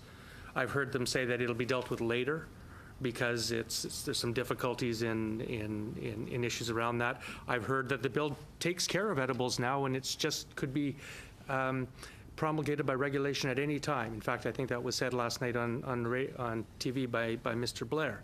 I've heard them say that it's in the works. What I do know is that Schedule 4 lists the classes of cannabis that an authorized person may sell, and it is restricted to dried cannabis, cannabis oil, fresh cannabis, cannabis plants, and cannabis plant seeds. This bill does not legalize edibles. We have heard that about 1/3 of the market, and this is the best evidence that we have, is that 1/3 of the market is our customers who are choosing non-smokable forms of cannabis that are edibles or concentrates in some form. So my question to you, Mr. Boyd, is if we leave those products, and they're a growing segment of the market, to the illicit market once we legalize these other products, will this bill meet its goal of taking those products out of the illicit market, or where will Canadians get those products from? Well, I think if edibles are not added to Schedule 4, obviously you're going to risk a continuation of the illicit market. And I think that's particularly regrettable because the people who want to consume edibles are often people who fall within the medical realm rather than the recreational realm, and I think that's something we ought to be concerned about and to be more focused on. Again, I mean, the experiences with Colorado, they had a lot of problems to begin with in terms of packaging and so forth. So I think you have to be very careful about how it's packaged, that it doesn't fall into the hands of children. Colorado's demonstrated that the dose can be titrated, so it's actually much safer than the illicit market.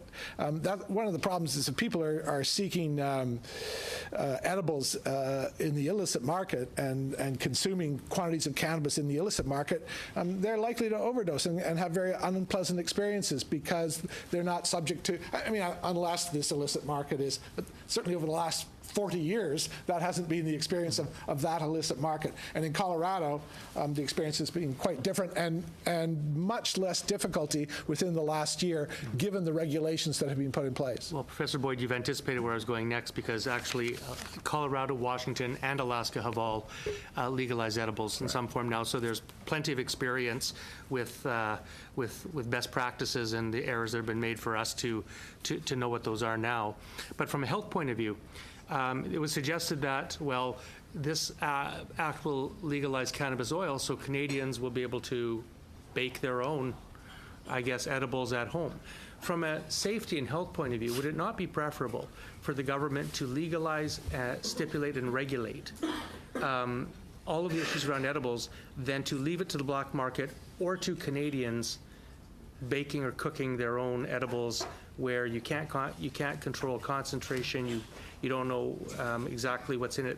Perhaps the products obviously aren't labeled. Yeah, I think that's right. I have some faith in Health Canada that ultimately will be the position, that the experiences, because these experiences are relatively recent, I have confidence that there will be a change in Schedule 4, that edibles will be part of the illicit market. I hope I'm not wrong on that. Mr. Boyd, mail order act. You've said in your submission that mail order access for recreational cannabis will appropriately be a critical part of the system of cannabis distribution. Canada is a geographically large country with many remote or relatively remote communities. Yet C45 does not have a permanent national e-commerce distribution system that I can detect in this bill. Would it be your advice that we should be looking at constructing such a national distribution system? I'd have to say in some respects that the issues of e-commerce and how we roll this out in terms of monies, in terms of the banking system, all of that somewhat beyond my area of expertise, but I would agree that that's going to be critical to its success. But I would think that there are many small communities across the country where you're not going to have any form of retail, and there are many municipalities too. I mean, where I live, it's pretty clear to me that Richmond is not going to have any form of retail, and Vancouver is. That's not a great bar in terms of motivating the black market, because those municipalities are essentially adjacent to one another. But the general point, yes, I mean, I agree with. Yeah. Thank you. To the Bateau, given that those who sell tobacco to minors in Canada are not criminalized for such activity, but they're subjected to substantial civil fines, what is the logic of applying such extreme penalties in relation to cannabis possession, distribution, or production? Yeah, and that's why we are in doubt. That's why we recommend to adapt to have the same kind of philosophy towards youth. So to have to penalized, but not with exposing those young person to true penal consequences that would be imprisonment. So is that opinion shared by Ms. London Weinstein and Professor Boyd? Do you share that opinion? Yes. Yes, but I also think that if you want to raise the overhead for organized crime, crippling fines would be one way of doing that. Thank you. Thank you, Mr. Chair. Dr. Ailes. Thank you all for coming. Professor Leuprecht, I understand you're in Brisbane. I envy you. I was there in early August. Lovely city. So a couple of points you made. First of all, regarding, you said you favor decriminalization over legalization. Would decriminalization not, that would have no effect on the black market, though? Would you agree that the black market would be unchanged if you simply decriminalized it, but it was still illegal? Well, we still have behavioral change by virtue of decriminalization, so it would have some impact on the market, but not a significant impact. Yes, yes, yeah. Would you not agree there would be more of a impact on the black market if you had legal producers, so that people who wanted this product would have a legal way and a sanction-free way of obtaining it? Well, I guess that depends on how this goes, but we have, if we take the cigarette market as an analogy about which I've written in great detail, we have 8 different outcomes across the different provinces, and I think Professor Boyd made an important point. How this is ultimately rolled out and how it is ultimately enforced in different provinces is ultimately going to determine what the black market looks like. If you have a province that makes a concerted effort, as Quebec, for instance, likely would, based on the precedent with regards to contraband cigarettes, then we're likely to get a reasonably contained market. If you have a province such as Ontario currently with regards to contraband cigarettes, where it's relatively little coordinated effort, we're going to get an outsized market of the size that we currently have with regards to cigarettes. So everything determines on the laboratory of experimentation across the 10 provinces. Okay, thank you. And you also spoke to, there was a statement you made about a large percentage of crash victims having detectable amounts of cannabis in their systems. Was any of this correlated with the amounts or with any level of intoxication? Because as we know, and we've had this controversy with workplace drug testing in the United States over the years, that the presence of detectable amounts or metabolites can persist for days to weeks after intoxication. So these stats that you talked about with accidents, was this just simply detectable amounts that they had consumed it, or was it something correlating with intoxication? So you'll have to ask Stats Canada that on how exactly those data were collected, because that's where I got those.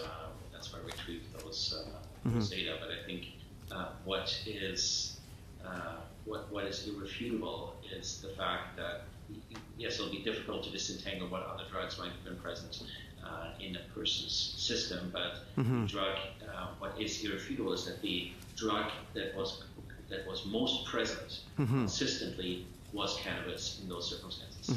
No other drug was more present than cannabis in drug-related impaired driving offenses. All right. No, but what I mean is, do we know it was drug-related if it was in, if we don't know an amount, or whether it was an amount that indicated intoxication?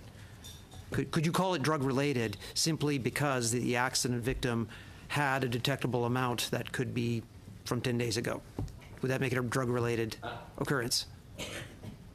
Well, inherently, even causal mechanisms will be difficult to disentangle. I mean, somebody can be particularly drunk, and it's the phone that rings that ultimately happens to distract them from driving. Different people metabolize cannabis differently. The way different people metabolize alcohol differently. So I think the causal mechanism is going to be inherently more difficult to discern. But I think there's reasonably, I think we can all agree that people driving high is probably a bad plan. Oh no, and on that we're totally in that we're in total agreement. What I'm saying is the presence of it doesn't necessarily mean one is high. That's the premise of it. The presence of it in a detectable amount doesn't necessarily correlate. That was the point I was making. Okay. Now. Okay, thank you.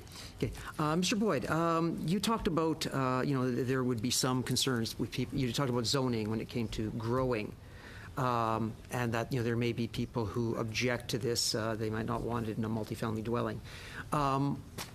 We do know that the owners of a multifamily dwelling can ban all sorts of things as part of a rental agreement. You can ban pets, which I find very strange, but you can. There are, in Manitoba, there's certainly some new rental property owners that are banning smoking in their rental units. Do you foresee any difficulties should any rental property owner decide that as part of your rental agreement, you cannot grow cannabis plants on your premises? I don't, unless I suppose that there's an absence of any logic. But I can think of a number of reasons as to why the owner of an apartment building might want to introduce that restriction in terms of smoking, potentially, in terms of odors, and in terms of installation of grows. I've been told that there are some grow operations, or there's a technology that allows growing to take place in a small space with relative risk. So, remains to be seen, but it strikes me that we're going to see those kinds of restrictions. We may see those kinds of restrictions by municipalities. We're certainly going to see municipalities get in the business of restricting retail. Certainly, yeah, because that's one of the concerns I've heard from realtors. They've been approaching me saying they are concerned that they might have a lot of people in their buildings growing it.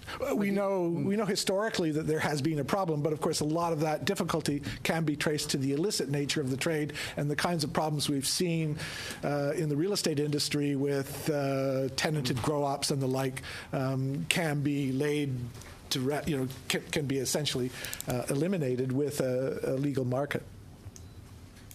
Okay, thank you. How much time do I have?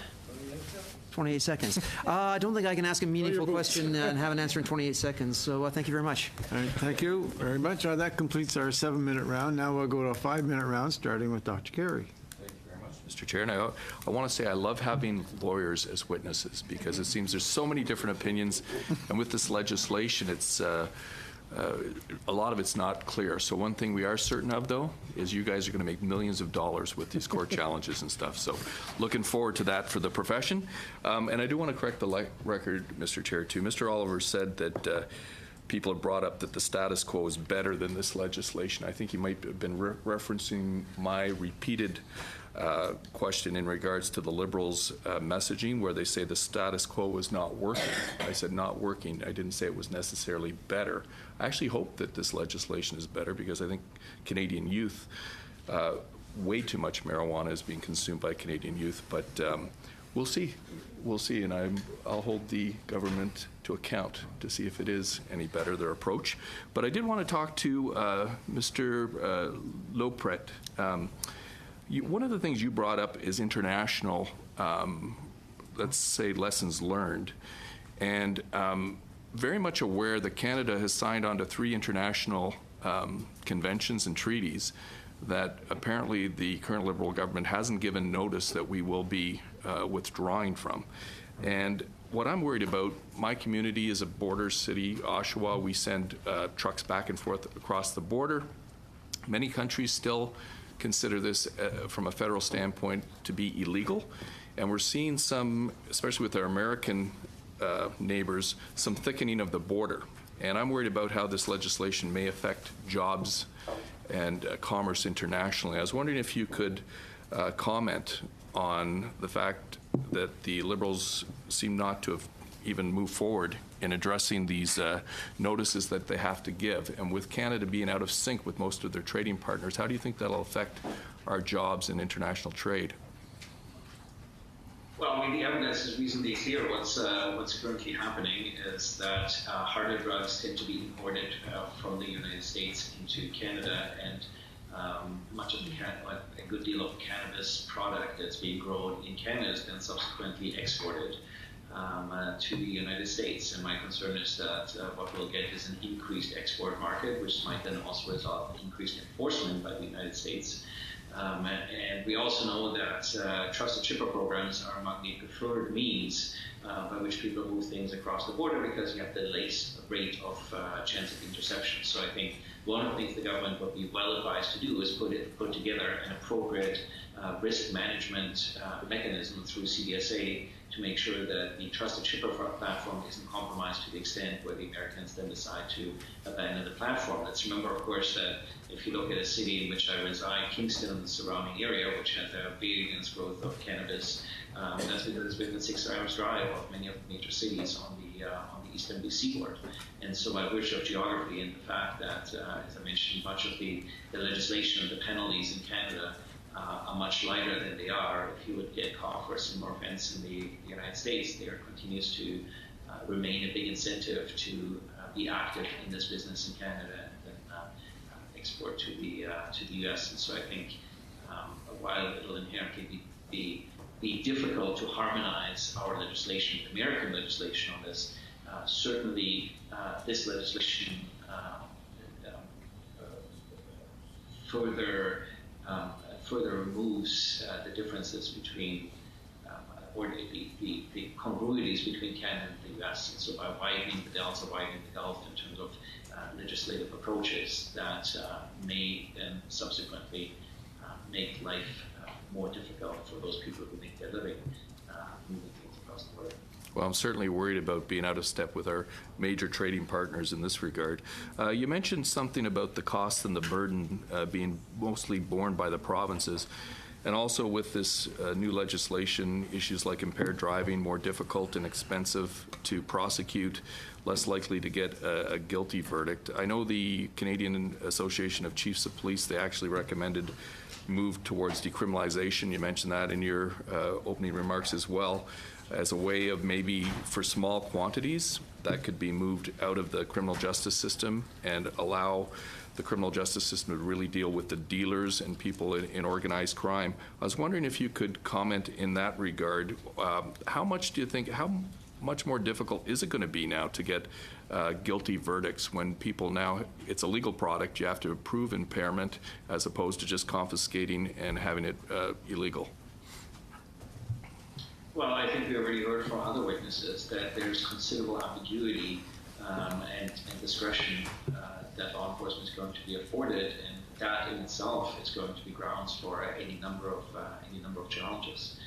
So this is certainly, I think, not going to do anything to free up our courts, and it's also going to create, I think, some challenges in terms of ensuring that we have consistency across the country. So this can then go one of two ways. It can be a dissuasion to lay charges in the first place, because in inherently police officers are busy people, and so they might just simply decide we're just not going to enforce, we're not going to put particular emphasis on enforcing certain provisions of the Act if they feel it's going to tie up too many people in courts for too much time. Or it's going to mean that when in doubt, you decide to err on the side of caution if you impose the maximum charge or penalty in an effort to try to establish some benchmark where we are ultimately not going to be challenged on the discretion. So I think this there's concern. Certainly, I have yet among my many friends in law enforcement to find someone who feels comfortable with this legislation. Time's up. Well, thank you.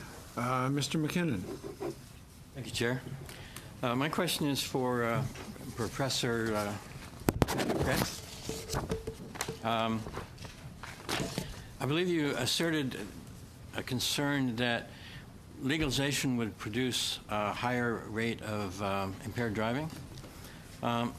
We have a letter here from the Governor and Attorney General of Colorado to the Attorney General of the United States, in which it states that the state trained approximately 5,000 peace officers on marijuana-related laws, including driving under the influence of drugs, increased by 68% the number of trained drug recognition experts in the state, and trained 1,155 peace officers in advanced roadside impaired driving enforcement.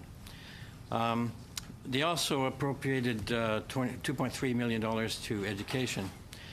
My question here is that given the advanced ability or the advanced capability of detecting drug impairment, in the first 6 months of 2017, the number of drivers the Colorado State Patrol considered impaired by marijuana dropped 21% compared to the first 6 months of 2016. So while I expect that the education had an effect on that, I'm wondering if you have any basis for your concern regarding the legalization increasing the rate of impaired driving.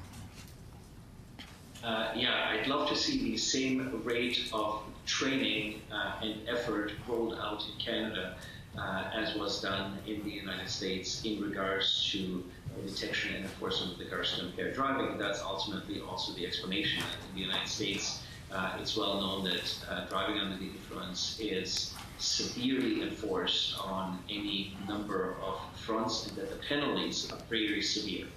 And so as a result, I would humbly submit that there are strong endogenous effects here because there was already a strong culture of enforcing against DUIs in a way where in Canada we tend to show greater latitude.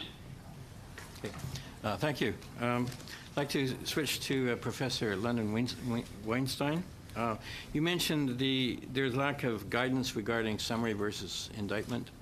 I was wondering if you could elaborate on how that is done normally and what sort of guidance you might envision. Sure, and just briefly in response to your earlier comment, Mr. McKinnon, our Supreme Court has recently made it easier for officers to testify as drug recognition experts without requiring a full litigation, a full voir dire or a trial within a trial as to their qualifications. And I would say that, our courts are responsive to the cases that come before them, and with proper training, I don't anticipate that it's going to place, the legalization of cannabis is going to place additional burdens on our court systems. In relation to the way that the Crown exercises discretion, that's typically done through the Attorney General. So they would have policy guidelines that are in place that would indicate what sort of factors that contextually characterize each case that would give the Crown some direction as to whether something should be simply diverted, not resulting in any kind of a criminal charge, whether it should be proceeded by way of summary conviction, which is less serious, or whether they're the factors that sort of overlay the case, like a prior serious conviction, or whether there's, the presence of organized crime or some type of criminality that would mandate proceeding by way of indictment. So to answer your question, those sort of guidelines would come through the Attorney General and would form part of the Crown Policy Manual. Okay, but you don't, I thought you had indicated that you would like to have seen that in the Act itself. Well, I think if we're moving towards, if we're moving away from the criminalization into what is essentially what I view as a regulatory model, it would be helpful to have some sort of indicators within the statute itself, which indicate, how that discretion should be exercised. Okay. Do I have time?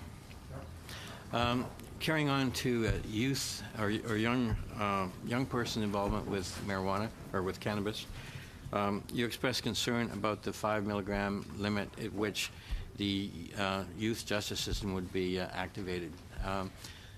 Would you suggest that that limit should be raised and beneath that limit have a comprehensive program for or policy for confiscation and training and fines and so forth? No, I wouldn't want the limit to be raised, and I want to say, like, I'm a mom and a grandma, so really what I'm concerned about is kids getting caught up in the criminal justice system. So I understand by reading the Act that is there because they don't want kids to be used by organized crime for trafficking, right? I think that's, I don't want to overstep, but I think that's the intent of that section, is to prevent organized crime individuals, older adults, from using kids because the penalty would be less for kids. And they don't want kids to be dealing with large amounts of marijuana, and I understand that. But I do have a concern that since kids are, most likely to be exposed to the criminal justice system at that stage, more so than adults, I wouldn't want to see their behavior criminalized at all. I think young people should be protected from the criminal justice system for everything except acts which are, truly criminal. Ms. Gladden. Merci, Monsieur le Président, et merci. Thank you, Mr. Chair. And thank you to our witness today. I have a question for Mr. Levesque and Ms. London Weinstein. I will ask the question in English. This issue of making sure that children are not criminalized by this legislation, and to clarify what police officers should do with adults in terms of their ability to ticket or to charge. One suggestion is to make the possession amount for young children 0, but have any amount of possession ticketed if they're found with something, to send the message, we don't want you to have it, but if you have it, we're not going to criminalize it. And with adults, to make it between 30 and 50 grams a ticketed offense, and everything above 50 grams an actual charge, and to add to that, if there are violent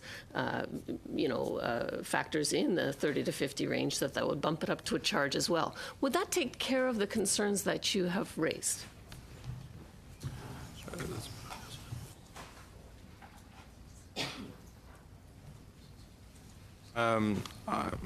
I agree. Our position is that from 5 to 30 is to not have criminal consequences attached to it. Could be penalized. To reduce it to 0, well, that's up to the Parliament to decide. But well, that's an English expression. There's many ways to skin the cat. So I think what's important is that we want from perspective of public safety and health, their health, to channel their habits so that they are not criminalized, but yet not send a message so that it's okay necessarily. So there's many ways that the Parliament could choose to have that to obtain that attain that goal. Madam London Weinstein. Those are excellent points that Mr. Levesque raises. My concern about the ticketing provision are also echoed by him earlier. I want to know how those records are going to be kept before I could sort of endorse that position, and whether they're going to affect, say the family's going to Florida and the young person has gotten a ticket, is that going to stop them at the border, that sort of thing. Yes, currently there is no plan in place. It's illegal federally in the U.S. People are being asked at the border if they have smoked pot or not, and if they say yes, then they're not allowed to go in, and that's not been addressed. And so it's concerning, especially with only 292 days remaining before this legislation goes into effect. One question I have, at the beginning point of this legislation was to try to offload the many possession charges that were clogging up the courts, because that's resulting in murder trials and sex offender trials going away. But this legislation has a lot of provision for trafficking charges. And so do you feel that you'll replace the overloading of possession charges with an overloading of trafficking charges? I guess the best answer is it depends. I would hope not. I mean, I think that part of the rationale for this is that we're putting in place a new system of, provincial systems of distribution. As I said earlier, I'm surprised to see possession of illicit cannabis as a crime, and I'm not sure how that's going to work, how it's going to be defined over time.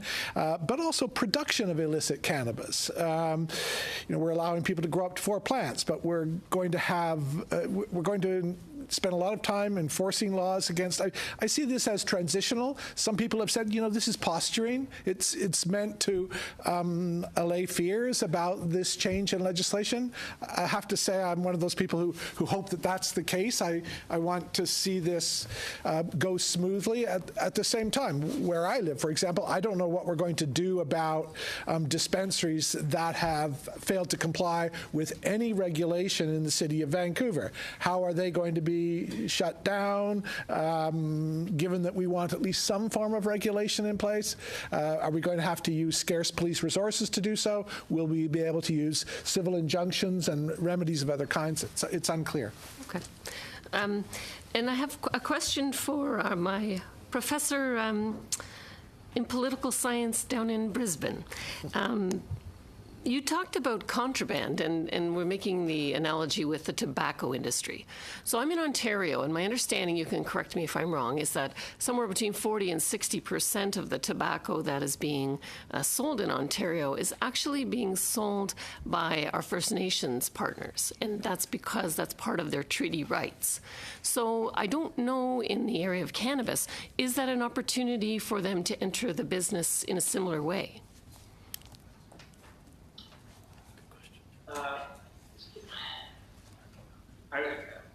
I shall not speak, I think, on behalf of the Aboriginal population, their views with regards to cannabis, but certainly I think it is not just individuals on reserves who avail themselves of the opportunity not to impose taxation to create an incentive to purchase the product on reserve.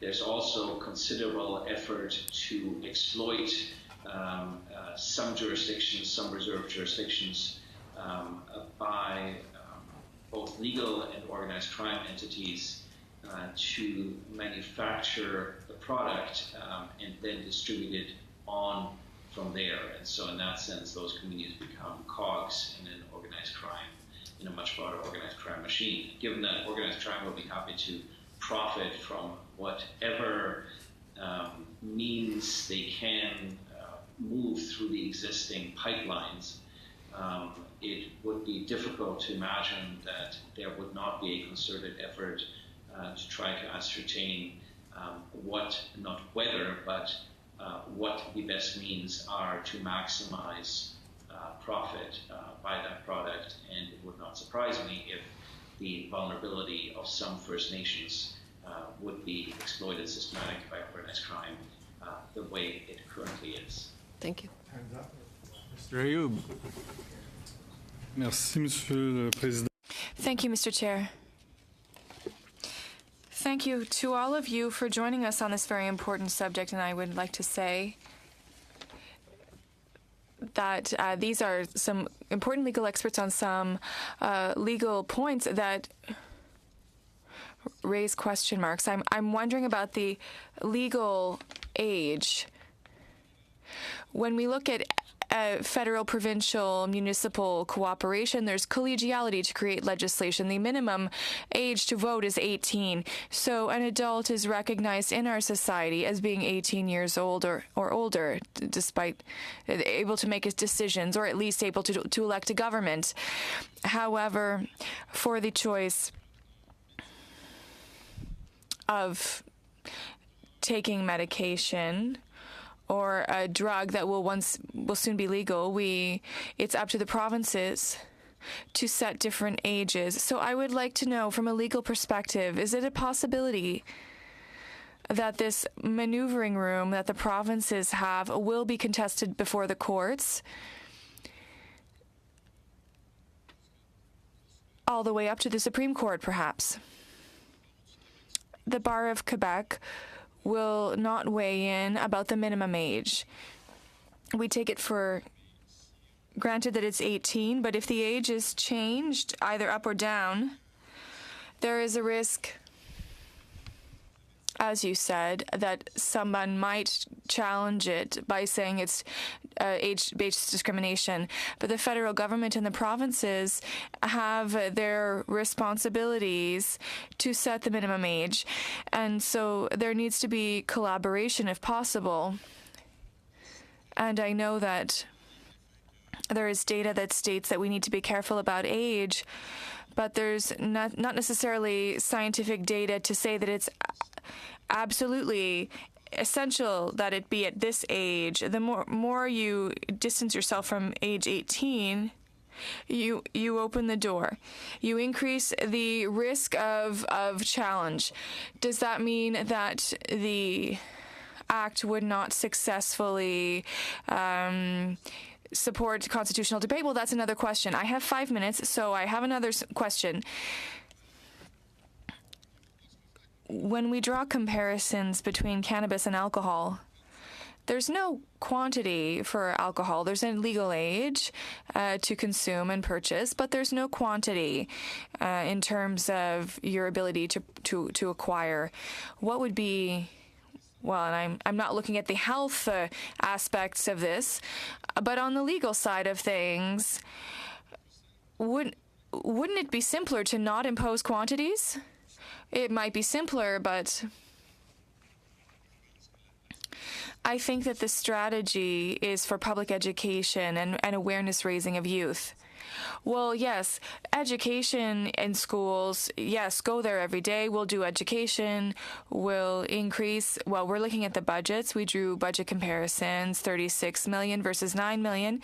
So wouldn't it be better to highlight education and parents and children's education, because there are other medications that have indications: don't use under the age of 12, don't give to children under 12. But parents have those medications and they're able to get them at the pharmacy without a prescription. These are small amounts, obviously, but sometimes I get the impression that when we wish to regulate and get more into the details, we forget the meaning.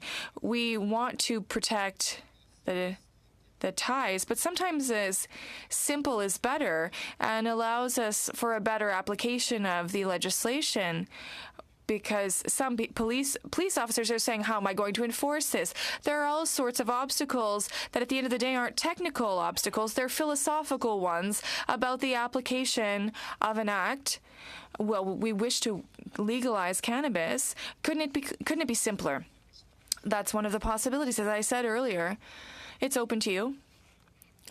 Under the Act, it wouldn't be a recommendation as the Quebec Bar or any other lawyers. Would you recommend this if you want to legalize and simplify things rather than getting caught up in the details of quantity and so on and so forth?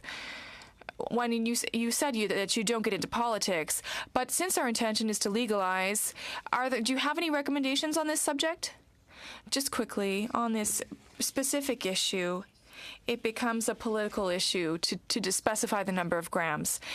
To simplify things, the reality is what you said. Prevention is extremely important. And for us at the Quebec Bar Association, one of the things that is very clear is that youth should not have more severe sentencing than adults. Yes, I agree with you on that.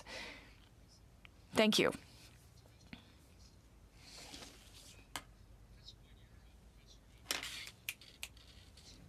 Correct. A previous panel of police officers were conjecturing, I guess, that were we to bring in the 4-plant limit and allow home cultivation, they predicted a number of deviant, I use that in a sociological sense, deviant and criminal consequences of that. They thought that there would be diversion of cannabis to the black market. There would be more home break-ins. They predicted increased youth access. And I'm just wondering, given the similar experience and history with alcohol, do you share those concerns? Are those predictable, necessarily predictable results of moving to home cultivation? No, they're not. I do think it's important to look at the context. If you have no retail in a province, for example, then those concerns may be valid. But as long as you have retail, I look at this as analogous to making your own wine or making your own beer. Most people don't want to do that. They'd prefer to go to the store and buy the product, and I think we'll see something similar. It's a complicated process to grow cannabis. They're somewhat complicated, and the same is true with respect to beer or wine. So it's a fear.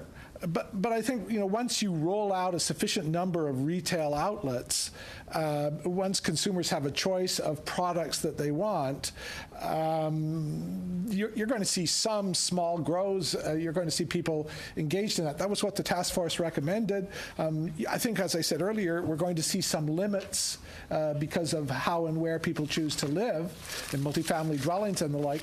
But it's a concern, but only a concern should we fail to roll out the retail aspect of this. Okay. I'm going to end with a bit of a policy philosophy question for all of you. I'm going to start with your last line of your submission, Professor Boyd, where you said, we should acknowledge a more general but important point. The reasons for individual use, the pursuit of pleasure and relief from pain, are not always dichotomous categorizations, but often overlapping motivations for the consumption of cannabis. Now, I think I've heard all of you say in some fashion, you've questioned the idea of continuing to treat cannabis in a criminal manner whatsoever. Anne, you said C-45 still draws on criminal law, but it should be regulatory for what should be a legal product. I think Professor Boyd, you said cannabis, it doesn't deserve criminal sanction. I've heard the phrase, people who use cannabis should not be treated as criminals. You said it's inconsistent with human rights. Yet C-45 continues to do exactly that. It is a criminal sanction-based approach to cannabis. You can't possess more than 30 grams or you risk up to 5 years in jail. You can't grow more than 4 plants or you risk incarceration. Yeah, a 19-year-old selling to a 17-year-old risks 14 years in prison. So my question is given that we have legalized alcohol, there's no criminal sanctions around the possession or use of alcohol, should we be taking a truly legal approach to cannabis and a purely regulatory one? Is this bill getting it right or wrong in that regard? I think the bill is getting it largely right. My concern, and what I understand, is that the bill is trying to legalize cannabis use for ordinary Canadians, but it also has a twofold purpose of trying to eliminate organized crime, which, until this point, because cannabis hasn't been legal, has gained a foothold. So the two purposes of the Act are to decriminalize it for the ordinary Canadians and to get the criminals and organized crime out of the production and distribution of marijuana. But why should I be criminal if I have 40 grams of cannabis? What makes that criminal as opposed to 28 grams? Well, that's an arbitrary example, but the intent of the Act is to eliminate the influence of organized crime. Okay. And so by trying to achieve both purposes, there's going to be a slight compromise, and that's what concerns me, because some of that flows into criminalizing ordinary possession. Professor Boyd? I want the Act to succeed. It's a good piece of legislation. It's headed in the right direction. I see a lot wrong with it. I mean, I see too much criminalization. And I, to go to the point earlier, why are we setting limits? We don't do that with alcohol. I think all of this is going to change over time, but let's first stop criminalizing people for this activity, recognize that governments have to move slowly to allay the fears of those who are either opposed or concerned about what legislation might bring. And I would really like to see the elimination of Section 8. I really don't understand the criminalization of possession of illicit cannabis. There's going to be a need to control the trade, and I'm hoping we don't have to use police presence to do that. I'm hoping that we can use civil regulatory approach. Ultimately, this will be regulated in much the same way as alcohol. I have no doubt that even when we take rates of use into account, there's no way that this drug is anywhere near as dangerous to public health as either alcohol or tobacco. Thank you. That's a great way to finish off. A great question, a great answers. So I just, on behalf of the committee, want to thank you all for your participation and bring your perspective to our committee. Obviously, you've all done a lot of work on it. Appreciate your written briefs and your verbal presentations, and we do very much appreciate your contributions. So thanks very much to all of you. And with that, I'm going to suspend the meeting. We'll reconvene at 1:45. Meeting suspended.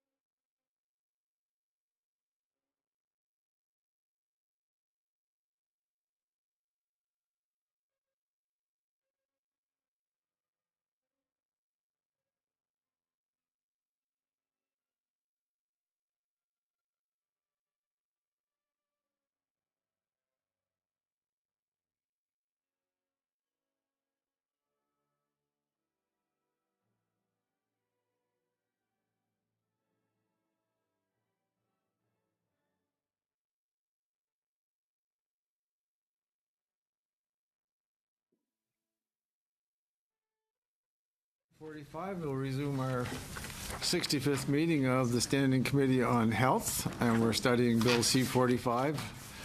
And we welcome our guest today, present and also by video conference. But we're looking forward to your contribution with great interest, because many of you have gone where we're about to go and can provide us with a lot of information. So we'll first start with a 10-minute introduction presentations by each presenter, and then we go to questions 7 minutes, then 5 minutes, and then 3 minutes. Now, I'll just introduce our panelists. First of all, and as an individual, Mr. Sam Kamin, Professor of Marijuana Law and Policy, University of Denver. We're pleased to have you. From the Colorado Department of Revenue, Mr. Michael Hartman, Executive Director. From the National Organization for the Reform of Marijuana Laws, Marc Boris St. Maurice, Regional Director, and Abigail Sampson, Regional Coordinator. And from Washington State Liquor and Cannabis Board, Mr. Rick Garza by video conference. So we're very interested to hear what you're going to have to say. And we'll start off with, is it Dr. Kamin? Yes. Yeah, Kamin, okay. Well, if you would like to begin with a 10-minute opening statement, and then we'll go on from there. Thank you very much. My name is Sam Kamin, and I am the Vicente Cederberg Professor of Marijuana Law and Policy at the University of Denver Sturm College of Law. I hold a JD and a PhD from the University of California at Berkeley, and I've been teaching both constitutional and criminal law for more than 18 years. In 2012, I was asked by Governor Hickenlooper to serve on the task force that he was appointing to implement Amendment 64, which legalized marijuana for adult use in Colorado. The next year, I was appointed by California's Lieutenant Governor Gavin Newsom to serve in a similar capacity on a Blue Ribbon Commission that he put together in California to consider best practices for marijuana regulation and legalization. Since that time, I've continued to consult with both state and local governments about marijuana regulation. I've written extensively on the interaction between state and federal law in this area, and I've taught law students courses on marijuana regulation and public policy. Last week, I submitted a brief to this committee outlining my impressions of how marijuana regulation has proceeded in Colorado. As I outlined there, I believe that Colorado has largely been successful in spite of a number of challenges. And in fact, many initial opponents of legalization in our state have come to appreciate the successes of marijuana regulation there. As you have a number of witnesses who can speak directly to the specifics of the Colorado regulatory experience, particularly to my right, I would like to use my time today to talk about what Canada can hope to learn from the American experience and as it considers adopting regulations of its own to legalize and regulate marijuana for adults. And I will, in my introduction, outline 5 takeaways I think Canada can, and this committee can take away from our experience, and I'm happy to answer any questions you have about them during that period. First, I think it is important to understand the limits of marijuana regulation. Robust regulations like those implemented in California and Washington can keep organized crime out of licensed marijuana production and can help ensure that marijuana products are consistent, well-labeled, and free of contaminants. But regulation alone cannot solve all of the problems currently associated with marijuana prohibition. In fact, I believe that regulating licensed businesses may be the easiest task in the legalization of marijuana, and I'll explain what I mean through an example. The diversion of marijuana from Colorado, where it is legal, to other states where it is not, is rarely attributable to the malfeasance of businesses regulated under Colorado law. In fact, I think that there are 2 primary factors that are responsible for the diversion of marijuana out of Colorado. The first is criminals who have taken advantage of the prevalence of marijuana production in Colorado to produce it there. This conduct is to produce it there for export to other states. This conduct is prohibited by both state and federal law and can be addressed only by law enforcement rather than by regulatory agencies. Colorado continues to work with its partners in the federal system to ferret out illegal production of marijuana and to arrest those responsible for it. The second principal factor in the diversion of marijuana outside of Colorado is people buying it lawfully within Colorado and then taking it and reselling it illegally elsewhere. Again, there is only so much that the regulatory system can do to limit this conduct. While consumers can be educated as to the applicable law, if they choose to ignore that law, that is a question for law enforcement rather than for regulators. My second principal lesson from the American and Colorado regulatory experience: it is crucial to establish relevant metrics for the evaluation of a marijuana regulatory regime and to begin measuring those as soon as possible and in any event prior to the implementation of regulations. One can only know whether legalization is meeting its goals if one has clearly established those goals in advance and has settled on the relevant measures of success. For example, Bill C-45 expresses as a principal goal the reducing use of marijuana by young people, though one might wonder whether moving from prohibition to regulation is the best way to reduce use. Other harms of marijuana consumption should also be studied, including use of marijuana by vulnerable groups, heavy or problem use by adults, and use that poses a danger to others, for example, through impaired driving. It is also important in this context that marijuana not be considered in a vacuum. While no one wishes to see marijuana use rise among vulnerable groups, it is important to determine whether marijuana use supplements or displaces the use of other substances such as alcohol, tobacco, and harder drugs. If teens are choosing to use marijuana over alcohol, for example, that is certainly less serious than if they are adding marijuana use to the combination of substances they are already consuming.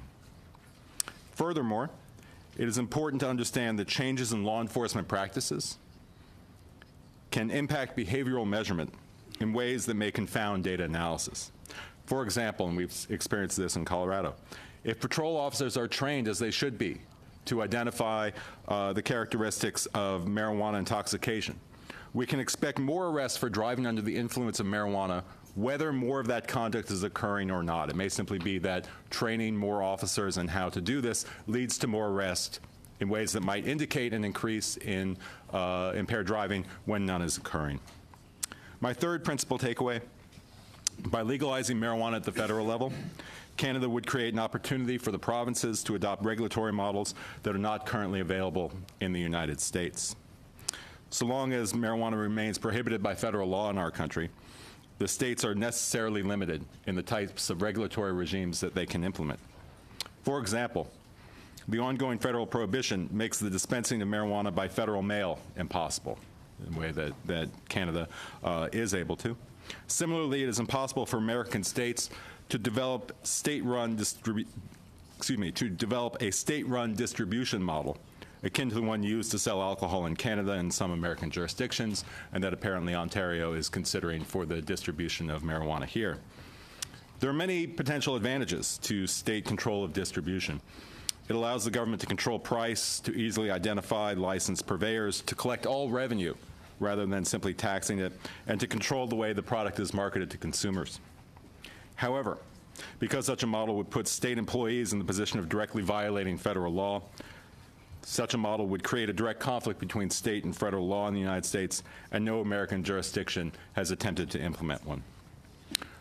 The freedom that Canadian provinces will have in determining how and whether to regulate cannabis distribution within their territories thus presents a great opportunity. If the various provinces adopt a diverse array of regulatory models, we might be able to greatly expand our understanding of how different kinds of regulation impact consumer behaviors. We have not been able to measure that in the United States. Most of our regulatory systems look quite similar. If there were a variety of distribution models here in Canada, coupled with the modeling and metrics that I spoke about beforehand, we would be able to learn a great deal about what regulations are effective and which are not. Fourth, it is important not to oversell the fiscal benefits that legalized marijuana can bring.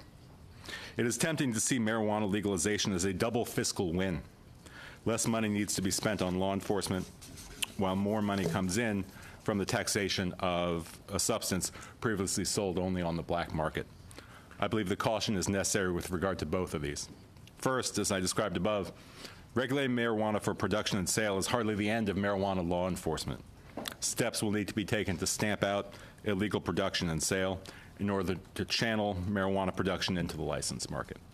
Furthermore, the costs and the ongoing costs of establishing and operating a robust marijuana regulatory regime are not to be discounted. The second reason to be cautious about the fiscal impact of marijuana is that lawmakers should not expect game-changing revenue from marijuana taxes, particularly at first. Regulatory compliance by producers will be expensive, and in order for regulated marijuana to compete on price with the black market, tax rates will need to be kept low initially. Thus, while I believe there are good reasons to move away from marijuana prohibition, enriching state coffers is not among them. Fifth and finally, it is important to understand that the decision to legalize and regulate marijuana rather than to prohibit it is merely the first step along a path. Marijuana regulation is an iterative process rather than a one-time pronouncement. One of the crucial lessons Colorado and other states have learned in the last 5 years is that consumer behaviors change quickly in response to regulation and to market forces. Legalization will have unintended consequences, and regulators will need to be flexible and nimble in order to keep up. Patience will be needed as loopholes and other regulatory gaps are identified and closed. I believe the experience of Colorado and other American jurisdictions indicates that this effort is worth the candle, but the process will not be without its complications and frustrations. I thank you for your time this morning and for the invitation to appear before this hearing. I look forward to your questions. Thank you for your contribution. Now we'll go to the Colorado Department of Revenue. Mr. Hartman. Chairman Casey and rest of the committee members, thank you very much for the invitation to appear today. It's unfortunate circumstances that I have to follow Mr. Kamen because his comments are largely reflective of the ones that I will make as well. Hopefully you'll view that, though, as sufficient evidence of our agreement of many of the different trends that he has indicated.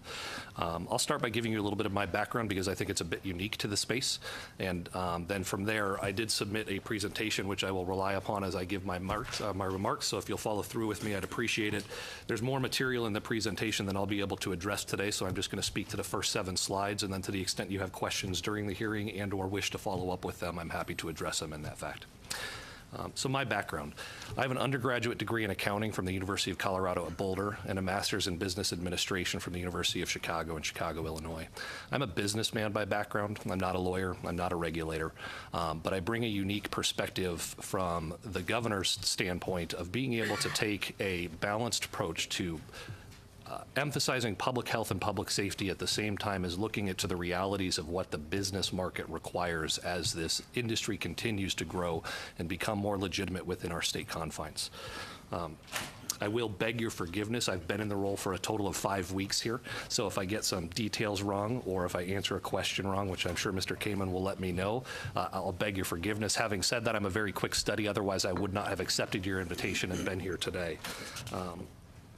Let's see. Again, as I mentioned, we will welcome follow-up questions. By way of background for the Department of Revenue, I'm in charge of 4 businesses for the state: the Colorado Lottery, the Division of Taxation, the Division of Motor Vehicles, as well as the Enforcement Division. The Enforcement Division has 5 specific enforcement areas: alcohol and tobacco, gaming, horse racing, automobile dealerships, and then Marijuana Enforcement Division. For the total division, it's about, for the total department, all 4 businesses account for approximately $12 billion of revenue for the state, which is about 50% of the state's annual income. And the Marijuana Enforcement Division accounts for approximately $200 million of that $12 billion. So to emphasize Mr. Kamen's point, while this is an important industry within the state and takes up quite a bit of my time and my colleagues' times back in the state, the reality is the economic incentives for doing so are relatively minimal. In fact, I'll reflect back to comments that our governor made at the time that the initial amendment was passed, and that will take you to page 2. We've got a little bit of a timeline here. So we had medicinal marijuana market approved via Amendment 20, which is a process that our citizens had to actually vote to pass an amendment to our Constitution in order to allow this. And at the time, our governor was an outspoken opponent of the legalization process. Fast forward 6.5, 7 years now, we have had retail marijuana approved in 2012 and implemented in 2014, again, against the governor's wishes. But Fast forward 2 years since then, his remarks would actually be a bit more neutral at this point in time. At the time it was legalized, he would agree that the headache it caused in terms of implementing regulation was not worth the taxes that it created. I think in public marks more recently, he has stated that he believes that the experiment is actually working at this point in time. The tax revenue is nice to have. Whether it justifies the work that went into creating it, we don't know. But the people of Colorado spoke, and it's our responsibility to uphold the rule of law that they implemented into our Constitution, and so we've done so accordingly. Flipping to the next page, I want to point out that there are 3 segments to the marketplace in Colorado. You have what we consider the black and gray market. That's the criminal segment. We have the private citizen segment, which is the caregiver segment or the home grow segment. And we also have the commercial licensed regulated segment. The commercial licensed regulated segment is the segment that happens to fall under my marijuana enforcement division and is where my area of expertise lies. I can speak to the other 2 on an anecdotal basis, but I have no area of expertise there. I will, however, speak to Mr. Kamen's comments about the fact that diversion largely appears to be coming from the unregulated spaces, whether it be the black and gray market or diversion from the private citizen segment into the black and gray market, and could hopefully answer some questions around the limitation on plants that you guys have in place in the home grow market and how I think that that's a wise step if you do consider going forward with legalization. On the next page, just to give you some level of sense to the size of the market. So I act as the state licensing authority for the state of Colorado, meaning that any business that wishes to enter this space and or any employee that wishes to work inside of the space has to come through my department, the Marijuana Enforcement Division. They have to pass an FBI background and criminal check, and they have to go through a background screening process to make sure that their finances are clean and that we do not have criminal enterprise supporting them. On this page, you can see that there are a total as of September 1st, 2017 of approximately 2,900 licenses. Those are split relatively evenly between 1,500 licenses in the medical space and 1,388 spaces in the retail space. And that is a key differentiation, as I'm sure you guys are aware. On the next page, I've listed here the key stakeholders that we've identified as we've gone through the different iterations in our legalization process and through our continued regulatory process. We believe very strongly in encouraging a collaborative process. That's true both within our state, it's true outside of our state by working with the 3 other states that have legalized since we came on board, and also at the federal level working with our Department of Justice and the other entities that are impacted by the states that have legalized on a recreational basis. In addition, and candidly more importantly in my mind, we work very closely with the public, whether it's the operators in the space, the businesses that are running their operations, whether it's the consumers who actually go out and purchase the product, and health professionals, most importantly in my mind. From our standpoint, the way that we look at this marketplace is we focus on public health and public safety, number 1. Those are absolutely have to be the key defining hallmarks. Primarily, or not primarily, number 1, it's the right thing to do. Number 2, it has a heightened sense within our state because of the fact that it is not legalized at the federal level. But number 3, it's important to us to make sure that the citizens of our state are healthy and that they keep within the laws such that we don't allow them to get into trouble that they otherwise shouldn't be able to do so. I'd say as you look at this page, the key stakeholders that we interact with on a regular basis are the state legislators. And I will very clearly point out here, as an administrator of the government, I do not view it as my role or responsibility to establish the laws. Our state legislature does that much as your body does for your country. It is my job to take the laws that they establish and then to interpret them and put them into effect without political bias to any extent that we can, to make sure that we are upholding the will of the Colorado people as well as the Colorado legislature. The next group that I would point to are the public health and public safety individuals. The third group would be physicians. 4th would be legal law enforcement. 5th would be the marijuana industry. And 6th would be the consumers. The challenge from my office and from the Marijuana Enforcement Division is to try and strike a balance between public safety and public health and commercial marketability, the ability for the businesses in the industry to operate free of the burden of an overreach of government regulation, but government regulation that's necessary to protect the public health and public safety of our people. And that's always a natural balance and a natural tension that's going to exist and something that we strive for at all times. Again, on the next page, slide 6, we have a highly collaborative rulemaking process. As we interpret the laws that are passed by the legislature, we very much so encourage all of the key stakeholders that I mentioned on the previous slide to engage in the conversation and to give us their viewpoints so that we can very much so understand exactly what are the key points that we have to consider when we put regulations in place. And then lastly, on the next slide, again, public health and public safety are our absolute main focuses. We have 3 operating guidelines that we look to as we are looking to implement regulations in the space. The first, keep it out of the hands of minors. The second, keep it out of the hands of criminals.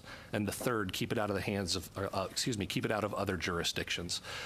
The way that you guys are thinking about legalizing it on a federal basis, I don't know that keeping it out of jurisdictions is germane to this conversation, but keeping it out of the hands of minors and keeping it out of the hands of criminals, I think is very germane, and happy to answer any questions that you have on that front, particularly as it relates to protecting minors and keeping it out of the hands of minors. We think having a public message department that actually actively goes out and advertises the concerns that we have to the marijuana marketplace is important. And on that front, we have 2 main messages. Number 1, good to know. And number 2, what's next? And the reason why we focused on those 2 messages is it's important for our minors to understand what the concerns and the potential health complications are associated with using this product at an early age. And what we have found through market studies in regards to what's next, what prevents our minors from using this product illegally or inappropriately is their focus on their key goals for the rest of their life. And if we can communicate those messages succinctly and importantly to our young individuals in our community, we believe that it has a strong impact on whether or not they use. And we believe that the data supports that the state of Colorado has a current use and a historical use amongst our general population as well as our minor population that is below the U.S. average and has shown a decreasing trend over the last couple of years that we believe supports the fact that we have a strong regulatory environment and a thoughtful regulatory environment in place. With that, I'll turn over the rest of the time to you guys. Thanks very much. Now we'll go to the National Organization for the Reform of Marijuana Laws. Mr. Samaris. If it pleases the committee, may my colleague present it before me? Why, certainly it would. Please. Thank you. All right. You're on. So, good afternoon, Mr. Speaker and other members of the committee. My name is Abigail Sampson, Ontario Regional Coordinator for NORML Canada, the National Organization for the Reform of Marijuana Laws in Canada. Since its founding in 1970, NORML's mission is to move public opinion sufficiently to legalize the responsible use of cannabis by adults and to serve as an advocate for consumers to assure they have access to high-quality cannabis that is safe, convenient, and affordable. There are now currently over 150 NORML chapters worldwide working hard in their communities to reform cannabis laws. NORML Canada commends the government's commitment to legalizing cannabis federally, becoming the first G20 nation to regulate the production and sale of cannabis for all adults. Globally, there are other jurisdictions with an existing and thriving cannabis culture whose policies, lessons, and successes we can learn from. The following are 5 key considerations we wish to put forward to the committee. Number 1, stopping ongoing arrests leading up to legalization. NORML Canada says the government should immediately halt arrests for simple possession and other cannabis offenses leading up to legalization in July 2018, and if charged, the government should stop seeking sentences of actual imprisonment and focus on constructive alternatives now. Canadians should not continue receiving criminal records for a substance which will be legal in less than 1 year. Canada will save significant resources on policing and prosecuting these simple offenses against otherwise law-abiding Canadians. Number 2, criminal penalties for noncompliance under the Cannabis Act. While NORML commends the government for creating a ticketing scheme for minor transgressions, the maximum penalties for a serious breach should be similar to the Tobacco Act in Canada. We believe imprisonment should be reserved for only the most serious of abuses and be no greater than penalties for tobacco and alcohol. Further, cannabis laws disproportionately target our most vulnerable populations and communities, burden our criminal justice system, and have been demonstrated to be more harmful than the cannabis itself. Examples from other jurisdictions. While there are some harsher penalties for those who have committed more serious offenses against the state's cannabis laws, in California, The sale or delivery of cannabis by an individual over the age of 18 to individuals between the ages of 14 and 17 years carries a felony charge with a punishment of 3 to 7 years incarceration. By comparison, distribution of an equivalent of more than 30 grams of dry cannabis under the Cannabis Act is considered an indictable offense and carries a maximum penalty of 14 years imprisonment, far more severe and disproportionate than the harms caused by cannabis use alone. Our Ledane Commission in 1972, some 45 years ago, recommend that the federal government hybridize the trafficking of cannabis, providing a maximum of 6 months on summary conviction and 5 years on indictment. Number 3, accessible requirements for participation in the legal cannabis market, including cooperative growing. Normal Canada believes in a diverse legal cannabis landscape where community gardens, cooperatives, and designated growers can participate and compete with larger corporations. Accessible requirements for participation in the cannabis industry are key to a successful legalization strategy and must support the integration of a variety of stakeholders into the new legal cannabis market, including the expertise found in the gray or illicit space. Examples from other jurisdictions. California is one example of an inclusive transition of its existing cannabis practices into the regulated space. For close to 19 years, community gardens and cooperative grows operated outside of a regulatory scheme. Currently, the text of the MCRSA, the Medical Cannabis Regulation and Safety Act, allowed these establishments the opportunity to continue to operate until January 2018, just as long as their businesses complied with zoning, local, and state requirements. This window provides them an opportunity to apply for appropriate licensing. Rather than shutting down these businesses, the good players are afforded the ability to remain open, serve their clientele, and become a part of the legalized framework. Number 4, pardoning past cannabis offenses. Normal Canada will continue to advocate for a legal cannabis regime which allows for pardons of past cannabis-related convictions and clearly addresses the prejudice associated not only with convictions, but also cases which resulted in stays of proceedings, withdrawals, and acquittals, as well as records in police databases, even if no finding of guilt ever occurred. Further, prior cannabis-related records should not bar Canadians from participating in the new legal cannabis market, including both production and distribution. Examples from other jurisdictions. In an attempt at providing reparations to Oakland residents that were jailed for offenses related to cannabis possession in the last 10 years, City Council has approved a program to help convicted drug felons get into the legal cannabis industry. Called the Equity Permit Program, the first-in-the-nation idea will allow recently incarcerated individuals the opportunity to receive medical cannabis industry permits. By implementing this program, Oakland is ensuring that those entering the legalized cannabis scheme have the demonstrated experience and expertise required in running and growing a successful cannabis business, as well as recognizes the harms done by the war on drugs by allowing those who have been affected by it through incarceration an opportunity to participate. Number 5, driving under the influence.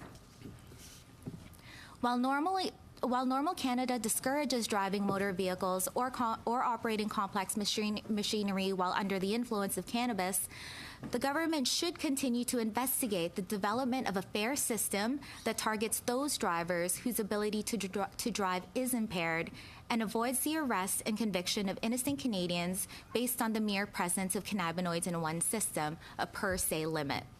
Per se limits refer to a specific concentration of a substance, for example, THC in blood or a blood alcohol concentration, or BAC, that triggers a criminal charge when the set limit or cutoff is exceeded.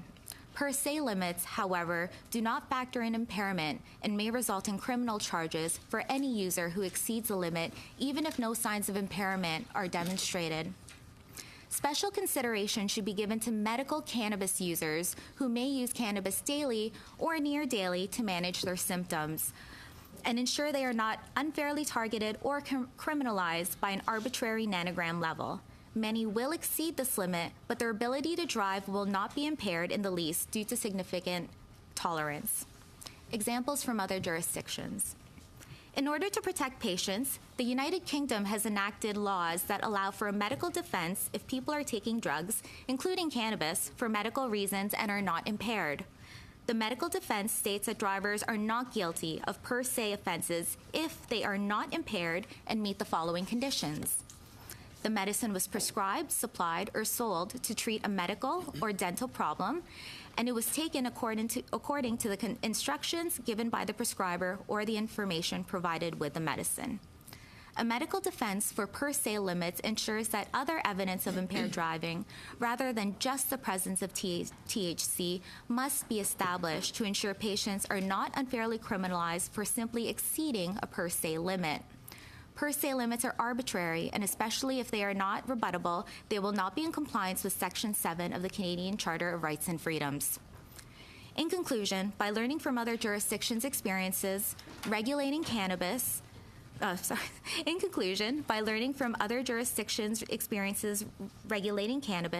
Canada has an opportunity to learn from their actions, integrate policies that work, and avoid the same mistake that lead to poor policy. Thank you. And thank you very much. And now we go to Olympia, Washington. For the Washington State Liquor and Cannabis Board, Mr. Rick Garza, welcome to our committee. And you have 10 minutes to give us your opening thoughts. Good afternoon, Mr. Chairman, members of the committee. For the record, it is Rick Garza, Director of the Liquor and Cannabis Board. I provided you, I think you have a hard copy of a presentation that I'll go through. I know I only have 10 minutes. How do you tell a story in 10 minutes for which will be 5 years since legalization in November of this year, but I'll try to do that as quickly as I can. The first objective of the agency, it's really interesting that the author of I-502 actually wrote the initiative to mimic our alcohol beverage law coming out of Prohibition in 1934. And so if you go to the second slide, you'll see what our objective was. It was to create a tightly controlled and regulated cannabis market, similar that we had for alcohol. It created a three-tier system for cannabis. So unlike the other states, and I do want to share that whether it was done by referendum, initiative, or constitutional amendment, the laws that have been created in Colorado, Washington, Oregon, and Alaska have some differences. One of them here, and going back to mimic the old alcohol beverage law, was to not allow for a three-tier integration. In other words, a producer or processor of cannabis in Washington state cannot have interest, direct or indirect financially, with a retailer, and obviously the opposite. That goes all the way back to the original alcohol beverage law, when there was concern that all the saloons before Prohibition were controlled by the largest brewers and distillers in the nation and within the state. So they actually looked at that system that was created in 1934 to draw up this cannabis law. It created licenses for producer, processor, and retailer. The board also enforces laws and rules pertaining to those licensees. And like alcohol, we collect and distribute the taxes and fees. So one of the first things we had to do was wait 9 months to determine whether the federal government was going to allow us, Colorado and Washington, to move forward with this experiment.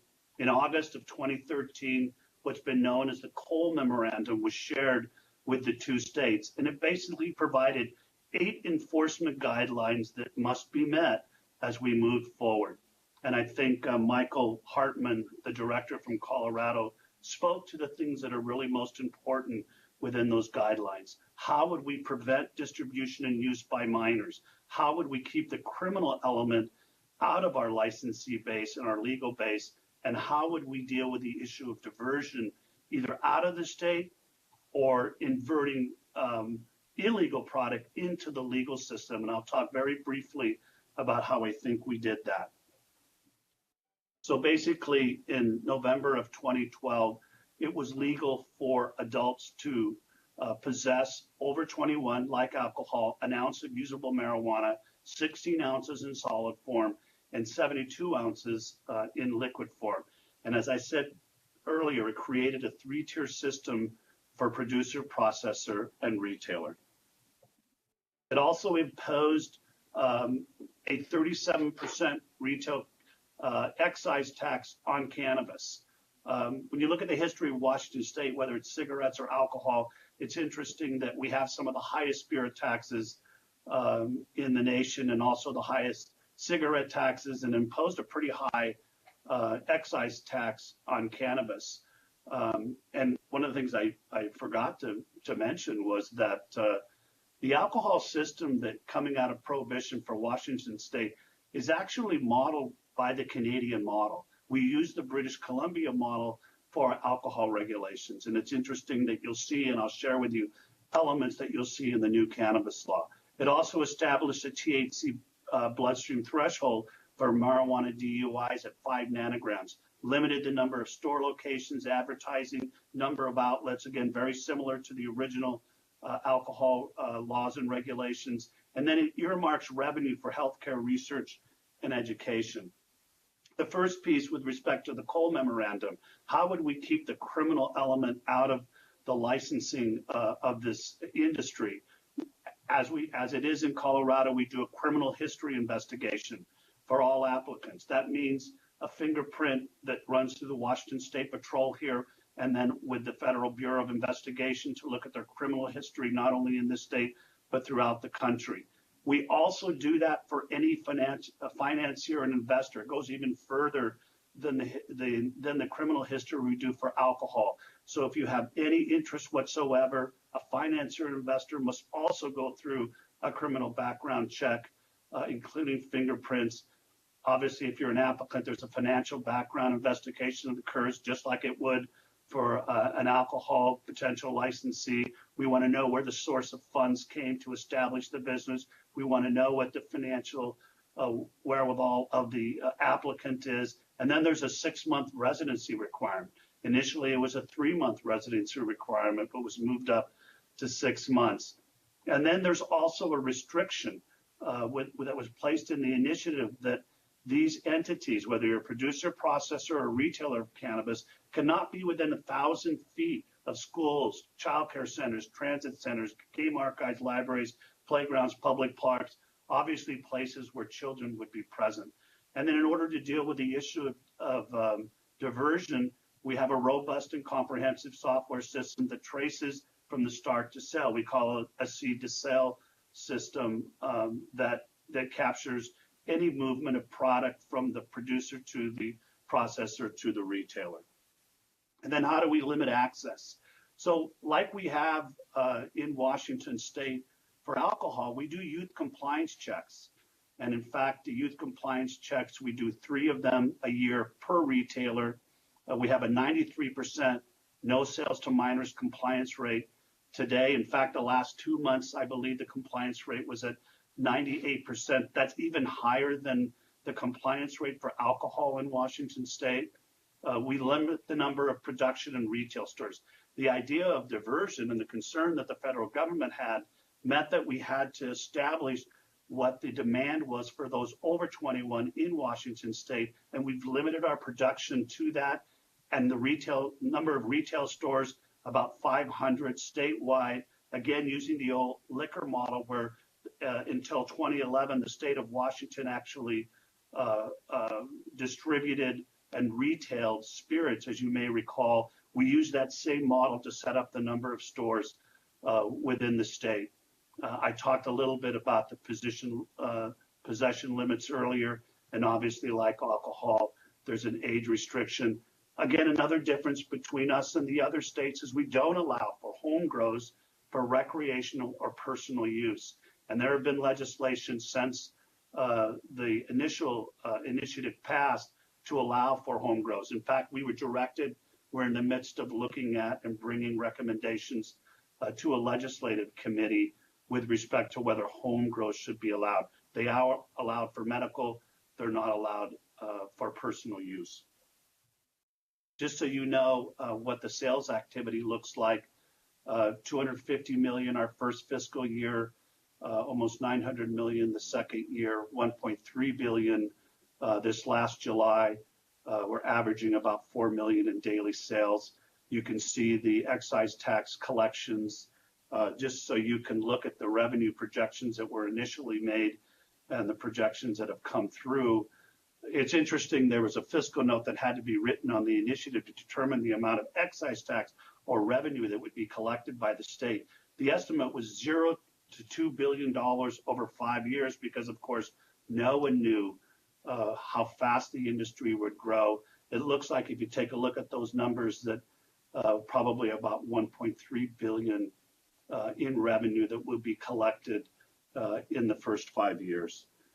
What's interesting about the initiative too is that the revenues are earmarked for social services, health care. In fact, half of the money funds the state and federal Medicaid program. And then, of course, the general fund, which is a state allocation, gets a pretty high percentage. But you can see there was an effort to make sure that the prevention and reduction in substance abuse was funded.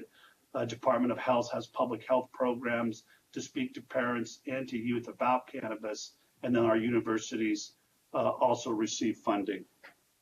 Some examples of some of the funding is provided you in the document, but substance abuse prevention and treatment for all drugs, and then Department of Health is given sizable income to be able to create a media-best education campaign, similar that was done for tobacco years ago.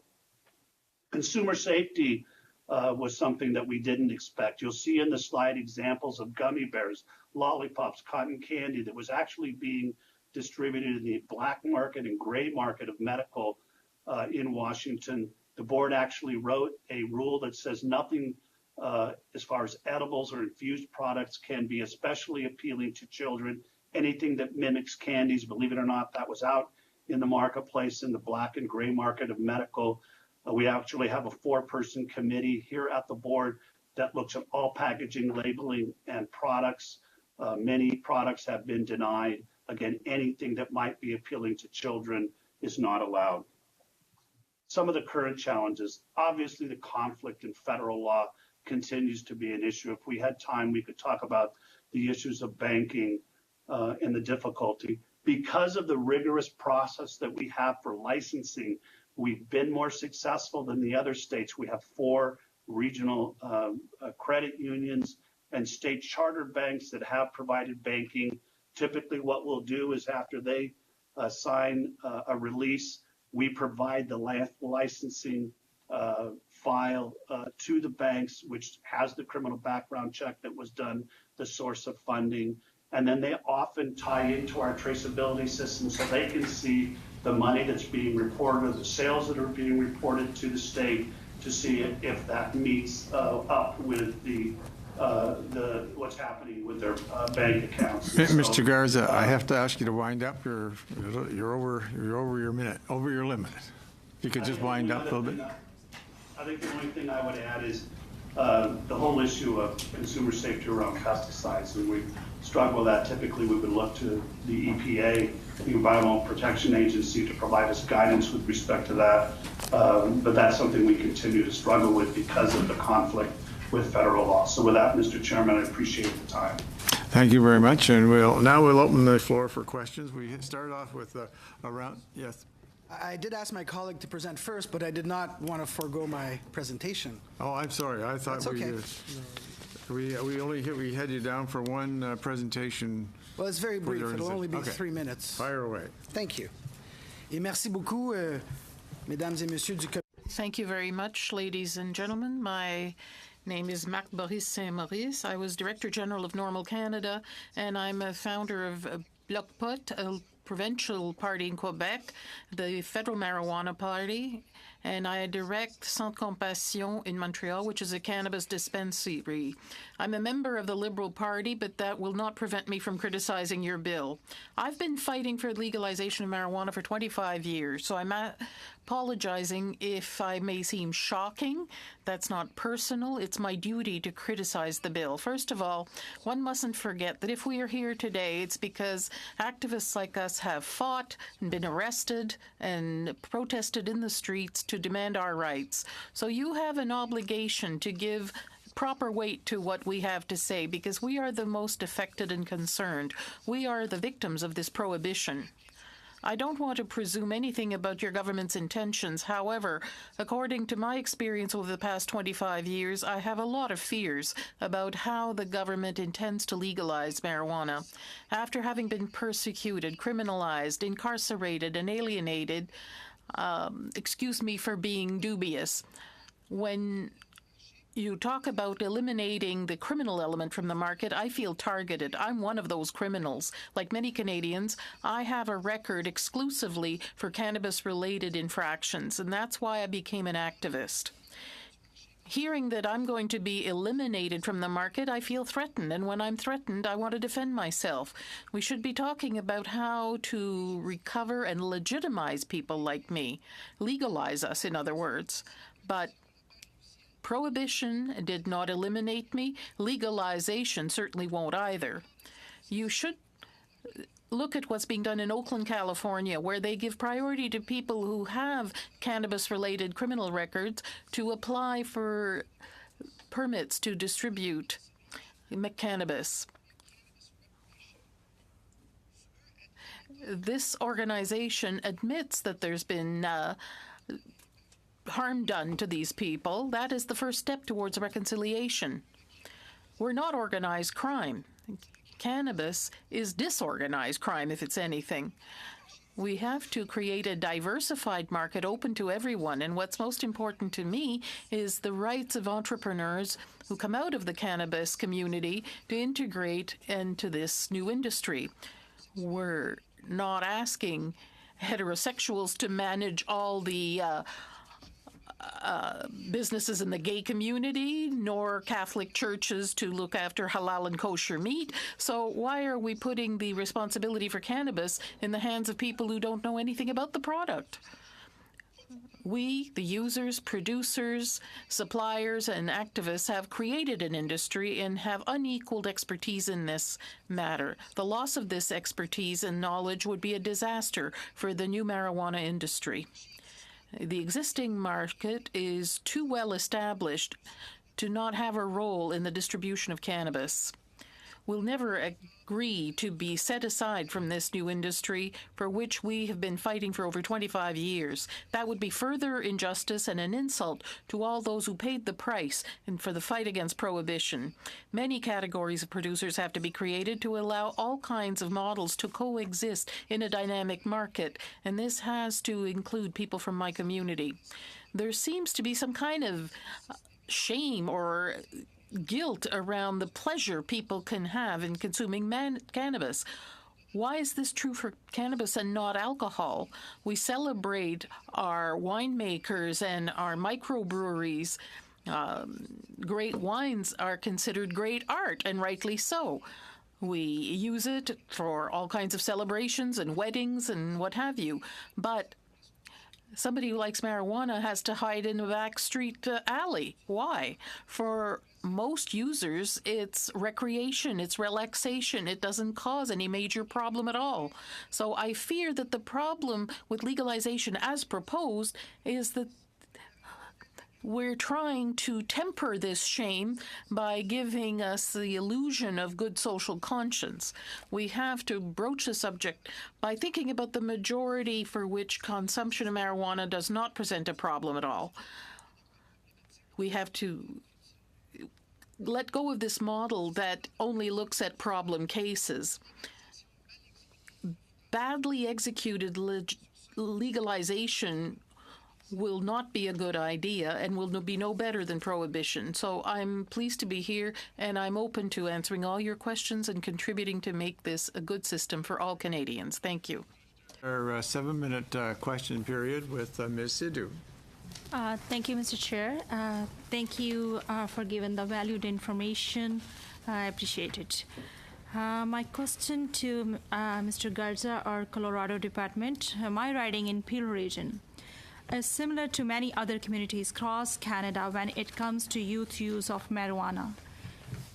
Peel Health report by Regional of Peel in 2015 said that the first-time use of marijuana increased from 5% to 11% over a 2-year period. The same report said that 44% of Peel students felt it was very easy to access cannabis.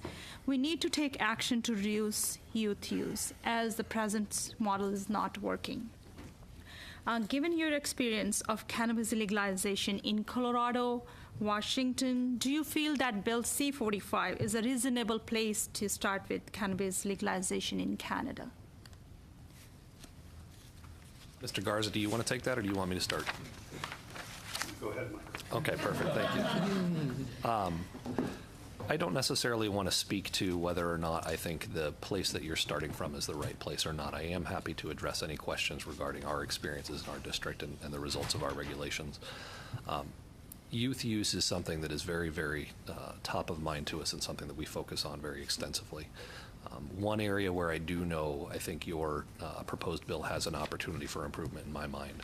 At the state of Colorado, we have actually addressed or appropriated $12 million to go to youth outreach and youth education over a period of time, and I believe we only have approximately 5 million residents that live in the state. And my understanding is Canada is substantially larger than that, and in looking at the materials I looked at yesterday on the plane out here, I believe you guys have $9 million earmarked for your entire country. So I think that's one area of opportunity for improvement that I would point to. Regarding our experience, as Mr. Garza mentioned, in the regulated marketplace, we are very much focused on enforcement, and we very much so have underage checks where we send our police officers that are either associated with the Marijuana Enforcement Division or in conjunction with local law enforcement to send people in to try and purchase marijuana under the age of complicit, which is 21 in the state of Colorado. And I can tell you our statistics are very similar to what Mr. Garza expressed for the state of Washington. I believe our compliance rate is 92%. I believe he said 93%, and then in recent months, 98%. Those are admirable numbers, and certainly I hope that we have an opportunity to achieve those as well.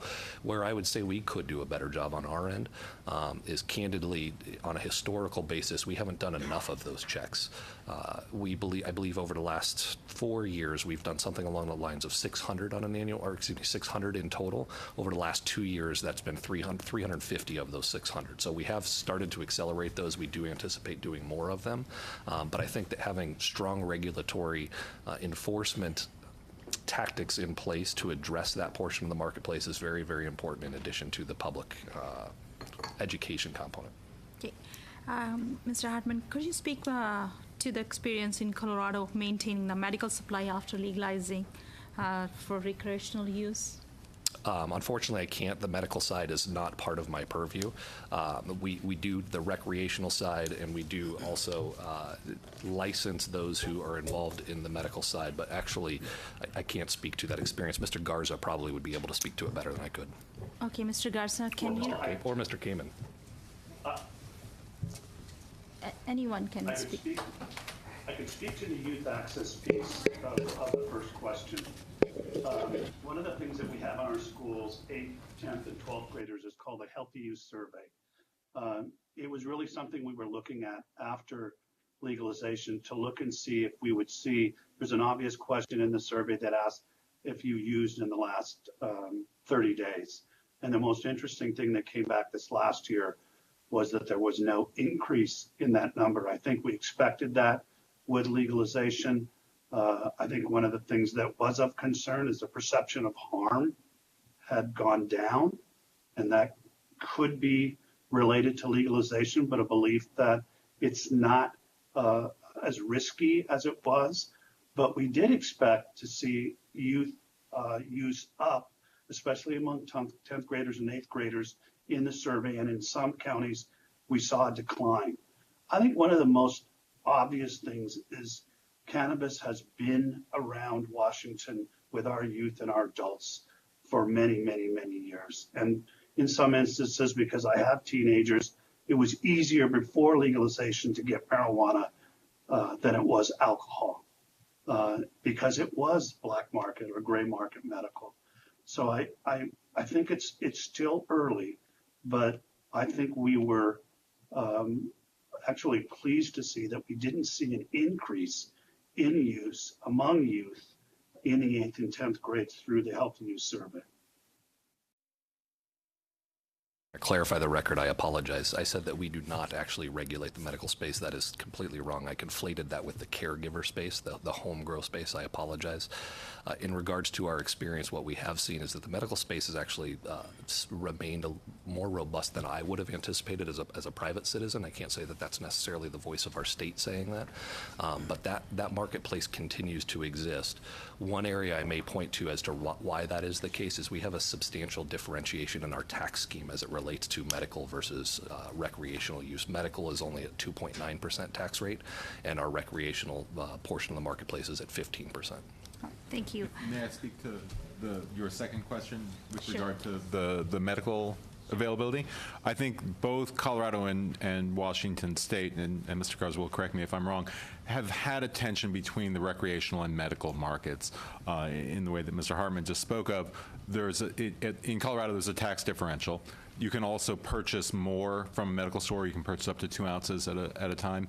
And I think also significantly and problematically, you can obtain a medical recommendation and purchase medical marijuana at 18, while for recreational it's 21.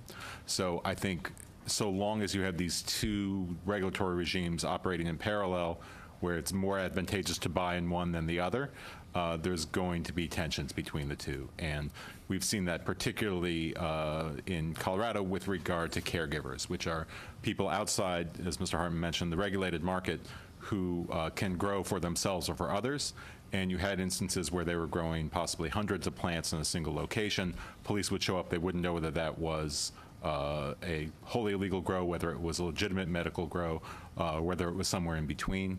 Law enforcement was confused and frustrated by that tension, by that inability to know whether this was legitimate. And I think that one of the real tensions in any system that has both is leakage from one to the other. Really quick. Time's up. Oh, sorry, no, go ahead. I was going to say one also important critical piece that Mr. Kamen just touched on is in Colorado, we used to be able to grow on the caregiver market significant numbers of plants in the hundreds, depending upon how many patients that a caregiver was growing for. We recently, last legislative session, reduced the number of plants that can be grown in any home environment, regardless of number of patients that are addressed, down to 12. And I believe that that's consistent with the number in your proposed bill of 4. And I think that that will go a long way to help address the diversionary tactics that were in place previously. And I know that Mr. Garza spoke to the fact that they don't allow home grows for personal use in Washington State as well for that same reason. Okay, Ms. Gladue. Thank you, and thanks to all of our witnesses. I'm going to start the questioning on this subject of growing in the home. I did note that Washington decided not to allow that, which I think was a very good decision, but that they do have it for medical purposes. And I was interested to hear from perhaps Mr. Kamen about the experience in Colorado with the home grow. With respect to the police enforcement, did they see issues? Were there other issues? What did you see in terms of increased exposure for the children? Yeah, as I just mentioned, I think it was at least initially one of sort of the gaps in our regulatory regime and created one of the tensions. That is, you could have dozens or hundreds of plants in a home or another private property, and often that was people that were growing consistent with medical use by either themselves or their people for whom they were a caregiver. In some situations, it simply was not. The issues that you raise with regard to exposure to children, although those are regulated by Colorado law, that is, the growing has to be done in a particular way so as not to endanger children. But again, it's been one of the tensions. Okay. Let me talk for a minute about age. I note that both of you in Washington and in Colorado chose 21 as the age at which you could consume cannabis. And so I'm interested in knowing why you chose that age and whether that was the same or different than the drinking age in your respective states. Start with Colorado and then go to Washington. So with that, I'll punt to Mr. Kamen, actually, because he was actively involved in that amendment process. So I wasn't actually involved in the amendment, but I was involved in the implementation. The Colorado initiative was titled an initiative to regulate marijuana like alcohol, and very explicitly it made 21 the age because that was the age for alcohol. And as I said, there's a tension between that and our medical laws, where our medical laws permit you to get a doctor's recommendation as young as 18. So around and near college campuses, that can be an issue. And if I may briefly, while the legal age is 21, all of our public health messaging is around the age of 25. We feel very strongly that the brain is still developing until the age of 25, and that use of marijuana products, either on a limited basis or on a gross basis prior to the age of 25, potentially presents harmful effects. And so all of our public campaign messages are around the age of 25. We've heard the same thing from the Canadian Medical Association, so I think that's good public messaging. Mr. Garza, do you want to share your experience about choosing 21? Well, we didn't as the regulator. It was done by initiative. And so the authors, I think, did exactly what we just heard in Colorado, used the same age as the drinking age. A question for you.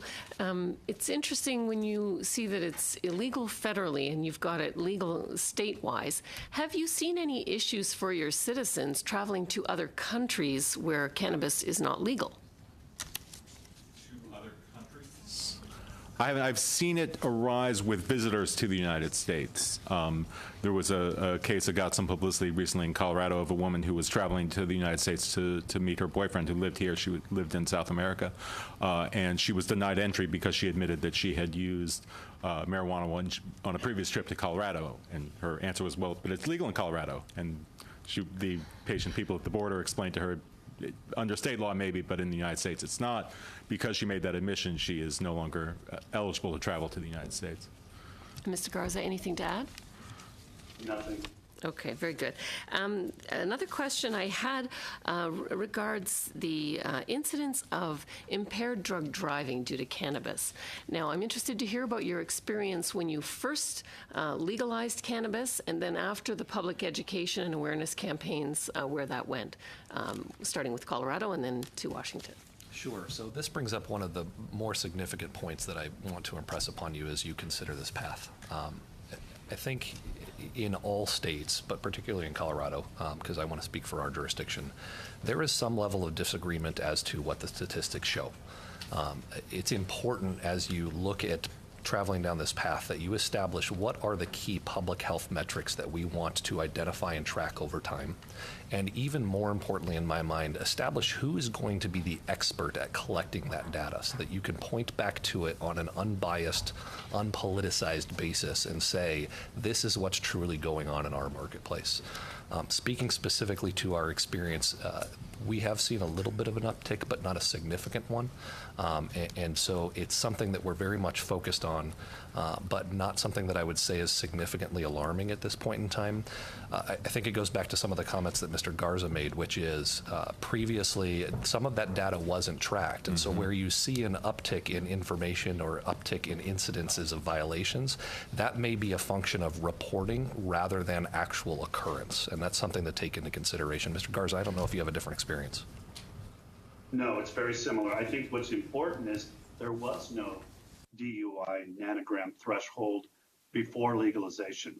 And in our state, like many of the states, medical was unregulated, totally unregulated, and so and vertically integrated, which is why it took a couple of years to bring them together last July, where now they are under one system. And there were real concerns by patients about the 5 nanogram limit. That's not something that we placed into law. That was done in the initiative. There's many who believe it's much too low, but it's pretty clear when it was unregulated, but there was the ability for patients to grow for themselves, that there were concerns about the enforcement of that. In other words, I think when we spoke with law enforcement after legalization, they had put their arms up in the air years ago under medical, which was passed by initiative in 1998. So it's been around for quite some time. Though unregulated, law enforcement was reluctant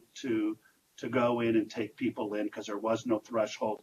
I think it's hard to say. We haven't seen a huge increase, but I believe that there is an increase in citations because it's being enforced in a way that it wasn't before. Now you've got a 5 nanogram threshold that provides law enforcement with the ability, if they don't have a medical card, or even if they do, to be able to enforce the law. Oh, I'm sorry.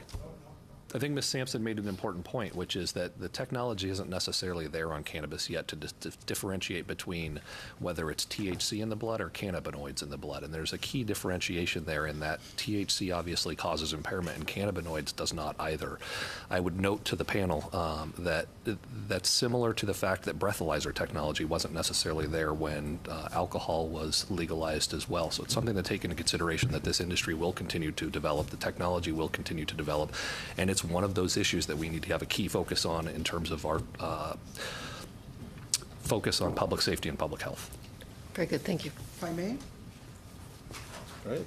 Yes, Normal Canada believes that the focus should be on impairment assessment training instead of chemical detection, because right now the science does not support the levels of THC vis-a-vis the actual level of impairment, and that would open up to many possible legal challenges. Cannabis can be detected in the bloodstream up to 90 days after having been used, and so because there are levels of cannabinoids detected in the system does not necessarily equate to a level of impairment, and so that would be, I think, a serious mistake and would definitely open up to numerous legal challenges. And even in the past, there have been cases people accused of driving impaired with levels of cannabis that have been successfully challenged. So getting officers who have training in assessing impairment from cannabis and many other factors would be a much more productive policy for Canada.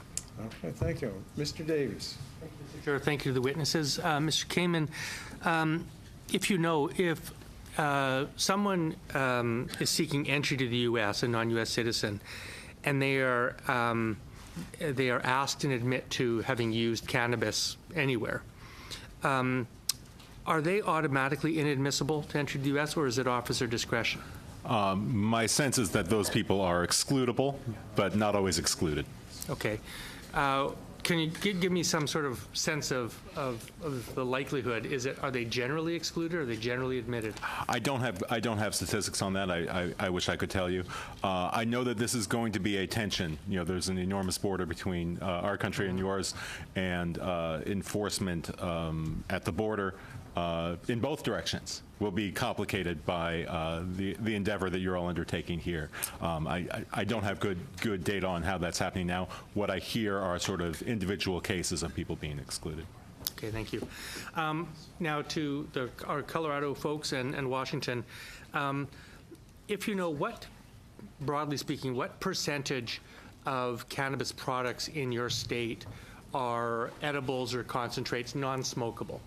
Ballpark. I wish I actually had the stat off the top of my head, and frankly, it's one that I should. I apologize. What we will do is follow up with the committee and make sure that we get that information to you. What I can tell you from a trend basis, what has been surprising to us has been the rising popularity of edibles in our marketplace as compared to the smokable product.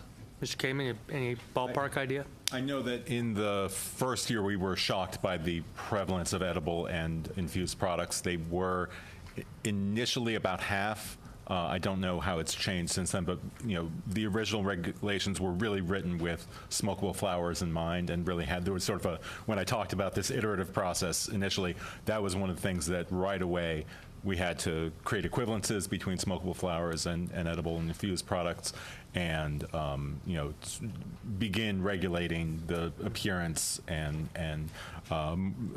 labeling of edible products right away. So it was a much bigger market segment than we anticipated, and my sense is that if you include sort of oils and other vaporizing, it's probably more than half still. And I mentioned in my prepared remarks how important collaboration is to us as a state. I would also acknowledge that transparency is of equal importance to us, and so we actually produce an annual report that delineates all kinds of different statistics, and that is one of the statistics that's available in the report. Check that. Mr. Garza, what percentage of product in your state is consumed approximately as edibles, non-smokable form?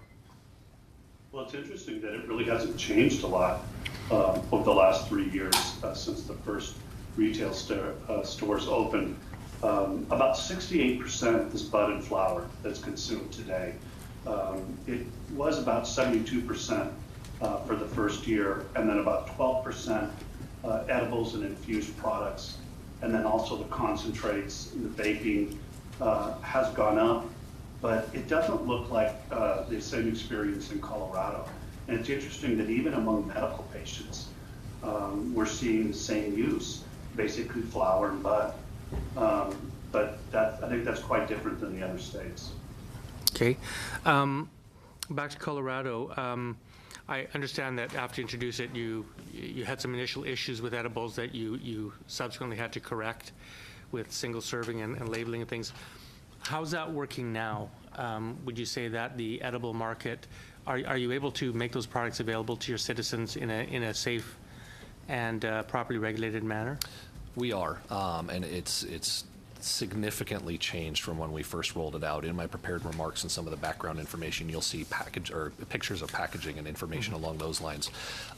Candidly, when it was first rolled out and legalized, we did not have a standardized serving size. We did not have a requirement for scoring on our different edible products. So you would have people who were uneducated on the marketplace coming in and consuming a cookie of this size when that was intended to be 10 different serving sizes. I don't know about you, I enjoy cookies, but when I have them, I usually eat the whole thing. So that was obviously not well thought out in advance. Mr. Hartman, I think it should be readily apparent that I enjoy cookies. I'm going to stop you there if I could, just for a moment. In your submission, Mr. Kamen, you said, first, it's important to realize that for any regulatory regime to work, as much marijuana production as possible must be funneled into the licensed and regulated market. Would that include edibles and concentrates? Yeah, I think that's absolutely right. And I want to be clear about what that meant, because that of the production, as much must be channeled. Not that the goal is to get as much as possible. I understand. I think that's absolutely right. I think one of the best reasons to have, so we had controversy about should we allow high potency oils, things that are 90+% THC, and people sort of recoil from that number. Ultimately, we ended up not banning those products, as some states have, in part because we were concerned if they weren't available on the legal market, they'd be available on the black market. And producing them on the black market using butane or other extraction formats was leading to explosions all over Colorado. And the idea was, let's make that product available, let's let people use or require people to use expensive CO2 extraction instead of, sort of a more dangerous product at home. Well, you've anticipated where I'm going. So has the legalization of those products, in your view, helped reduce the black market? I think it absolutely has. Yeah. I think that being able to buy sort of predictable products that are tested for both potency and contaminants greatly reduces the number of the potential harms. Mr. Samaris, if I have a few moments left, I'll just ask you, you said that badly managed legislation would be problematic, and I agree with you. What do you see as the flaws in C-45? The primary flaw, in my opinion, is the requirement of having no criminal record, specifically in regards to cannabis. Excluding people who have previously been arrested for cannabis is excluding the majority of the population who are interested and involved in this market. And if we want to eliminate the black market, we don't want to do that by trying to sort of brush them under the carpet, which is what we've been doing for 100 years, and that hasn't worked. We need to integrate them. We need to find a place in this new market for them to be able to do it, and to do it according to respecting regulations. These people, they don't want to be criminals. They want to be part of society, and this is exactly what the whole fight for legalization is about, is to legitimize these people. And we find ourselves banging at the gates of the palace door, and in being legalized, we actually end up excluded and pushed further back into the black market. So we need some sort of reconciliation, reparation, and we need room for those people to be able to be involved. And they are good people who, we're not talking about organized crime here, we're talking about mom and pop, people who do it out of a passion for the product, who know the clientele, who know the product, and who can do an excellent job. And I think the government is losing out on an enormous amount of resources and human capital by excluding these people off the bat. Who are the people? I mean, these people are only criminals because it's illegal. Once it's legalized, technically they're not criminals. But if you decided to use cannabis before legalization, you're out. But if you decide to use it the day after, suddenly you're in. It's paradoxical and nonsensical, in my opinion. Thank you very much. Mr. Oliver. Mr. Chairman, if I may, I wanted to add that we do have a point system in Washington with respect to that criminal background. We're looking for an egregious pattern of illegal activity or criminal activity. We have that same point system for alcohol for licensees. So I think, to the gentleman's point, there is an effort to take a look at that record. A felony happened before the last 10 years. So we look individually at each applicant. And I think we want to respect and recognize the issue that he just spoke of, which is you are trying to bring the black market out and make them legal. I guess what I would say is I didn't want to suggest in my remarks that we don't allow any criminal activity or any record. We have a point system. Again, we're looking for a pattern of criminal activity over a period of time. Thank you. Thank you. Mr. Oliver. Thank you very much, and thank you very much for your testimony. I have in front of me a letter from the state of Colorado to the Honorable Jefferson Sessions dealing with, I think, some questions obviously were asked of you. One of the points that really jumped out at me was the most recent national survey on drug use and health showed that between 13-14 and 2015-16, the period in which adult use marijuana business opened their doors, youth marijuana use declined by 12%. And I contrast that to Canadian experience over that exactly same time frame where it increased by 1% and even slightly greater amongst female users. So I guess there are three potential factors in here. One is I see also in the letter that $22 million in marijuana tax revenue was appropriated to use in the public education campaign, so you're clearly doing more on public education. Strong regulatory provisions governing marijuana sales to youth, including age verification, prohibitions on advertising, packaging, and whatnot that would be attractive to youth, and then presumably the exclusion or the more restriction on the black market providers. I know it's probably all three that have made a difference in those youth utilization rates, but do you have any sense, was there a magic bullet in those three? Was there one that really you felt was effective in stopping youth use of marijuana? I wish I could give you a stronger answer. Unfortunately, I do not. Okay. Yeah, I would say the same. I mean, I think it would be unexpected, I think, to hope that youth usage rates drop significantly as a result of legalization. Legalization will mean, regulation will mean greater availability. It will mean that it's taken out of the black market. The black market is hopefully destroyed. Just on the black market, I heard you in answer to Mr. Davies' question say that the black market was reduced. Do you have any sense of the proportion? It was obviously 100% before legalization. Yeah, and I know that they did a good study of this in Washington, so yes, let's make sure briefly, if I may, before I turn it over to Washington, in 2014 we had a demand study that was issued, and at the time it showed that 70% of the market demand in the state of Colorado was being supplied by the regulated marketplace. And we are in the process of having that study updated. It should be issued here in the next few months. I anticipate that you will see a significant increase in what that percentage is. I don't have any data to support that. It's just a function of the anecdotal evidence I've seen as I've been in the marketplace. In Washington, do you have any sense of proportion of the black market that's been displaced? There are those that are reporting some of that information, but we have not done a look at that. I think we had assumed after the first year that we would be somewhere between 5 and 13% of the marketplace. Right now at $1.3 billion in the third fiscal year, that's much larger than we anticipated. We're going to be looking at that. I think I would take a guess, and it's that maybe we're somewhere around 50 to 65% of the marketplace. Okay, thanks. And in terms of edibles, so in the current drafting of the Canadian legislation, they are not permitted as a legal substance. Part of the rationale for that was lessons learned from Colorado. I think that when you launched it, there was problems with it. I think you referenced some of those, and the lesson was take it slow, deal with sort of the truer products first before you get into the manufactured marijuana. But I guess I'm wondering, with the work you've done on this now, is there not a body of evidence? Is there not good public health information from your work in Colorado that Canada could borrow or lean on to properly license the use of of edibles? Yes, certainly I would say that we have a robust amount of data and learnings that we can and have shared with your regulatory infrastructure that's looking at rolling this out from the medical side to the recreational side. So anything that's available, we'd be more than happy to collaborate with you on. I think Colorado has definitely come up with some best practices, and I think Washington State as well. Resealable packaging, non-transparent packaging, clear portion size, maximum THC per package, markings on the individual pieces so they remain identifiable as marijuana even once they're outside of a package. All of those help mitigate the risks. You know, it's for all of you to decide whether they mitigate them far enough that they ought to be permitted, but I think our experience and the American experience certainly is that we have learned how to mitigate those risks. And I think I'd add... So I'm going to keep going along here, so thanks for that.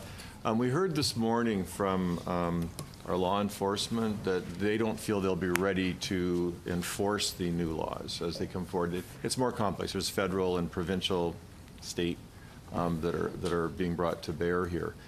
Did you, and thinking back to your launch date, were there similar questions, issues with the law enforcement? Did they work their way through it, or did you have that all hand in glove before you launched? My predecessor, Barb Roll, and Ron Camerzel, who were very instrumental in the implementation of our architecture, used to refer to it as we were flying the plane while we were building it. And that's unfortunate, but yes, it was done on a more accelerated timeline than we would have liked. It does present challenges, but you are able to work through them if you do it thoughtfully. Okay, thanks. Same in Washington. Do you remember, Mr. Garza? Well, I think there was so much cynicism in our state with law enforcement because medical marijuana was unregulated, that there was real concerns that this could be regulated and enforced. I think, again, the merging of medical and recreational that occurred last year has changed that dramatically, but we were in two parallel marketplaces, one that was legal with a high rate of taxation and regulation, and then one that was totally unregulated. Okay. And so we struggled with that for several years. But to your point, I think law enforcement has struggled. But even the basic question that you asked is, I think one of the things that we did learning from Colorado was take our time. Okay. As everyone was screaming for us to issue licenses, we took over a year to set our regulations in place. All right. It won't just be law enforcement. It will be all different government entities out there in the public. Thank you. I'm trying to sneak in one last. Question. Sorry, I apologize for cutting off here. So, the last question I had was on pardons. So, where there had been recent criminal charges for things that have been now legal, did you have a pardon practice in Colorado or Washington? I heard a point system was applied, I guess, in Washington to assess the severity of some of those criminal charges, but did you go through a pardon process after you enacted the law? In the 5 weeks that I've been on the job, I have not seen any come across my desk. I don't know about prior to that. Mr. Kamen may. We don't have a pardon process. There was a process by which people could have their previous convictions overturned by a court, and I know we're short on time. Briefly, there's a problem with that because we rely so heavily on plea bargains. Often the prosecutor would come in and say, yes, we let this person plead to possession of less than an ounce or possession of less than 6 ounces, but we don't know that's what in fact happened. There may have also been cocaine. There may have been a larger amount. We let them plead to a smaller amount. So there has been pushback from prosecutors in terms of undoing and unraveling prior convictions. Okay. Similar in Washington. Okay, that completes our 7-minute round. Now we'll go to a 5-minute round, and we're going to start with Mr. Weber. Thank you, Mr. Chair, and thank you to the presenters. My first question to our friend in Washington State, Mr. Garza.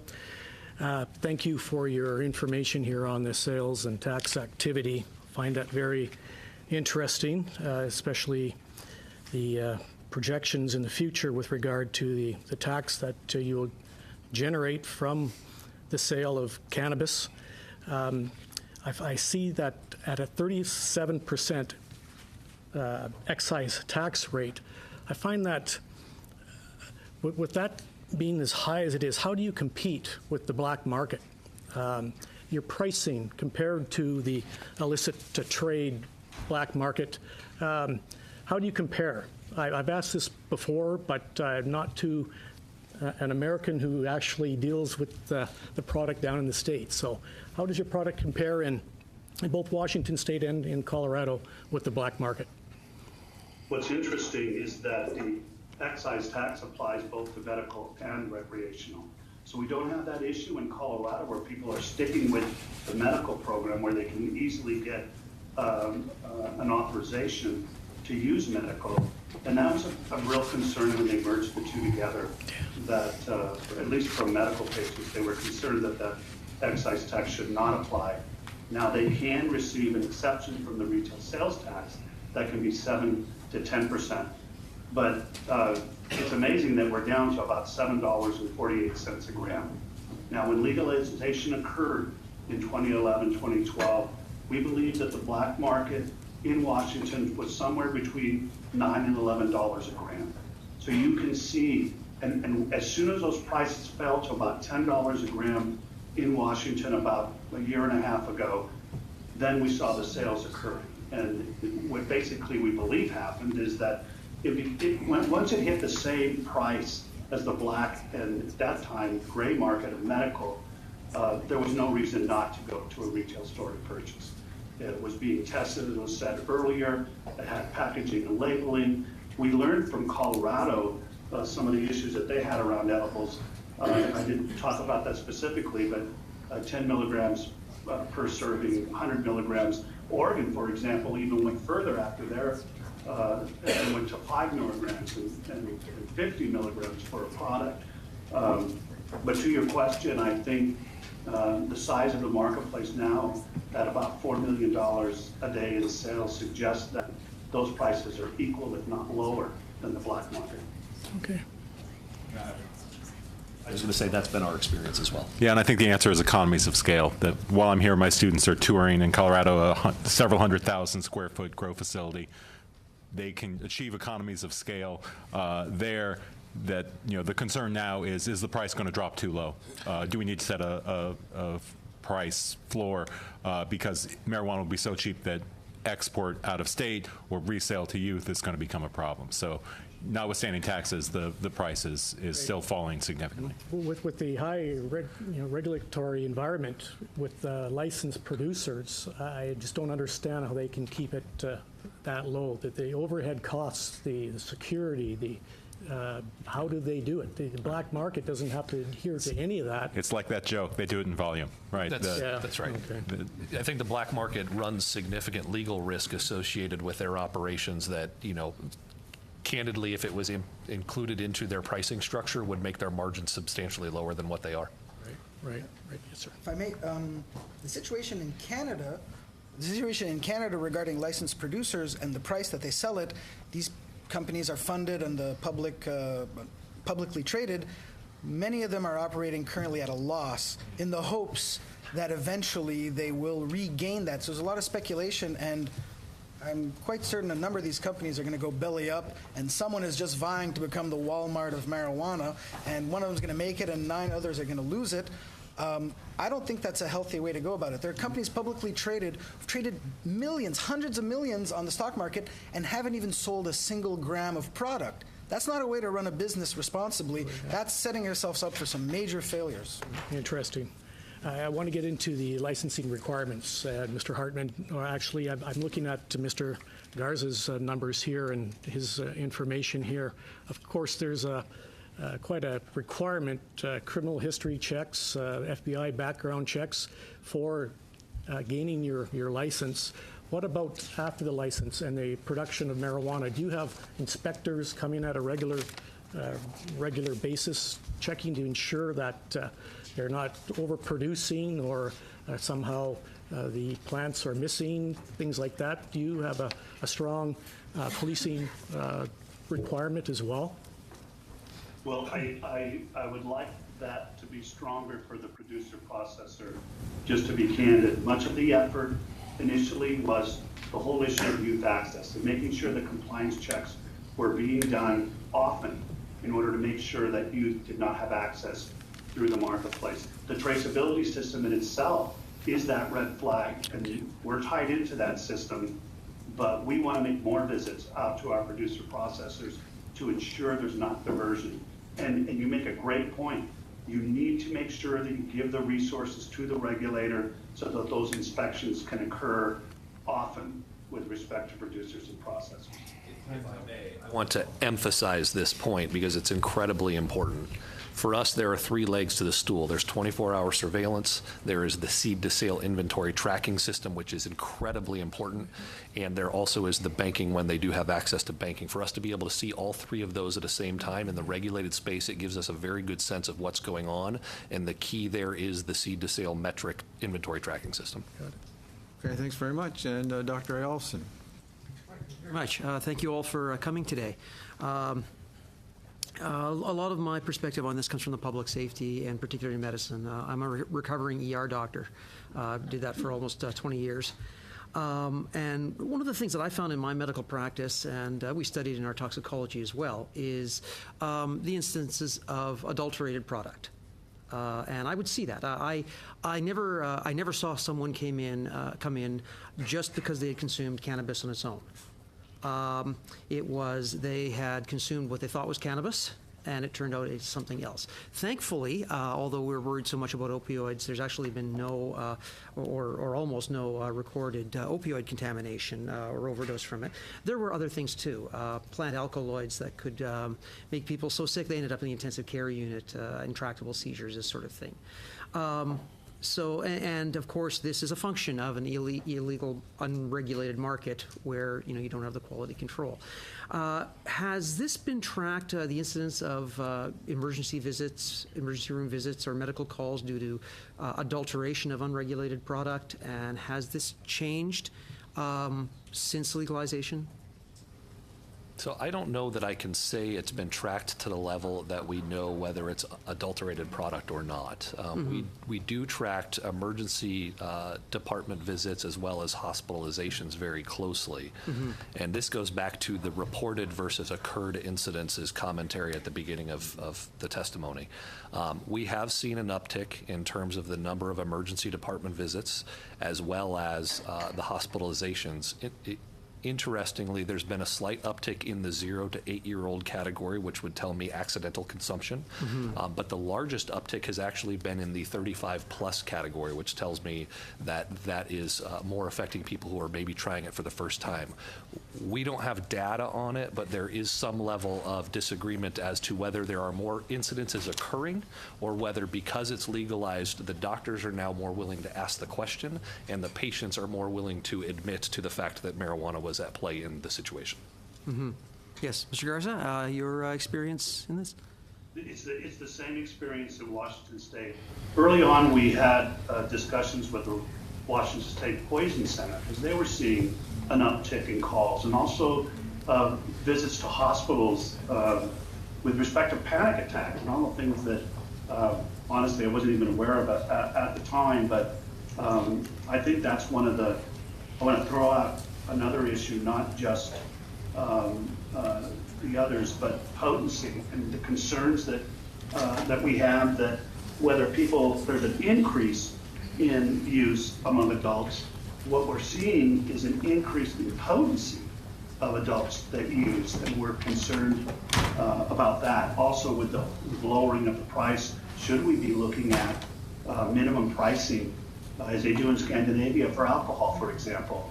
Because like Colorado, we're seeing the price of cannabis fall to levels we didn't expect.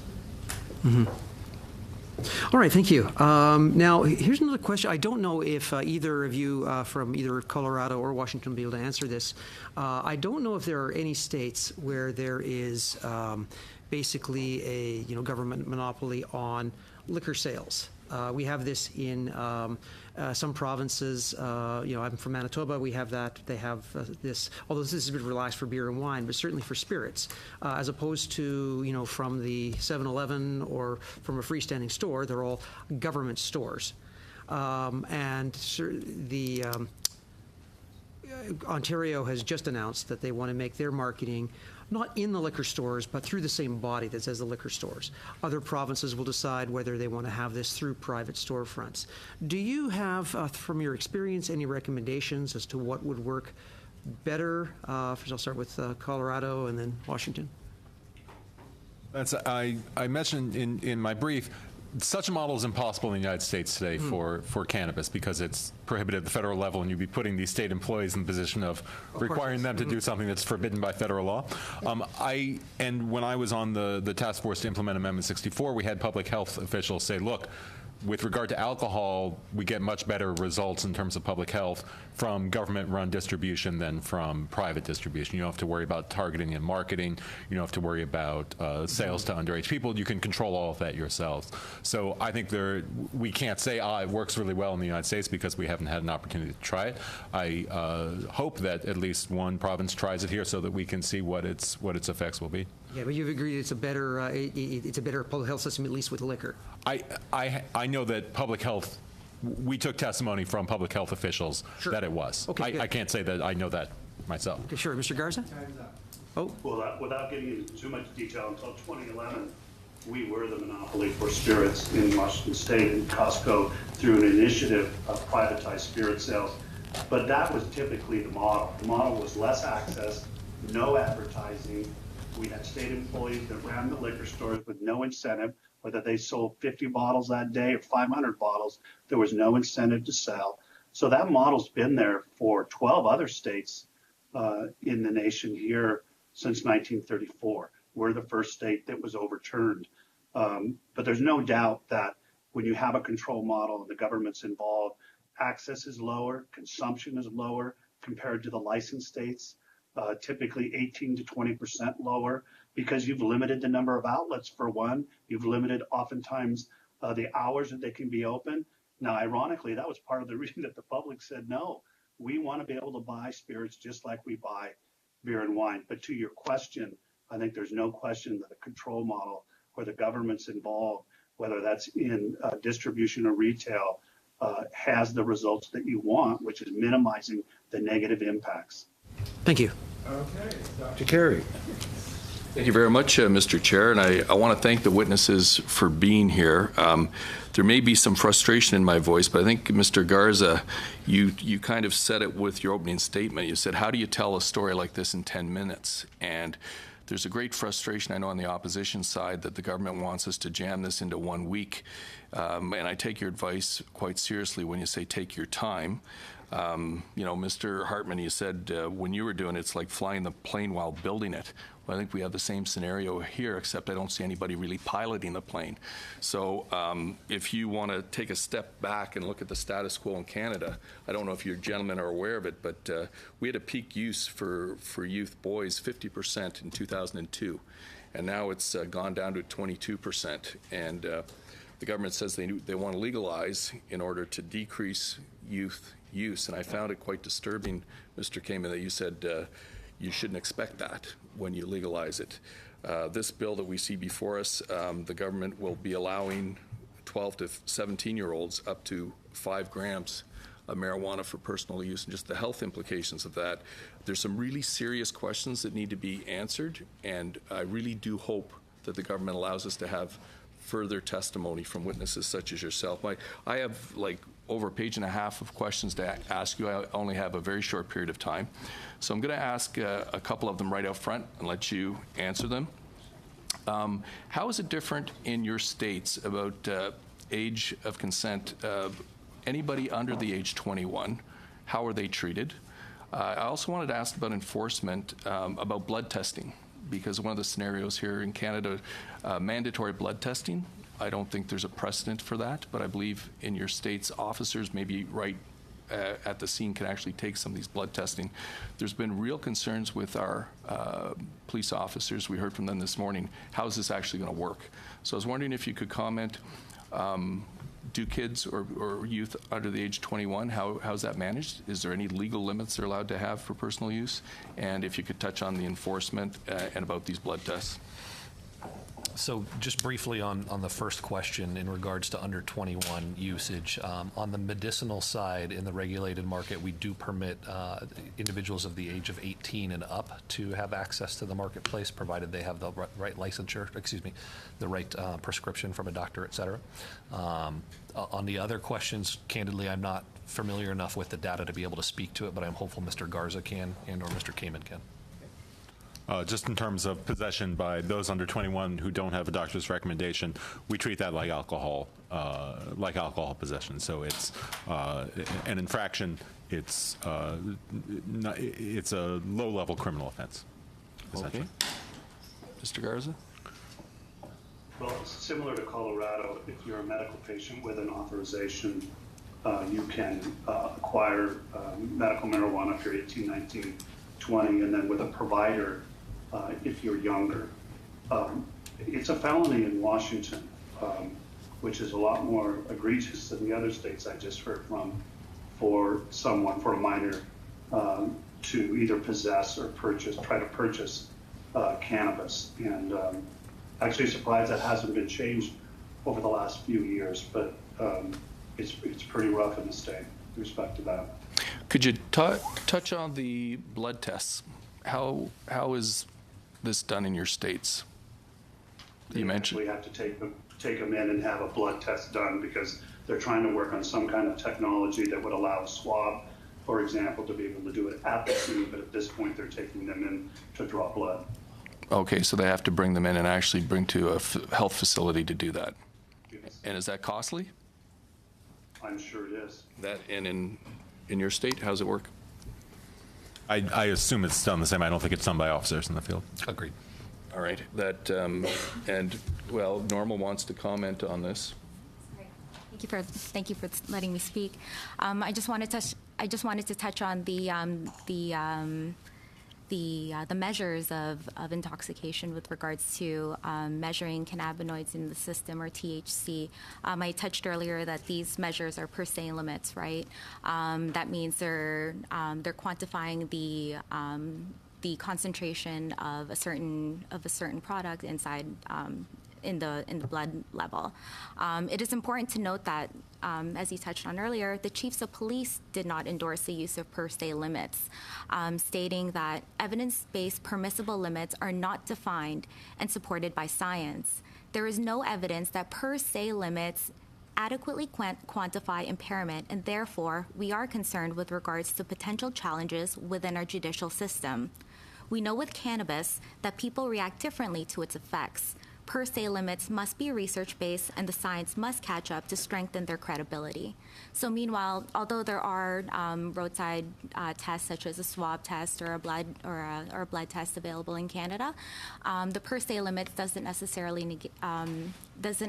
indicate impairment. So there would be an issue with regards to taking per se limits into account of impairment. Yeah, we realize the science isn't there, but oh, geez, so many more questions. I know you got so many, But but you allow us to bring some of these people back. That's for sure. Briefly, Sure.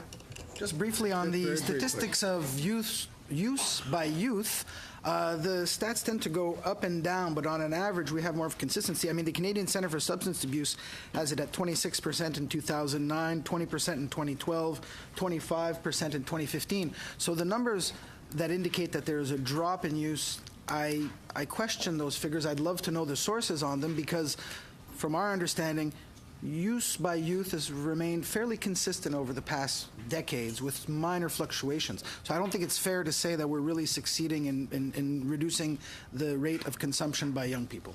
Yeah, I'll share Okay. those with you. Yeah. I do have them. Mr. McKinnon. Thank you, Chair. First of all, I'd like to comment to Ms. Sampson and Mr. Saint-Maurice. You've given us a fair bit of testimony about impairment, measures of impairment, and per se limits and so forth. That's completely out of scope for this bill. But I would advise you to give your information to the Justice Committee for the study of C-46, which we start next week. You've also asked for criminal to stop ongoing arrests and so forth, leading up to legalization. Of course, that is way out of scope for this committee itself. But what I'd like to ask you about is the provisions in this bill for personal cultivation. Do you see those as problematic? Do you see as a source of diversion to the criminal market? And what are your thoughts in terms of the number of plants and the maximum heights of the plants? So With regards to personal cultivation for adult use, the Cannabis Act does recommend a 4-plant limit for individuals over the age of 18 in a single household. While that is a step forward to 0 plants, some of the limitations are pretty arbitrary with regards to how the plant actually grows and how adults can manage this type of growth. I mean, currently under the Cannabis Act, plants can be no longer or no taller than 1 meter, which is very restrictive with regards to certain strains of plants that may just by nature grow more robust than that limit. And Maurice, would you like to add anything? I think that at a limit of 4 plants is quite low and avoids that risk of diversion. Of course, anything that you put together, people will be right behind it, finding a loophole, whether it's making the plant grow 5 meters horizontally instead of vertically, which would avoid the whole height limitation, or people pooling resources if they have a neighbor who doesn't grow it. Well, hey, can I put 4 plants in your backyard? So you make something and within 5 minutes someone finds a workaround, but definitely home growing must be permitted under the Act, I think, for people to have the choice. If they do not believe in the government system, they can make it themselves. People grow tomatoes. You're allowed to grow, I'm not sure how many plants, but you can grow your own tobacco. You can make your own wine. You can make your own beer. Why would marijuana be different? I think the limits are kind of low in my opinion, but I guess you got to find a happy medium. We'll start with 4. I think all of the measures in this bill need to be revisited as well. As we're talking about flying the plane while we're building it, well, we're definitely doing that here as well. We're in uncharted waters. Legal marijuana is hardly existing in the whole planet. So we have to be able to revisit these measures down the road, perhaps increase the number of plants permitted, find other measures. I know that in the United States they go by square footage of canopy, so you can have 100 plants that fit in a 1 meter by 1 meter, or you can have 1 plant that's the size of a Christmas tree. So going by the numbers of plants may not be the best gauge to achieve the objective you're looking for. I wonder if Professor Cameron or Mr. Hartman, would you like to comment on the possible diversion from a personal cultivation scenario to the criminal market? Certainly. As I indicated previously, we used to, in the caregiver market, which is not part of the regulated market, allow up to 99 plants per individual. And you could, as Mr. St. Maurice indicated, have joint relationships with people around you that they give you their right to grow their plants, et cetera. And what we found was that that was a significant opportunity for diversion that was problematic. As a result of that, last year our legislature reduced the number of plants that you could have in the home to 12, period, regardless of how many caregivers you have. And what I would tell you, I don't know what the right number is, but having bright line tests that law enforcement can look to and be able to clearly identify what's going on with the situation and enforce the laws and regulations is incredibly important as you think about your legislation. This height limit, is that meaningful? Is there any correlation to the yield of a plant to its height? Depending on the strain, a 1 meter plant can produce between 0 grams to several hundred grams, depending on how it's grown, how it's pruned, the talents of the person growing it, the strain of marijuana in particular. I mean, if you have a 1 meter high plant and you forget to water it and it dies, well, your basic yield is 0. So it is arbitrary. I guess you got to start somewhere. But I do find it a little humorous when you put that limit of 1 meter. I can imagine law enforcement going around with their tape measure and, oh, I'm sorry, you're 1 centimeter over. Are they going to cut that centimeter off and seize it, or are they going to take the whole plant as a result? So it is a little Kafkaesque, if you ask me, as to have set it at that arbitrary level. That completes our 5-minute round. Now we're going to go to Mr. Davies with this 3-minute round. Thank you. Colorado, I'm interested in how you handle branding, advertising, and labeling. Again, it's one of the express goals of this bill to take product out of the illicit market. And I'm informed by many people who produce cannabis that they want to be, everybody agrees that we want to not market to children and we want things to be safe and properly labeled. Those are givens. But within that, I'm hearing that there has to be enough branding in the illicit market to actually take product out of the illicit market. And I'm just wondering, how do you handle the labeling and branding question? I don't know that I agree with the last statement. I comes down to distribution channel and retail storefronts and where you can access it legally and conveniently. I recognize that our geographic challenges are different than yours, and so that may be a different question. In regards to packaging, it's a current discussion that we're going through with industry and with public health officials to make sure that we understand specifically what is the key piece of information that has to be on packaging. If someone presents themselves in an emergency department where the physician doesn't know what they consumed, they're not in a position to be able to the patient isn't in a position to communicate what they consumed, how can the emergency room doctor figure out what the situation is? We are also trying to balance that with what's reasonable to ask of industry in terms of the information on their packaging. As I indicated at the beginning, our default is always going to lean towards public health and public safety, and there's always going to be a natural tension there. I think it's incredibly important that you have child-resistant packaging as close to the product as you possibly can, and understand how the consumers are actually going to utilize the product such that the child-resistant packaging doesn't get discarded with the point-of-sale packaging, if you will, when it's in the homes. Mr. Kamen? Yeah, I'll disagree on branding. I think that branding does help consumers. I think that particularly in a new market where you're going to have new consumers, the idea that you can get the same thing you got before, that you get a repeatable experience, I think cuts into overuse. I think it lets people get the experience that they're trying to get. You can go to different stores and compare on brands, I think is important. Colorado has an outdoor advertising ban other than a business's location.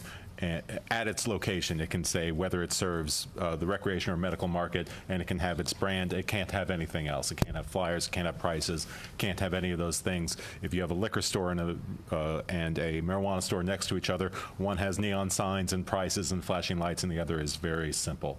And I think that has worked quite well. So I think brands, yes, advertising, no. This may be an inapt analogy for Americans, but in Canada, we're moving towards plain packaging for tobacco, and then in a liquor store, which is still heavily regulated, you have colors, you know, the back of a wine bottle tells you something about the product.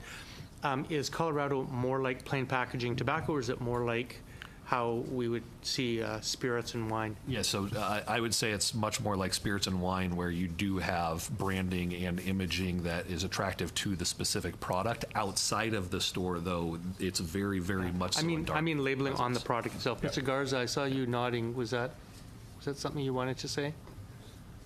No, I was just going to say it's very similar to what I'm hearing with the experience in Colorado. Typically, what we're most concerned around branding or advertising is whether it's appealing to children or not, or youth. But I would say it's closer to what's allowed in the spirits industry or the alcohol industry. I wouldn't suggest it could be any different. Yeah, but I would say I completely agree with all that, with the exception of advertising. So you can have branded products, they can't appeal to children, all those things. They can't sponsor sporting events, they can't advertise in the newspapers. Sorry, I meant labeling, I used advertisement. A quick question, when you legalized, what was your experience with supply? I mean, day one, did you have enough supply, or what happened? There was definitely rationing the first for the first while. You know, people came. We were the first. We opened 6 months, I think 9 months before Washington State, so we were the first thing in the country. You know, people came from all over. We didn't probably have enough right away.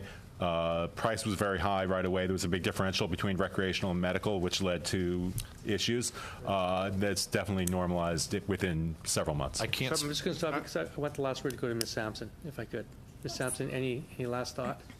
Any last thoughts with regards to how Canada can take the lessons of our comrades in Colorado, Washington, and California? I mean, I completely understand the desire to, in cannabis, what we say go low and go slow. It relates to consuming cannabis, either in edible form or even smoking it. Cannabis, although has been around for thousands of years in Canada and for much of the world, legalized cannabis is new, you know, and we understand the public health approach of wanting to take things slowly. But on that same note, I mean, if we can take a lesson from Colorado, even though they did have some hiccups along the way, they did still implement, they did still go ahead with their legalization. And it was through their experiences that they were able to tweak their existing regulated framework to what it is today, which is a booming industry that allows entrepreneurs to participate. It allows for a variety of products to consenting adults, and it allows a huge. It brings in a huge tax revenue for the province, which I heard is going to building schools and fixing infrastructures. So I guess my last word to Canada with regards to them looking at different jurisdictions. Just go for it. Okay, that's it. That's it. That's our time for the panel today, and I want to thank you all. We're very fortunate to have access to your expertise and your experience, and we're very grateful. On behalf of the committee, I want to thank you all for bringing your expertise and your experience to us. I had a question for Dr. Kamen, though. You told a story about. I think it was a South American person came to the United States border and was denied access because she had smoked marijuana. If that was an American citizen returning to the United States, there's no penalty, no questions asked or anything. Yeah, an American citizen has the right to return, but as I said, we share a very long common border. The enforcement priorities of our federal government change with the winds of our politics. So, it's hard to know exactly how that will work going forward. All right. Well, look, thank you very much. Thank you, Mr. Garza, for participating, and thank you all for attending. We're going to suspend. Return at 4 o'clock.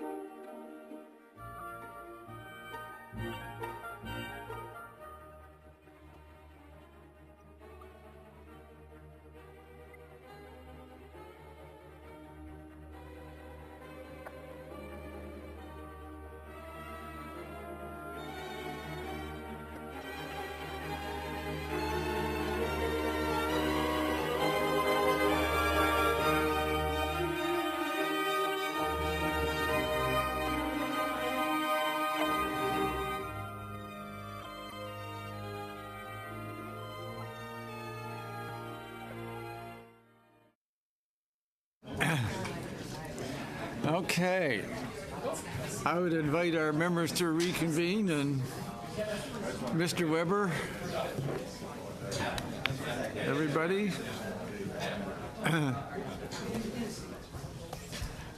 Yeah, okay, thanks very much. Good to have everybody back.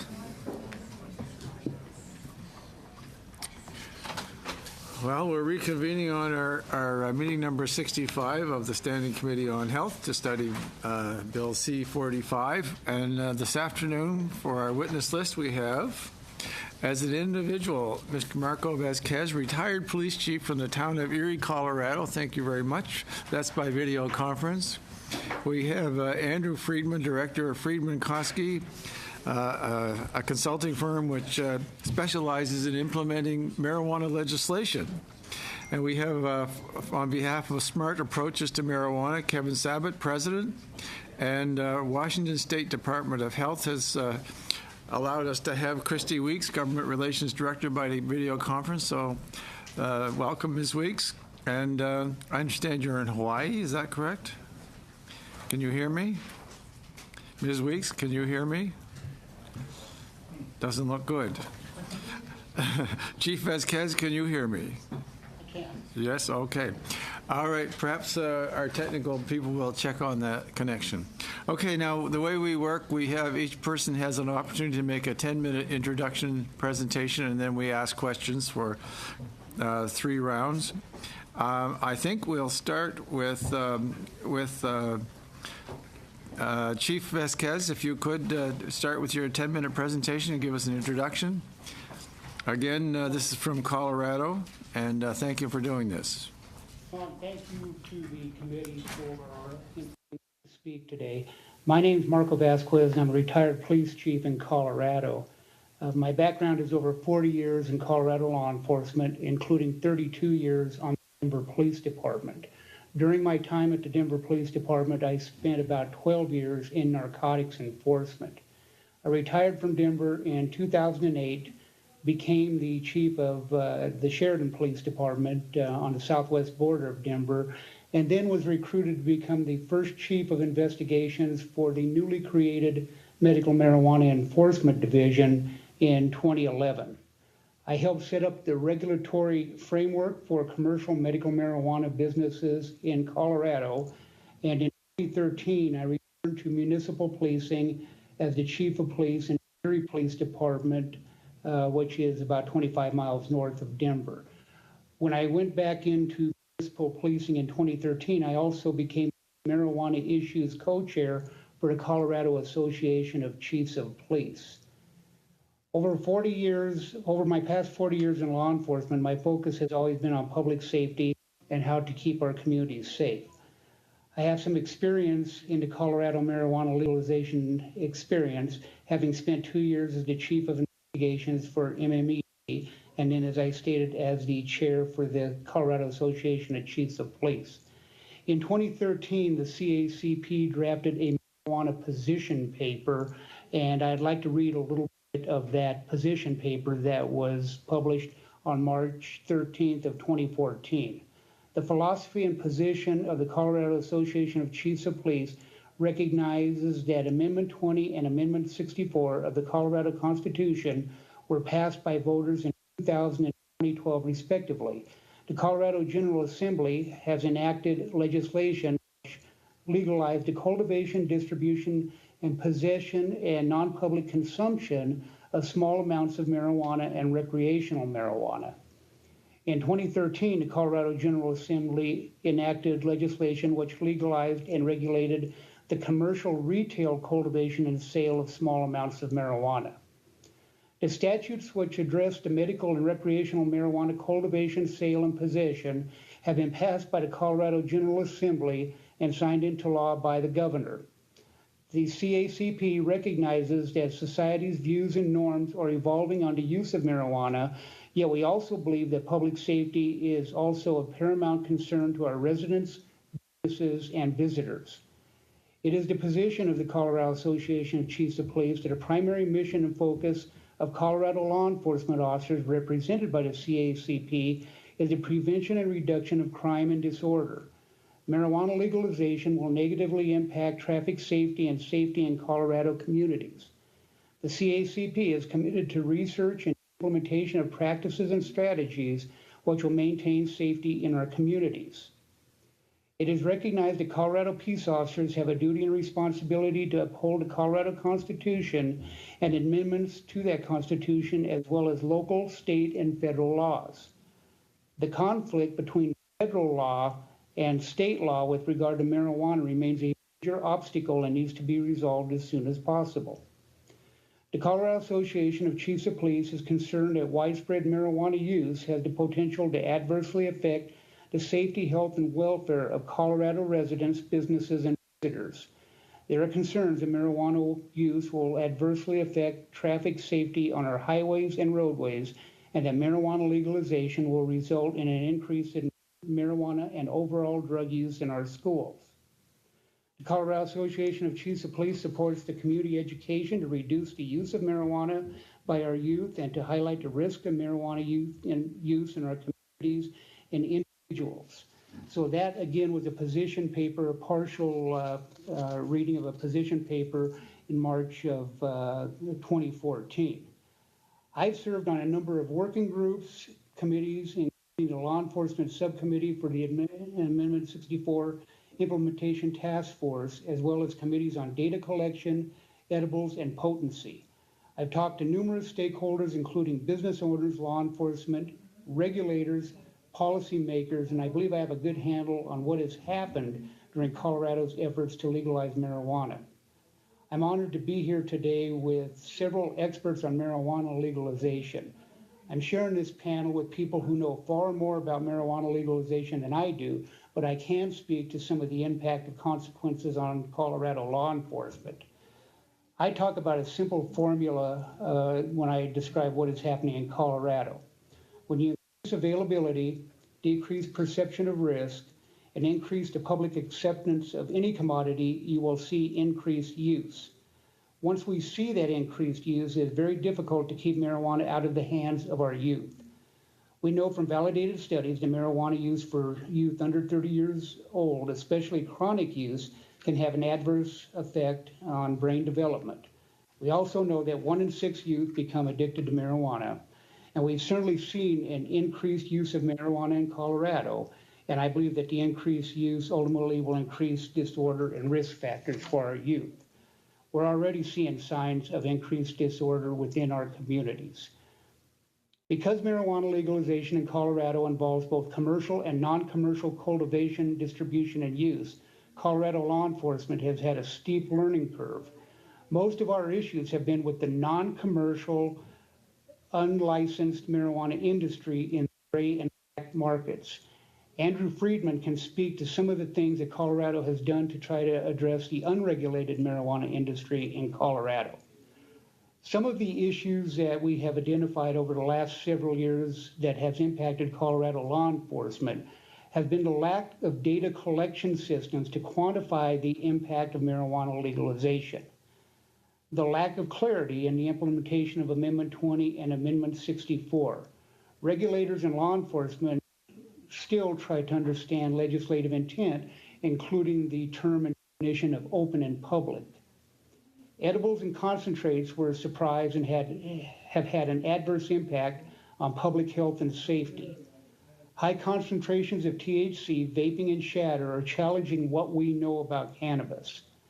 We've had a number of butane hash oil extraction explosions in Colorado.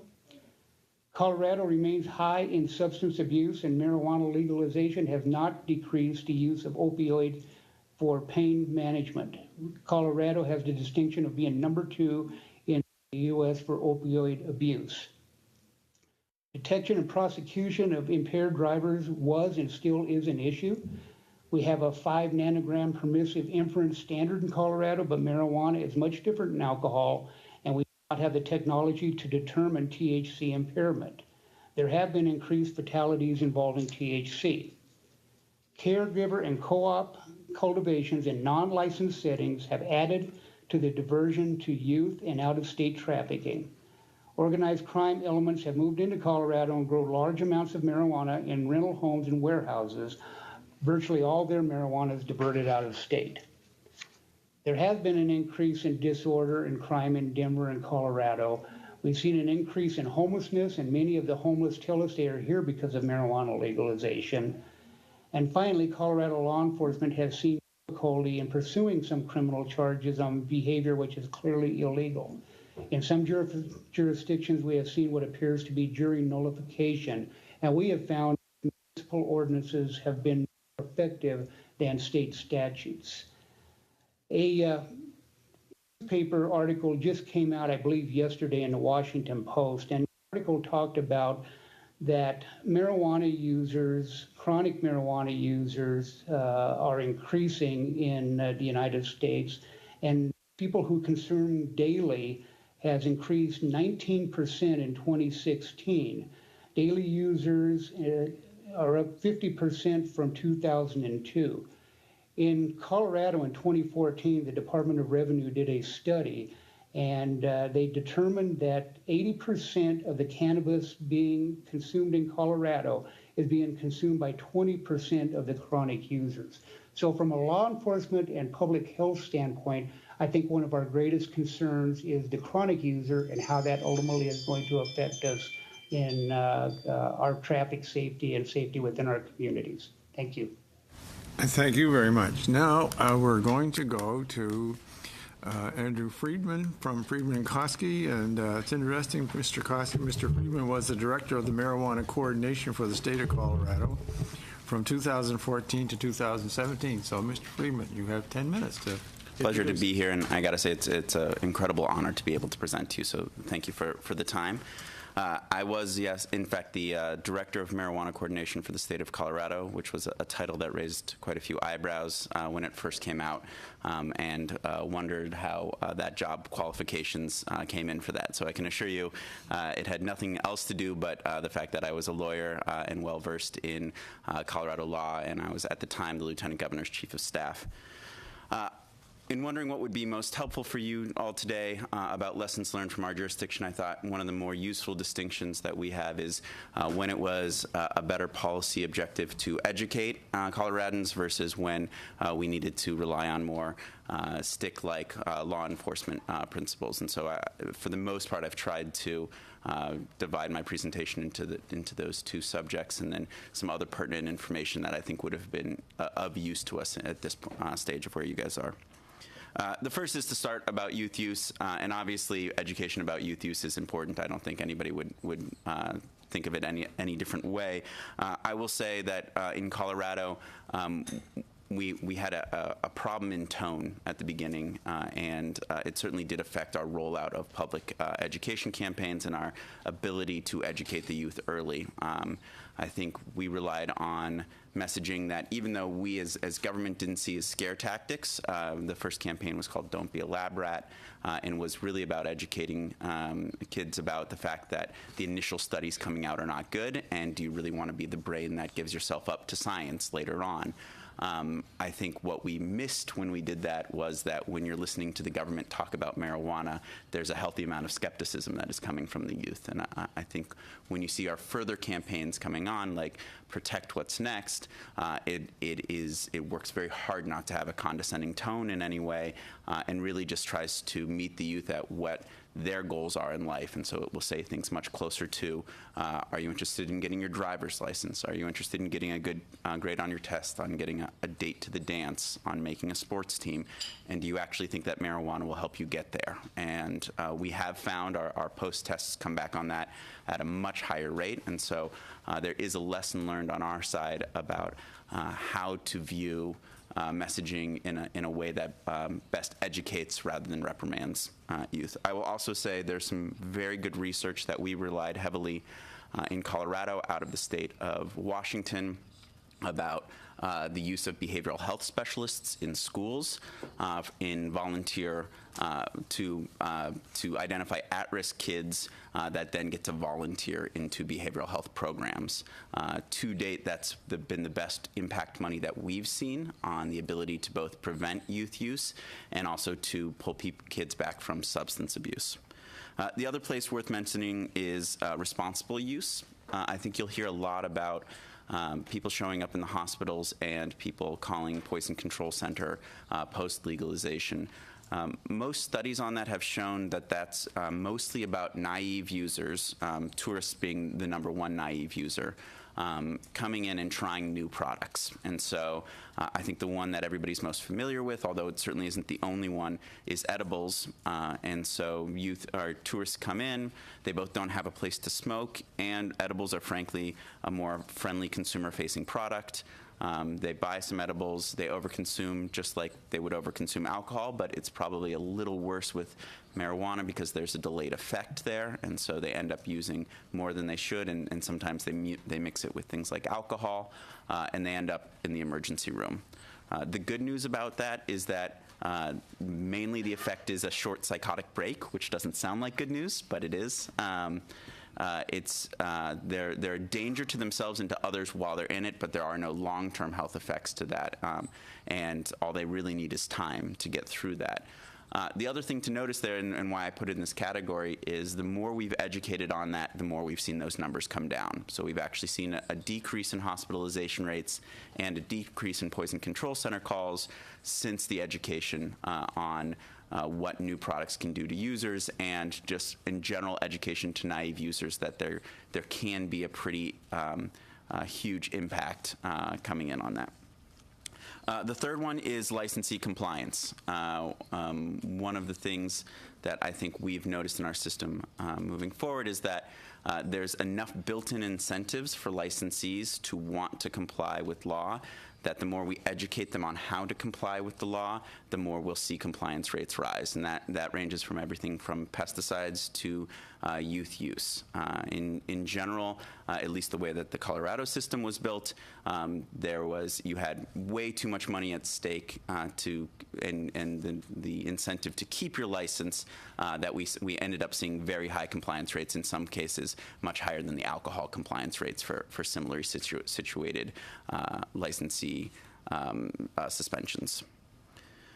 Where to expect the worst, and this has been talked about a couple of times. The biggest one is out of country, in the case of Colorado, out of state diversion. Unfortunately, the way that legalization is going in pockets rather than across in America, in the United States, across the country, but certainly when you share a border with a state that is that has prohibition, the economic incentive to be able to grow and ship is very high. And so you have to be able to look at your system in such a way that you understand where somebody's going to try to abuse that system. In Colorado, that ended up to be our home grow system. As Chief Vasquez mentioned, it was mainly our medical marijuana that actually allowed for quite a bit of home grow. Our recreational also allowed for home grow, and between the two it was very confusing for law enforcement, and there was a lot of jury nullification. We had to go back and clean up our laws quite a bit, and it is where we've seen organized crime come into Colorado, and it's frankly where we've seen violent crime come into Colorado. And so the number one thing I say to jurisdictions when I come in is really take a look at your unlicensed system. Also take a look at your licensed system and make sure that any place where there's abuse for out-of-state or out-of-country diversion, you make sure to put up safeguards as soon as possible. Where we don't know enough, and frankly where we're excited about the opportunity of where Canada is going with this in order to learn more, but there certainly are trends we should be paying attention to. Driving while high, there are two sets of data that we look at there. The first is actual arrest data on driving while high, which I would submit to you is very bad data and not worth looking at this point. And that's because every state that has passed marijuana laws have then passed new driving while high laws and also used a portion of their money to train officers to be able to pull people over driving while high. The fatal accident reporting system called FARS is a much better system to look into. That has not changed all that much post-legalization and is not susceptible to the same sort of objective biases that our DUID's systems are. That has shown, now again, we can't link causation at this point, but that has shown an increased trend of people testing high while driving, and that includes active THC. And so that means people involved in accidents where somebody has died, drivers involved, are testing higher for active THC at a greater percentage than they were before legalization. And it certainly is a place that needs both a lot more research and, frankly, best practices going forward, because it's not a place that has been developed at this point. Adult consumption is mentioned before as well. We don't actually have great data from Colorado about how cannabis use disorder or functional impairment or heavy use has changed post-legalization. Frankly, if I could go back and rework the surveys 10 years ago, I'd start to ask about frequency of use, but the main questions we've been asking is year use and 30-day use. And so it is one of the places where I would point out that you should have your data system set up to catch that as quickly as possible, rather than 5 to 10 years down the road. We frankly don't even have a trend line in Colorado yet. Very quickly on other pertinent issues, I know that taxation will always be, and where the revenue money will be, will always be a big topic of discussion. I argue that the black market argument is probably not the key factor right now that should be being argued. Economies of scale have a lot more to do with the price of marijuana coming down over time than tax revenue. Certainly you can tax it too high and you can create a black market. We've seen that with cigarettes.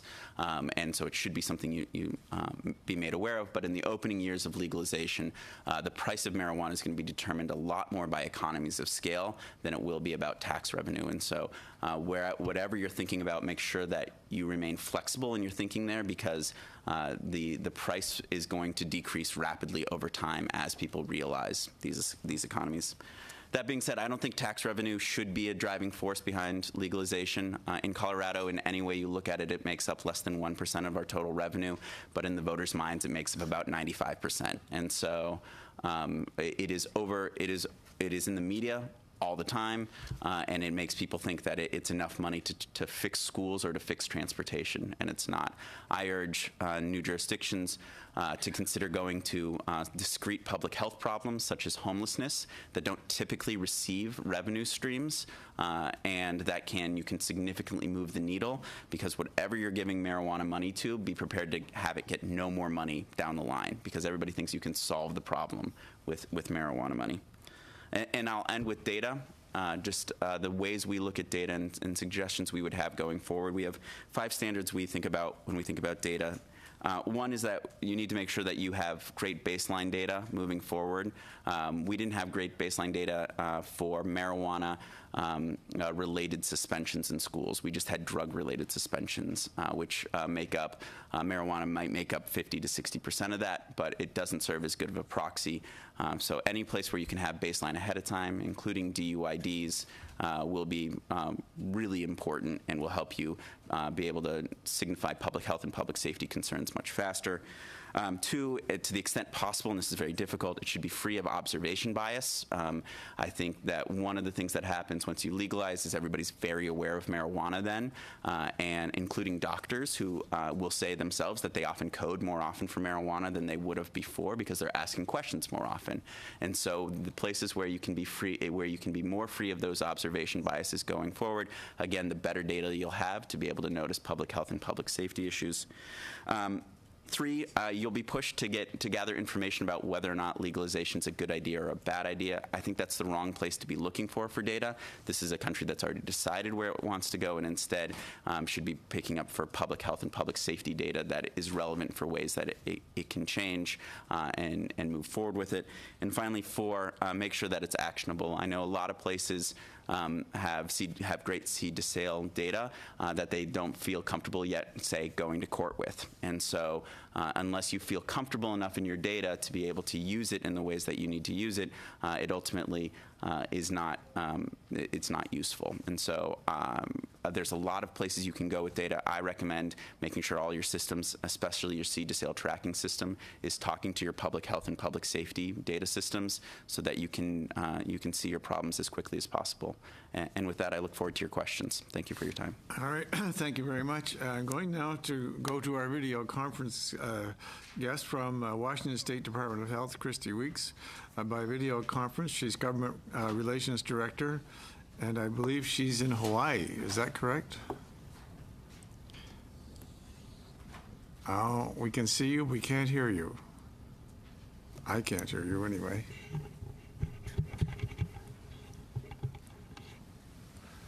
hang on. Can you hear us? Is that a yes? I can hear you. I think she said I can hear you. Yes, but I can't hear you through my... There, now we can hear you. Yeah. Okay, well, and I can't hear you. You can't hear me now? Anyway, thank you so much, and I apologize for the technical problems. I am on vacation in Hawaii, so I am not in with my normal support system. I wanted to talk to you a little bit today about Washington State's experience and what we went through transitioning from an unregulated medical system to a regulated both recreational and medical system. Our medical system was first approved by voter initiative in 1998. It was a very simple initiative. What it did is it provided an affirmative defense to criminal prosecution for patients and their caregivers who possessed no more than a 60-day supply of marijuana. What it didn't do is authorize commercial production or processing, sales or other transactions for consideration, regulation by any type of government entity whatsoever, the right to use marijuana, or legalization or arrest protection for patients and their caregivers. The role of the healthcare provider, which of course I'm very interested in, being from the Department of Health, was that we had medical doctors, osteopathic physicians, physician assistants, ARNPs, and naturopaths who can authorize the medical use of marijuana. They can discuss the risks and benefits, sign the patient's authorization form, testify in court, and should educate about marijuana, but they cannot legally dispense or administer marijuana. Now, it stayed pretty quiet for many years after that until our recreational initiative 12, and that of course allows adults age 21 and older to purchase up to an ounce of marijuana and corresponding amounts of liquids and edible products that are obtained from a state licensed system of private producers, processors, and retail stores. The hallmarks of the recreational market that are missing from the medical market was regulation and enforcement of any kind, seed to sale tracking, testing and labeling requirements, serving size limits, product restrictions in terms of products that may be attractive to children, and any form of taxation. When the recreational initiative passed in 2012, it did allot a certain amount of tax revenue to the Department of Health to create and maintain an education and public health program, to have a marijuana hotline use, for grants and programs for local health departments, and media-based education campaigns that separately target both youth and adults.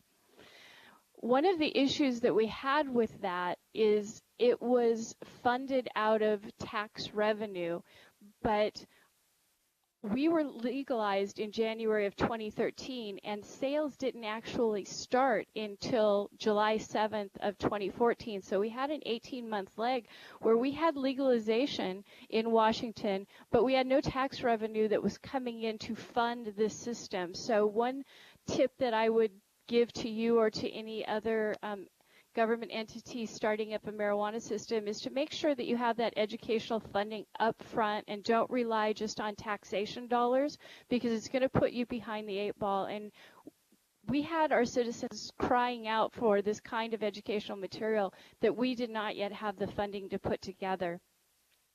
Once the sales revenue did begin, we now get about $7.5 million per year for our educational campaign.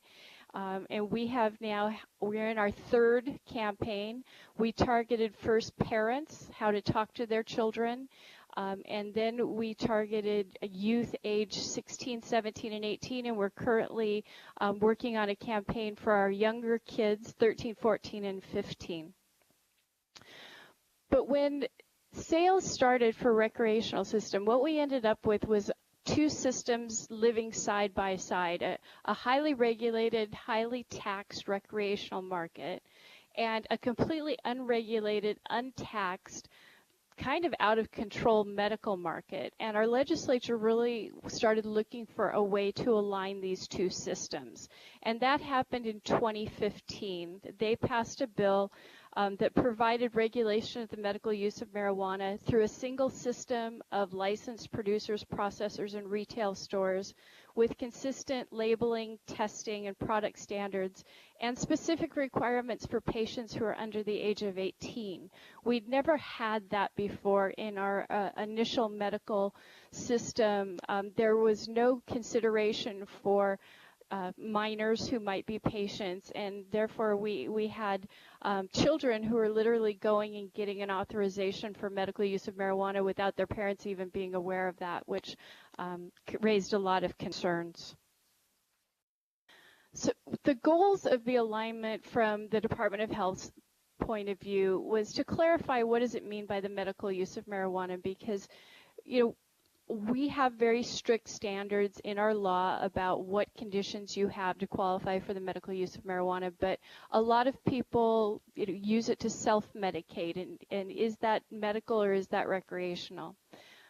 We also wanted tax breaks for patients who are signed up in our database or our registry. We wanted to give them arrest protection for the first time because, as I said, up until this point, they'd only had an affirmative defense at trial.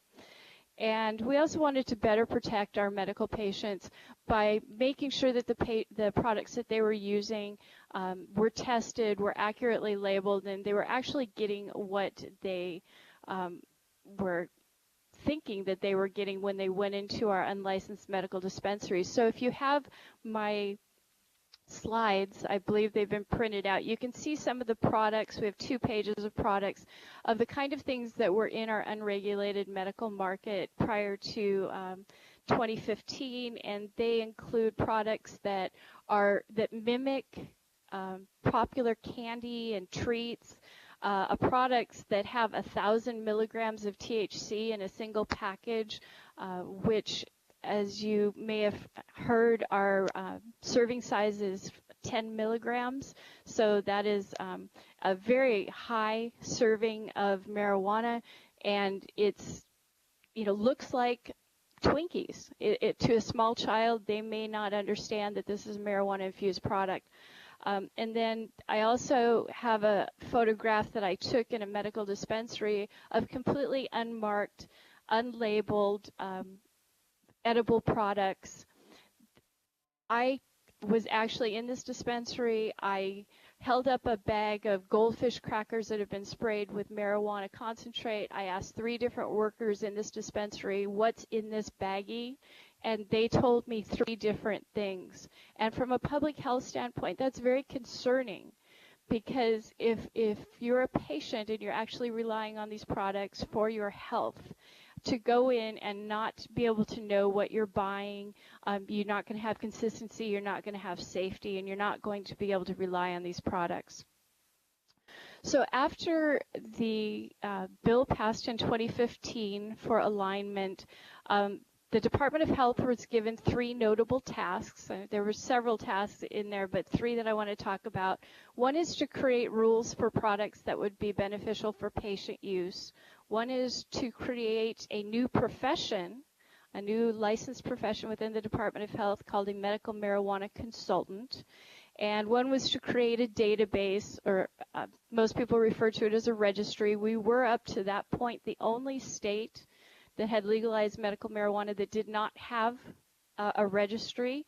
And it was a pretty frustrating situation. I would get calls on a regular basis asking, well, how many patients do you have in the state of Washington? And I would have absolutely no answer because we didn't have a way of tracking them. For compliant products, when we were deciding, what are products that are beneficial to patients, we really listened to our patient community and what they want from their system. They wanted better testing for pesticides, heavy metals, and mycotoxins, because those were not being tested in the recreational market. And we also wanted, as I spoke about earlier, additional requirements for labeling, safe handling, and employee training. And then in my slides, if you have those in front of you, I have a photograph of what a compliant product looks like. So something that's met all those requirements and rules can use a label developed by the Department of Health to show the buyer that it does in fact meet those enhanced quality standards. For the medical marijuana consultants, this was a compromise between our recreational initiative that said that people in the retail stores are not allowed to talk about the medical benefits of marijuana in any way. Compare that to what had been going on in our unlicensed dispensaries, where workers in the dispensaries were basically practicing medicine without a license on a daily basis, along the lines of, if you use this product, it will cure your cancer and you don't need to go back to your oncologist. So the legislature tried to create a balance between those two things by creating a new profession that does have some training but is not a healthcare profession. At this time, we have 3 training programs for consultants. 2 of those are online so we can reach our rural populations. We've received a little over 1,100 applications and issued 720 consultant certificates. And these are people that can only work within a retail store and give advice about product selection but not medical care. Our third major task was the database. It went live on July 1st of 2016, which was the day of the alignment when all the unlicensed, basically illegal medical dispensaries had to close. Initial and renewal cards for the database cost $1. It is not mandatory, however. It is voluntary, and if you are in the database, you get extra benefits as a patient in terms of not having to pay sales tax, you can grow more plants, you can purchase more products, but it is entirely voluntary. Ms. Weeks, I wonder if you can hear me. Ms. Weeks. 25,662 cards. This is a good idea. Those 100. Ms. Weeks, I wonder if you could Sir, I come. see you talking, but I can't hear you. Perfect. Could you take off your earphones? Can you hear me now? Can you hear now? I just need you to wind up because we need to get to questions. We have one other presenter, and then we need to get to questions. Can't hear? Universal sign language is this.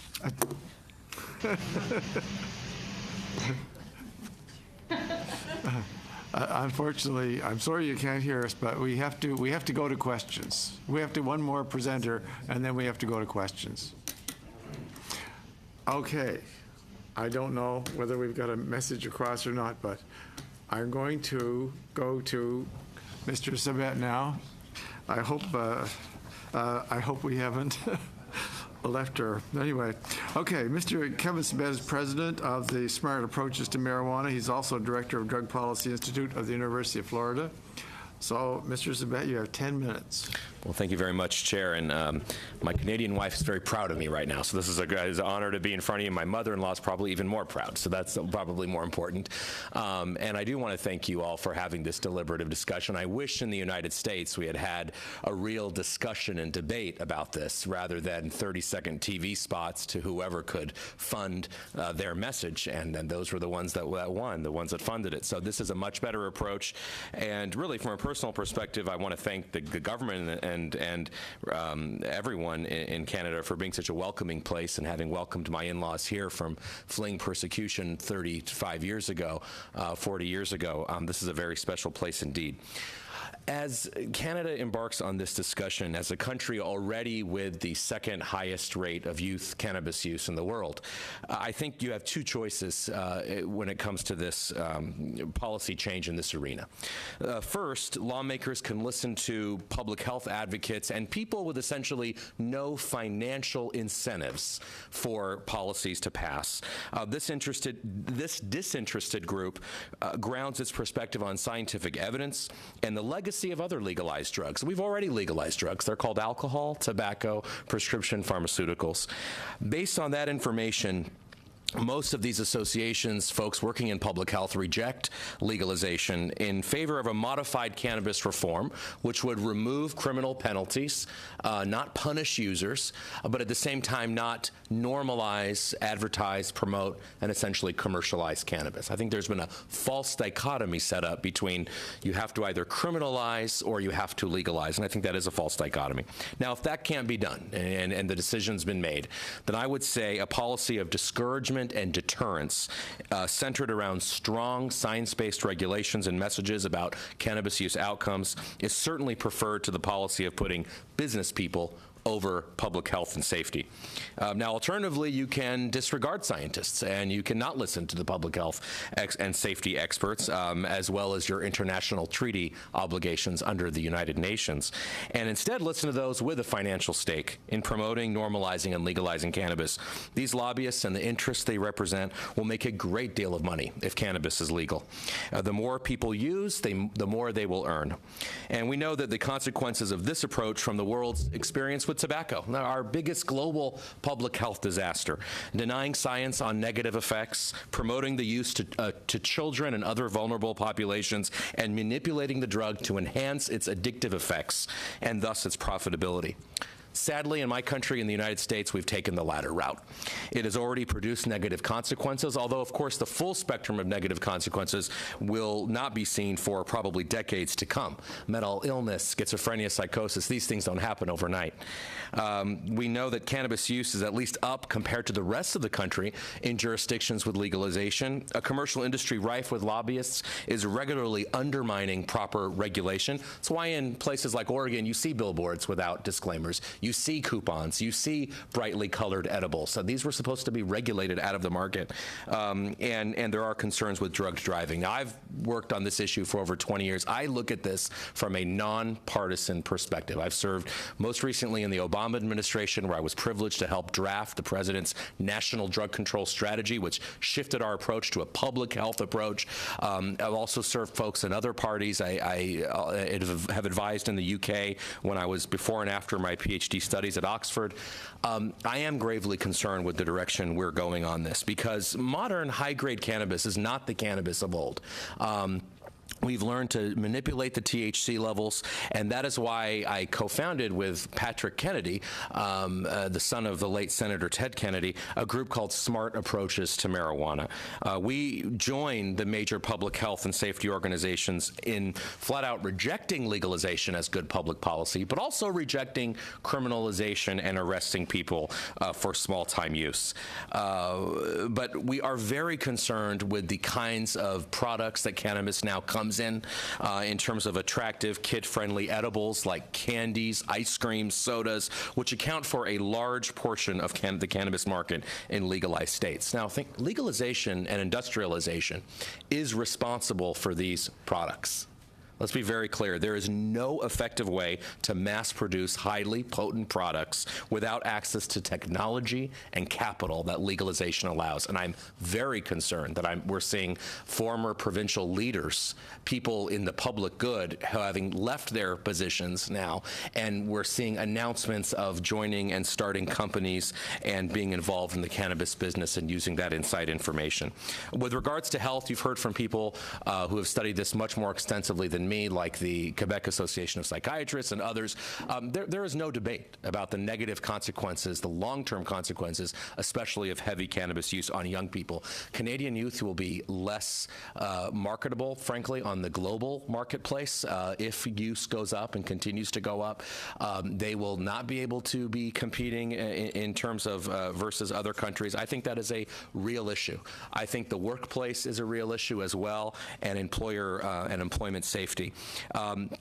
I'm not going to go through the entire testimony here. I will submit it to the record in terms of what for example, on page 3, what the National Academy of Sciences have said. In my country, the top scientists just met and released the most extensive scientific review that's ever been released in the world on the negative health effects of cannabis.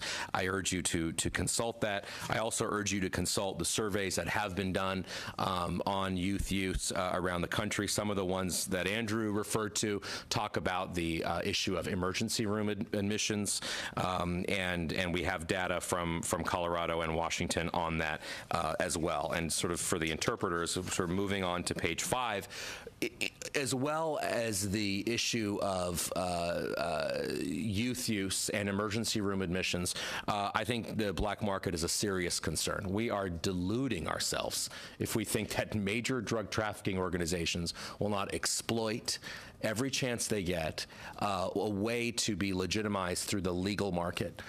We're seeing this in other states. We're also deluding ourselves to think that they will go away and not try to undercut the government price of cannabis.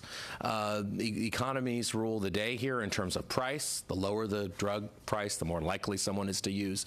And the illegal market can easily undercut the legal market. In fact, a leaked report in March from the Oregon State Police has found that 70% of the market for cannabis in that state, which legalized some years ago, is still from the black market. The quote of that report said, "The illicit exportation of cannabis must be stemmed as it undermines the spirit of the law and integrity of the legal market. It steals economic power from the market, the government, and citizens, and furnishes it to criminals, thereby tarnishing state compliance efforts." In 2016, Seattle police spokesman noted that large-scale illegal grows are still prevalent, and they do come across that. Another issue that was brought up was drug driving. The issue of a recent study by the Canadian Center on Substance Abuse and Addiction put the costs of impaired driving from cannabis at $1 billion. What happens if the use of cannabis increases by 1%, by 5%, by 10% as a result of normalization? We can, sort of debate about which data sets are best for drug driving, but AAA, the Insurance and Traffic Safety Foundation, found a large increase in Washington State, for example, in recent cannabis users getting involved in fatal car crashes. And we know from science that cannabis about doubles to triples your risk of a crash because of reduced reaction time, etc. On the bottom of page 6, costs are very important. Please do not think that there will not be regulatory and enforcement costs under legalization. Now, a lot of people are stunned. They say, well, wait a minute, we're getting rid of enforcement, we thought. Well, actually, no. You will have to invest in the enforcement of the rules that you create. And so, for example, in the U.S., the #1 drug of arrest is not heroin, it's not marijuana, it's not crack, it's alcohol. That's underage users, DWIs, and public use. And if surveys of Canadians of recently are of any interest to anybody, I think the public use of cannabis, the nuisance of secondhand smoke, the issue of multi-home dwellings is going to be a very big nuisance, a very big issue, and that's why, for example, the apartment associations said what they did, and I agree with them. As Andrew talked about, it's also not a tax windfall. If you're going to talk about revenues, let's talk about costs as well. You cannot look at one side of the ledger. It's a bad way to look at any business, is to look at only revenues. Well, what are the costs? What are the costs to Canada in terms of drug driving, public safety, public health, etc.? Finally, no policy change should occur without a commitment to better data collection. I don't think there has been a good data collection, unfortunately, so far in Canada. However, robust data allows us to shape and change policy. There are a lot of things to look at. I include in my testimony. As I said, I wholeheartedly agree with the recommendations of most of your health organizations and other associations that realize there will be real victims from this policy change. The government should therefore commit itself to reducing the number of victims as much as possible and discourage and deter. So, in summary, slow down.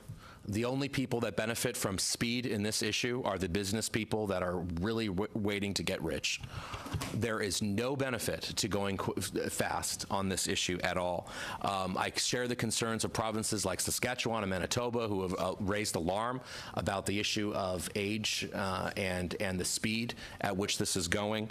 And I understand it may be too late, but I still think that foregoing legalization in favor of reducing criminal sanctions and deterring marijuana use is the best way from public health. If, despite the best available evidence showing it would ultimately harm public health, you do go ahead and go with legalization, I recommend, and we recommend, raising the age limit, as the Canadian Medical Association said, to 25. The brain isn't fully developed until about age 30. 25 seems rational. Commence a discouragement and deterrence campaign. Limit the profitability of any retail outlets, for example, with the government-owned stores that are totally nonprofit, plain packaging, we can't do no advertising and commercialization, unfortunately, in the U.S. because of that little thing called the First Amendment, which we find, and I do, very important and very good. In this case, it hurts us in the U.S. because of commercial speech being protected as free speech. Hopefully, you can find a way to have the reduced commercialization. And defending the rights of non-users and the victims, the children, the vulnerable populations. Where are the marijuana stores going to show up? Are they going to be in the rich neighborhoods, or are they going to be in the most vulnerable ones? That's a huge issue. In the United States, there are 8 times as many liquor stores in poorer communities of color. And I think Canada should listen to business groups, housing associations, and medical associations, as you are now, before formulating any policy, as well as committing yourself to a robust data collection effort. Thank you. Thank you. Okay, now we're going to go to questions. We have a 7-minute round to start with, and we're going to start with Mr. Ayub, and I believe we have Ms. Weeks. Can you hear me now, Ms. Weeks? Yes, I can. Sir. Perfect, and we can hear you. It's excellent. And I would, if I may, I would suggest you put your ear, because I'm going to ask the question in French, because I've got 7 minutes only. I listened very carefully to each of your testimonies. Very interesting, given the diversity of testimony, by the way. What truly interests me, and in the interest of our fellow citizen, is to safeguard our kids, our future. I was writing down a few notes here, and that policy of head in the sand is not a solution. Right now, we know, we have studies, we have statistics that prove that young people use marijuana right now. Nothing is being done about the level of usage and what's consumed by our young people. That's concerning. Nothing's been done for years to address this type of problem. We are accelerating things here because it's urgent. It's not because we want to legalize marijuana, but because it's urgent to address this situation vis-a-vis our young. If we do nothing, we'll continue with the same outcomes. So I'd like to hear the lady from Washington and Mr. Friedman. What was your primary motivation to bring about legalization and all the challenges that go with that? Nothing can be done easily, nothing can be done overnight, but the challenges are accompanied by solutions. And solutions present challenges. So I'd like to hear what motivated you and what solutions you came up with. You did talk about that briefly. I have 7 minutes, and I have other questions for you after. So briefly, please, Mr. Friedman. Motivation's hard when it's a vote of the people. So I mean, there's 50 reasons that people chose to legalize. I would say that Governor Hickenlooper's #1 priority was to make sure that we did not see an increase in youth use at the rollout, and over the long term, we would see a decrease in youth use. One of the things we see from the Healthy Kids Colorado survey, which is a survey of about 17,000 kids, it points to your exact question, which is that over time we are simply seeing a decrease in the perception of risk of the use of marijuana. That is absent legalization. That's a simple trend line over the last 15 years. I think kids are more likely to go to the internet to learn about marijuana than they are to listen to either a trusted adult or to the government, for that matter. That being said, you know, our goal, our hat over the wall, the thing we were reaching for is to do what the Federal Drug Administration did with tobacco in Colorado, in America, which is there are messages that work. There are programs that work that it's not necessarily scare tactics that are the long-term solution to this, but rather engaging kids in meaningful, helpful ways with behavioral health specialists, with after-school programming, with conversations that meet them at the level they would like to be met at. And so I'm not telling you I know what the future will look like. I'm telling you the future we're planning on is to see a decrease in youth use by decreasing access through drug dealers and by getting the message right and getting every lever we have to pulled in the right direction to see that fewer youth are using marijuana.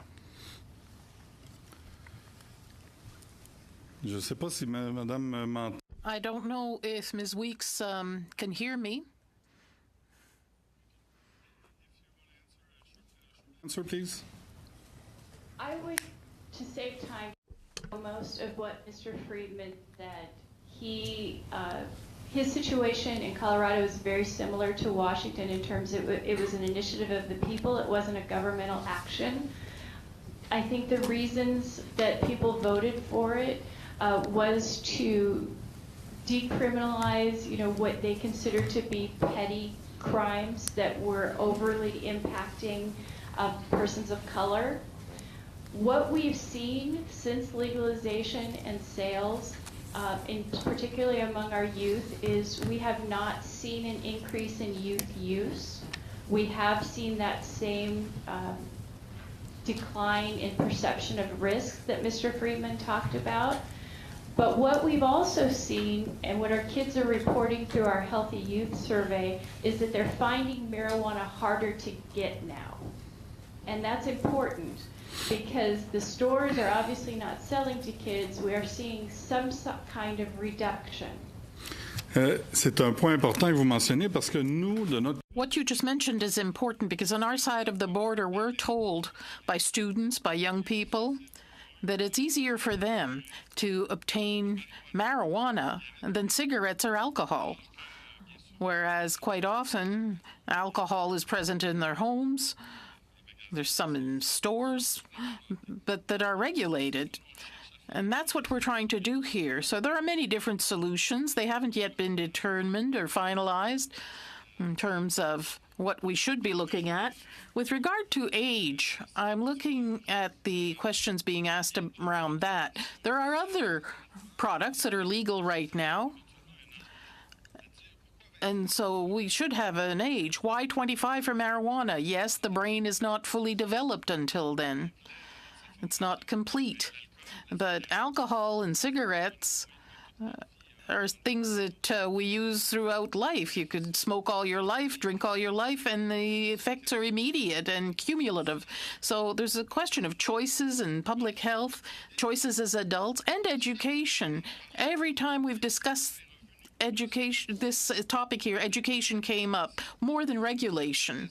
When we do education, regulation seems to become less of a trigger. So does the educational side become a solution that works on the long term to address marijuana legalization, in your opinion?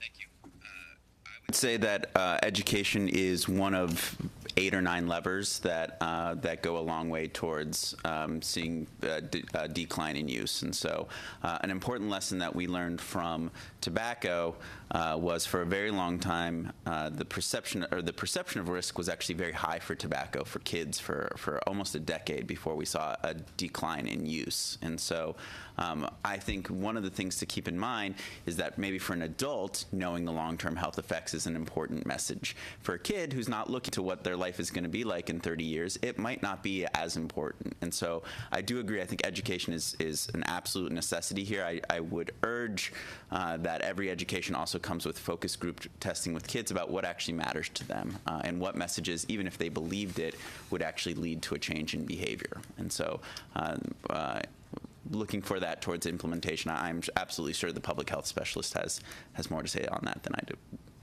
Time's up, unless there's anybody else want to answer that. I would just like to say Yes, go ahead, Ms. Weeks. I would just like to say that one of the particular challenges we find with marijuana that we're not going to find with alcohol or tobacco is the fact that it does have perceived medical uses. And so it's very hard to educate children that it is bad for you or that it will disrupt your brain pattern when they're also seeing, well, it's medicine. How can it be bad? And that makes it different than tobacco and alcohol and requires a different message to them and a little more challenge. Mr. Sabat. Yeah, thank you. I think just to make it clear, I maybe others were, but I certainly am not arguing to put our head in the sand on this. I think I would suggest that lawmakers ask themselves, has everything been done to reduce cannabis use as much as possible. In other words, the prevention campaigns, health, educating doctors, pediatricians, early interventions, treatment. What has been done, and have we exhausted all of those avenues before we go down an unknown path that is very difficult to reverse? I mean, we all know the harms of tobacco. Prohibiting it is almost impossible.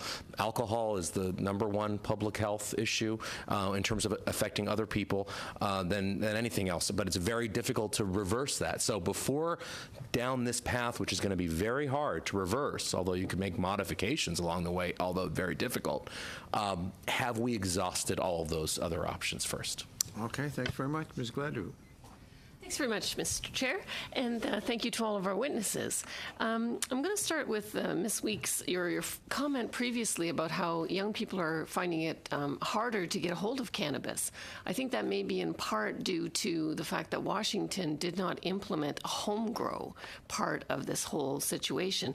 And I'd like to get some information from those who did implement home grow. And I think, Mr. Vasquez, you might be able to share some experiences that Colorado had in terms of implementing home grow. We heard testimony earlier that there was issues or tension. So could you tell us some of the difficulties that you had with that?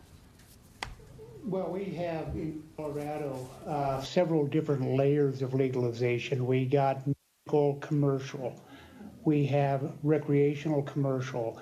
Then we have the caregivers and patients who grow their own marijuana plants in a residential setting. And then under Amendment 64, we have the ability for anybody 21 or over to grow his or her own 6 plants. And what we see there is a number of people coming together and doing what we call co-op grows.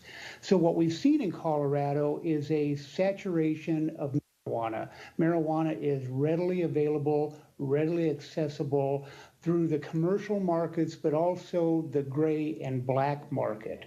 So I think that our youth and people in Colorado would say that they have no problem at all in getting cannabis. Many of the youth that are getting cannabis are actually getting cannabis from the regulated market. And what I mean by that is a parent or grandparent will go in and legally purchase cannabis in a store and take it home, and then kids and grandkids are getting it from their parents and grandparents.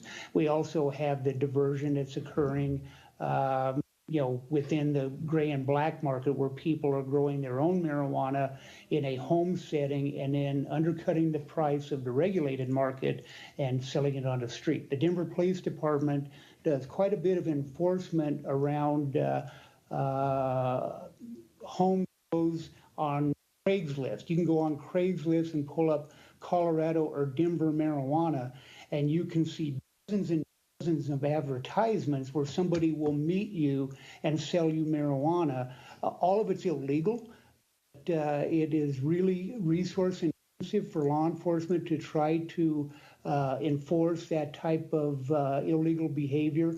And as I mentioned before, the opiate crisis that we're having here in Colorado that mirrors other communities across the country, if you're a narcotics unit, a narcotics commander, how much effort and resources are you going to be putting towards marijuana enforcement when you have heroin, methamphetamine, and other drugs that are having people overdosing and dying? But really, for Colorado, marijuana is just a piece of the puzzle, but it is readily accessible here. Very good. My next question is for Ms. Weeks. You mentioned that at one point Washington forced the closing of all the illegal dispensaries. Well, we've got a huge number of illegal dispensaries going on in Canada. So how successful was that? How did you enforce it? What did you do? Well, it was very successful from a visual standpoint. We no longer drive down our streets and see 3 or 4 green crosses along the side of the road. What we're not sure yet, a year in, is have those really closed, or have they just gone underground? Have they gone to Craigslist? Have they, gone fully black into the black market? But we do know that since those stores closed, our sales in our retail stores have increased in that 3-month period around the closure of the dispensaries about $30 million. So our patient community that were going to those illegal stores started going to the licensed retail store. So if we haven't completely eliminated them, we know we've certainly taken a big bite out of them. And how they were closed was our law enforcement. They sent out letters saying, you have to close down on this day, July 1st, if you don't have a license with the Liquor and Cannabis Board. And if you don't, we will come in and arrest you. And then on July 1st, when a few didn't close, they made some high media event arrests, and everybody else kind of decided to follow the law or go deep underground where we can't find them. All right, that's great advice for us. Mr. Sabet, you talked about the treaties that we are in danger of breaching. Could you give us an idea how you think the United States will view Canada breaching its treaties on marijuana? I stopped speaking for the United States a few years ago, and I haven't regretted it since. No, look, it's clear. There's 3 international treaties: 1961, 1971, 1988. Most countries are signatories to around the world. They, the drug business doesn't know state borders, provincial or national borders. Obviously, it doesn't know any borders, and that's part of the international, global aspect of this whole problem. I can't speak about what the United States, given the fact that we in 8 states have allowed the legalization of marijuana. Again, very different process. These are processes by the ballot initiative where, Andrew and his boss did not have the, luxury of creating those, writing those laws or deciding what made sense or what didn't. No doubt if they did, it would look 100 times better than the current laws do. They're written by interest groups, by the business interests, and passed because they outspent opponents, more than 10 or 20 to 1 in messaging. And so we'll see what happens on the United States side in terms of where we're going. I'm sure there will be some kind of announcement or discussion of the way this administration is going to be looking at marijuana. I can tell you from the treaty standpoint, it's as someone who's worked with the Commission on Narcotic Drugs for quite some time now. There is certainly room in terms of flexibility in the treaties, in terms of the criminalization of possession. In other words, the treaties don't say you have to criminalize possession, people must go to prison, or there's a lot of room. So you have countries very extreme like Saudi Arabia and some of the Southeast Asian countries that treat small-time possession in a very extreme way. That's how their culture does it. And then you have, California. We've had decriminalized marijuana in California before legalization for 35 years. And that's not in violation of the treaties. Where it gets very, very tricky with the treaties is when you now have a government that is sanctioning the trade of marijuana and actually getting involved in it, and then you're talking about where I believe the treaties would be breached. From the United States point of view, the United States has been able to defend their policy to the UN by saying this is not federal policy. This is a state policy, and the federal government, not the state of Colorado, is a member of the international treaties and a signatory, and so we're dealing with it the way we can with limited resources. From a federal perspective, though, we haven't violated anything because we're not going there. Obviously, in case of Canada, it's different, and I think it's going to be really mental gymnastics to try and think about how we stay within our treaty obligations if we go ahead and sanction the illicit supply of marijuana. Time's up. Mr. Davies. Thank you. Mr. Sabet, I was going to just pick up those last questions. So the U.S. is signatory to those 3 treaties? Oh, absolutely. They are. And so technically all 50 states could move to legalize marijuana, and the federal government's position would be that they're in compliance? If past positions are any indication, possibly. Okay. Doesn't make much sense. No, it doesn't. Ms. Weeks, a few questions I'd like to ask you if I could. You said, I think, that Washington State spends $7.5 million a year on education. Did I have that figure correct? the amount that is provided to the Department of Health for education, yes. Is that, are you finding that that's a sufficient amount, or could you, to deliver the fulsome program you'd like, or would you require more money? On this particular subject, the more money we had, the more money we could spend. I don't think that there's enough ever to provide as much education as we would like. However, the $7.5 million has given us a really good start, and I can't complain about that number. But yes, if we were given more, we would do more. Absolutely. Okay, I think we heard testimony from some representatives from, I think it was Colorado, who stated that they spend, I think they spend $9 million a year. And one of their suggestions was the government of Canada is allocating, I think, only $9 million. And of course, Canada's got 35 million people. Washington State has about a little over 7 million people. Is that right? Yes. Okay. Yes. I think one of his recommendations was that he would recommend that we increase spending on education from $9 million significantly, I think, given the bigger population. Would you concur with that? I would absolutely concur with that. Given your population and your diversity, I would say that you would probably need a much larger budget. Okay. I'm sorry if you answered this question. I didn't really catch it, but are there different tax percentages on medicinal versus recreational cannabis in Washington State? All marijuana that's sold in Washington State is subject to a 37% excise tax, regardless of whether you're a patient or a recreational user. If you're a patient and in our database, you don't have to pay the additional about 10% sales tax. So if you're a recreational user, you're paying the 37% plus sales tax. If you're a patient in the database, you don't pay that sales tax. And what was Washington State's last annual revenue figure from tax revenue from cannabis? I could not answer that. I believe you'll have Rick Garza from the Liquor and Cannabis Board testifying, and he would have that information. He did testify, so I'll have to check my notes on that then. Mr. Sabet, if I don't, I think testified, and I want Mr. Sabet to correct me if I'm wrong, but I think he testified, Ms. Weeks, that in all states that have legalized marijuana, there are unsanctioned billboards, coupons, brightly colored products, candies, ice cream infused with cannabis in legalized states. And I'll give him a chance to correct me if I'm wrong. If there's an error, it's mine, not his. But is that the case in Washington State? It is not exactly the case in Washington. We do have billboards, but there are limitations on what they can say. They can have the name of the company, directional information only. In terms of products, we do not allow any product that is especially attractive to children. Of course, a cookie is attractive to a child, but it's also attractive to an adult.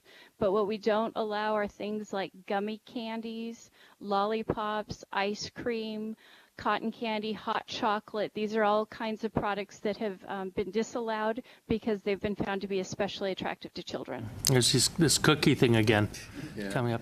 Mr. Sabet, I want to come back to you, and did I misunderstand you? No, I think there's a diversity, but generally the edibles are allowed. Obviously, it's subjective in terms of does this cookie is attractive to kids or not.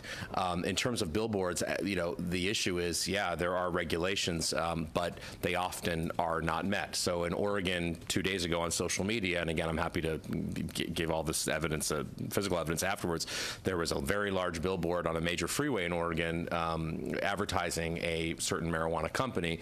And in Oregon, you have to also say, if you're going to do any of that advertising, you have to have disclaimers on, for example, no one under 21, and also about driving. And there was no disclaimer. Those weren't there. So there's a diversity of regulations, but in general, this has been about commercialization. It's very difficult to limit that. And there was a fight in Colorado and other places to try and limit the edibles. It's not an easy job to Mr. Vasquez, I just want to ask a quick question.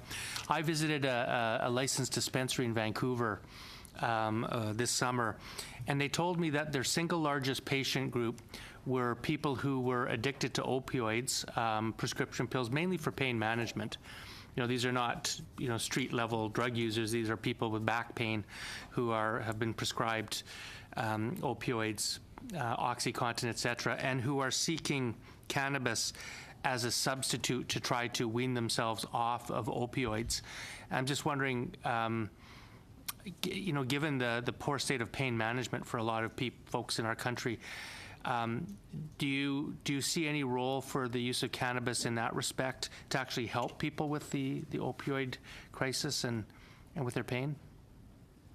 I think there is some opportunity for this to help, but what we have heard here in Colorado over a period of time is that if we increase the use of medical marijuana for pain management, we'll see a decrease in opioid use. We haven't seen that, as I mentioned before. Colorado's #2 in opioid overdoses in the country. The second thing that we've seen here in Colorado is polydrug abuse. Very rarely will you see somebody using just cannabis or just alcohol or just opioids.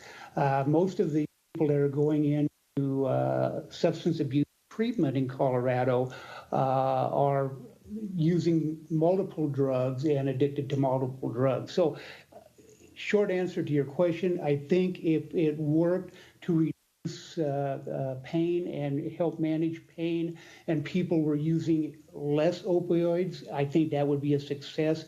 But so far, I don't believe that's what we've seen in Colorado. Thank you. Ms. Sidhu. Chair, I just want to correct the record. Washington has a medical home grow. My question to Mr. Friedman, you have been quoted saying that looseness of the home grow laws in Colorado can cause an access point for the illicit market. Bill C-45 limit to 4 plants of no more than 1 meter in height. Could you comment on how this regulation would prevent diversion to the legal market from home-based production? Thank you, because that's a very important distinction. It is important to note that in Colorado, it's pretty easy to get to 99 plants. It was, by the way. We cleaned up the legislation to 12 plants. It's hard for me to say, but I would say that there's a lot less evidence that something like 4 plants, and especially if there's very clear guidelines and there's not ways to co-opt those plants together, and law enforcement has very clear guidelines, I don't have the information to tell you that that would be a problem. I do have the information to tell you that 99 plants is a huge problem, and that especially that I would carefully look at all the ways laws can be mixed and molded together such that it can both create confusion for law enforcement and it can give people larger plant count growths than what you initially wanted. You have often spoken to the importance of setting up cannabis tracking system seed to sell. In jurisdictions that legalize and regulate its use, could you explain how this was established and what benefit it brought for public safety? Mm-hmm.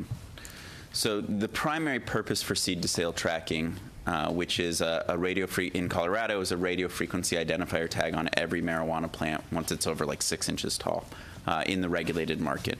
The primary purpose being that it gives regulators a way to ensure that you are not shipping it out of state, and that's why it existed, right? So that at every point in the process, you have to tell an internal database how many plants are there, and if you're lying or if it doesn't match at any point, then you're in violation of your license agreement. The system went up. It actually has done. I mean, we found people violating it, but we found people violating it, and that means that we are finding good compliance rates, and that it is preventing massive out-of-state diversion operations. I would say also the part that we could use it better for is we should be lining it up with public health and public safety information. If we could have quickly seen that edibles were being sold more in tourist towns than they were in other towns, we could have gotten out a point of sale education system that could have prevented hospitalization increases in a much shorter period of time. So not only do I think it's an effective law enforcement tool, I think it's giving us amazing data that if we can figure out how to use it better, will help us govern marijuana better. Thank you. Mr. Vasquez, I wonder if you could also comment on how data collection through a tracking system might support the work of law enforcement. I'm sorry, could you repeat that question again? If you can comment on how data collection through a tracking system might support the work of law enforcement, do you think? Well, again, as has been clear, the lack of that has been very problematic for us here in Colorado. To get some baseline information is really critical to be able to measure, increases in trends. To really be able to talk about how is marijuana legalization impacting us from a public safety standpoint. As Mr. Friedman just mentioned, the seed-to-sale tracking system within the commercial market works well to be able to track the inventory from the seed or from the clone all the way to the product being sold in a dispensary. Again, the difficulty that we have in Colorado is we only have that for the commercial side of the marijuana industry. The caregivers and the co-op grows and the home grows, we don't have any ability to track those plants at all. I have some statistics here that show the number of marijuana plants in the commercial industry in 2016, and that's very helpful data for us. But again, it would be very helpful to have the additional piece of the non-commercial grows as well. Okay, thank you. Ms. Wake, you said in your statement Washington has 3 types of training program for consultation certificate for retailer. Can you explain a little bit about that? What the legislature asked us to do was approved training programs for consultants. So these are literally private schools that have submitted their curricula to us for approval to make sure that they are teaching consultants what they are supposed to do or not do within the confines of the law. So it's much like a nursing school or a massage therapist school. We have 3 different training programs for these consultants. Okay, thank you. And Mr. Friedman, how does the quality of marijuana sold on the black market compare with the product sold in the legal market? How does it impact? So it's hard to say because we don't always see the product in the black market, but we have instituted pretty rigorous pesticide controls and homogeneity controls on edibles and contaminant testing that has, over time, really increased the quality and the consistency of what's inside the regulated market. My guess is, we don't do this kind of testing because it's all illegally seized property. My guess is there's quite a bit of what's called myclobutynol being used on home-grown plants that we don't allow inside the regulated market that is known to cleave off hydrogen cyanide when heated to over 400 degrees Fahrenheit. And so there are significant advances being made in quality control on marijuana. Thank you. Okay, that's good. Now that's our 7-minute round. We're going to go to our 5-minute round, starting with Dr. Carey. Thank you very much, Mr. Chair, and I want to thank the witnesses. And again, what great witnesses we have. It's really unfortunate that the government really wants to cram everything into 1 week because they want to get this done. And I think it's important to actually look, for me, it's an eye-opener with the American experience. It seems like it was the people moving up to look at these issues about decriminalization and small quantities, where in Canada, this really came about of a poorly thought out political promise that was made, and we're seeing that the federal government is trying to force a timeline down on the provinces and territories. We've heard from provinces that aren't happy, police forces that aren't happy with it, and what really bothers me is the narrative from the government saying, we have to rush. There is no rush here. And when they say the status quo isn't working, I'm going to read this into the record. Just the World Health Organization and the Public Health Agency of Canada, an agency of Canada, have released the results of the latest survey of nearly 30,000 children in 377 schools across Canada, first administered in 1990. Now, these are 2014 numbers, but it says cannabis is now at its lowest level since 1990. About 23% of boys and girls aged 15 and 16 report having tried the drug, which is down by half from its peaks in 2002, when 50% of boys said they smoked and 40% of girls had tried it. So this whole rush about it, it really makes me uncomfortable that we have such a short period of time to jam this in. We're not listening to the lessons that you gentlemen and your witnesses are bringing forward. And what really concerns us is our youth. And this term, I think, Mr. Sabat, you said the term normalization, okay? And the worry about that. In this legislation, the bill allows young person, which are defined 12 to 17, to have up to 5 grams of marijuana. And from my understanding, talking to people, that can be 10 to 15 joints. Okay, and I think that's enough for somebody for a day. But I want to ask you these questions. Do you think it should be illegal for those under the legal age to possess marijuana? And do you think a 12-year-old or 17-year-old possessing 5 grams at one time would likely share it or sell it to others? And what does this do to normalize marijuana? Yeah, when I read that provision, I was surprised that we would allow a 12-year-old. However, I think that, again, we don't have to fall into the dichotomy of, are we going to just kind of leave it there and then let the messages be misinterpreted online and other places, and young people get the message that this is all fine and dandy? Or are we should we instead crack down and expel them from school and don't give them health services and, sort of treat them in an enforcement way? I would hope that that could be rewritten in a way that we want to help. There is no reason a 12-year-old or a 17-year-old should be smoking marijuana. I mean, there's no good, and so the issue is we want to be able to help them. We want to give them mental health services. If a 12-year-old is smoking marijuana regularly, I'm guessing they're probably using alcohol regularly. If you look at that, they're complements for young people. What help do they need?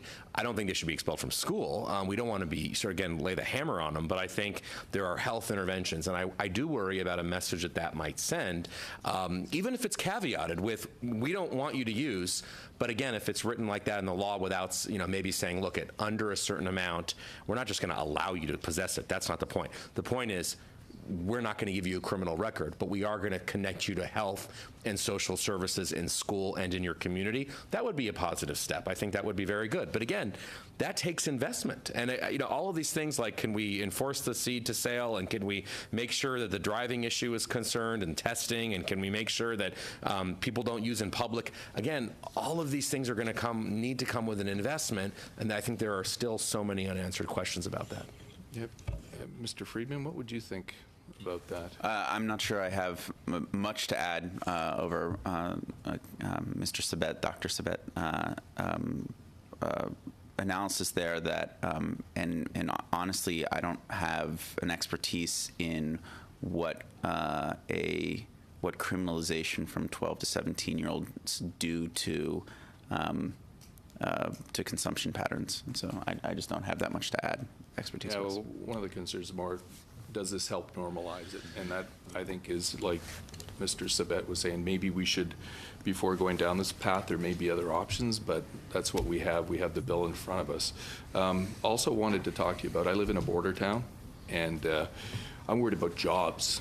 And a lot of jobs in Canada depend on trade. And with these 3 treaties, even if the government's going down this route, they're supposed to let the other countries know that we are going to be withdrawing. I don't know what their solution is. Mm-hmm.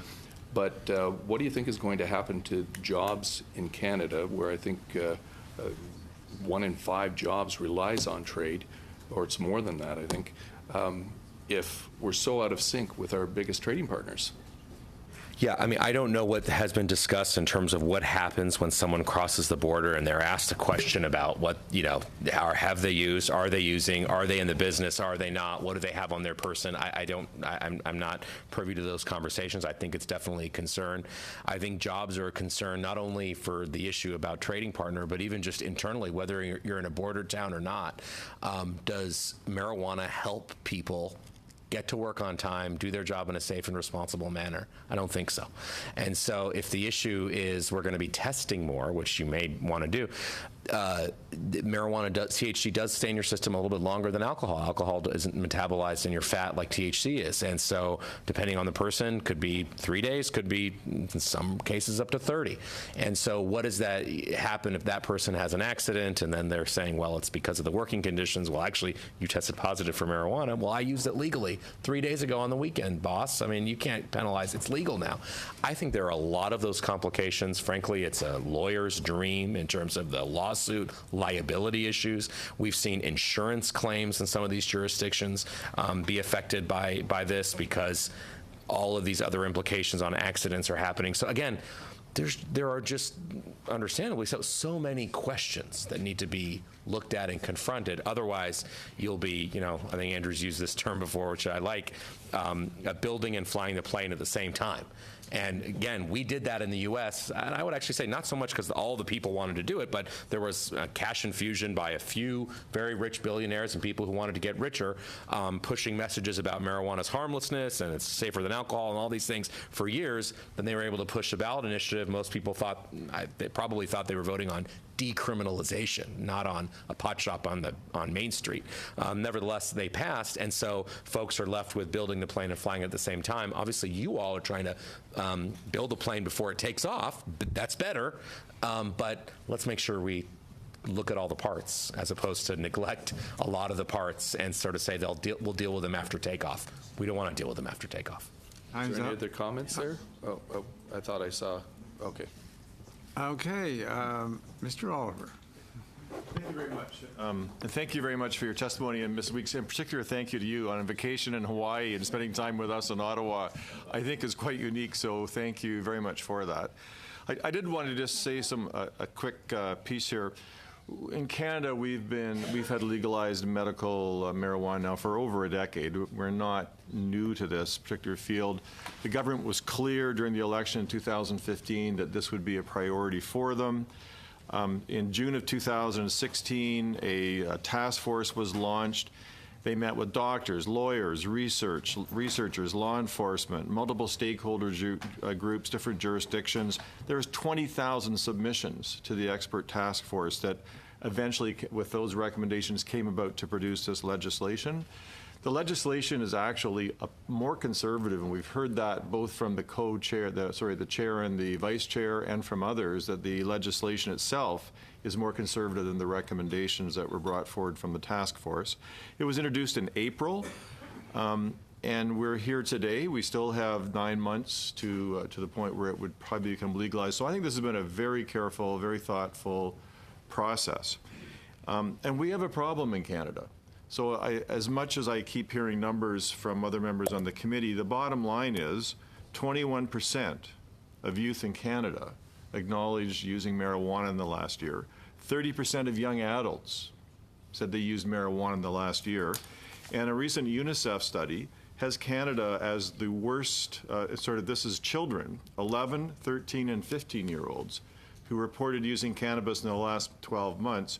We're at the bottom of 29 nations. Our children are the heaviest users of marijuana amongst 29 industrialized nations. So we have to go somewhere with this. So, Mr. Svet, I was quite confused by your testimony. So I heard you say what we know, that use of marijuana is not healthy for young people. There's uncertain longer-term psychiatric potential risks. I don't know that they're proven yet. So I heard you say don't legalize it, but then I heard you say don't charge people for possession of it. Yeah. I think I heard you. So my conclusion then would be that you would be recommending decriminalizing. Yeah. Is the recommendation you're bringing to the task to this group? As part, that's only part of it. I think partly if you're worried about criminal records on young people and sort of enforcement resources, that's one way to do it. But I wouldn't just say leave it alone and decriminalize it. I would say if you're going to remove criminal sanctions, and that really gets out there and people sort of see that and know that. By the way, decriminalization and legalization are used so often interchangeably. They're not. No. You're much more sophisticated here than we are back in the States. After Colorado legalized it, most of the headlines I remember that day said they decriminalized it. Of course, they didn't. They legalized it. But I would say decriminalization is part of it. Yeah. But I would say commence a science-based education and advocacy campaign, the way we've done with tobacco and very successfully in some countries, and look at brief interventions, work with doctors and pediatricians. It's a multifaceted approach. The decrim side is only one aspect of it, and that's basically because we don't think it makes sense to give a kid a criminal record. We think it makes more sense to get them help. So I think part of solutions to this problem is what are you trying to solve? And I think maybe there's a different root problem that's trying to be solved in this legislation than perhaps you would identify with. So in addition to getting marijuana, getting cannabis out of the hands of our youth, out of our hands of our children, it's also about removing black market, removing crime from this marketplace. And that's probably overstating it, but at least reducing their opportunity to make profit in this particular space. And the other is addressing the health of safe production of marijuana. So regulated, licensed production facilities, you know what you're getting. It can be controlled, it can be tested, it can be monitored, and you have, so there's other objectives here, which I think decriminalization doesn't address. So I just want to leave it at that. I had a question for Colorado and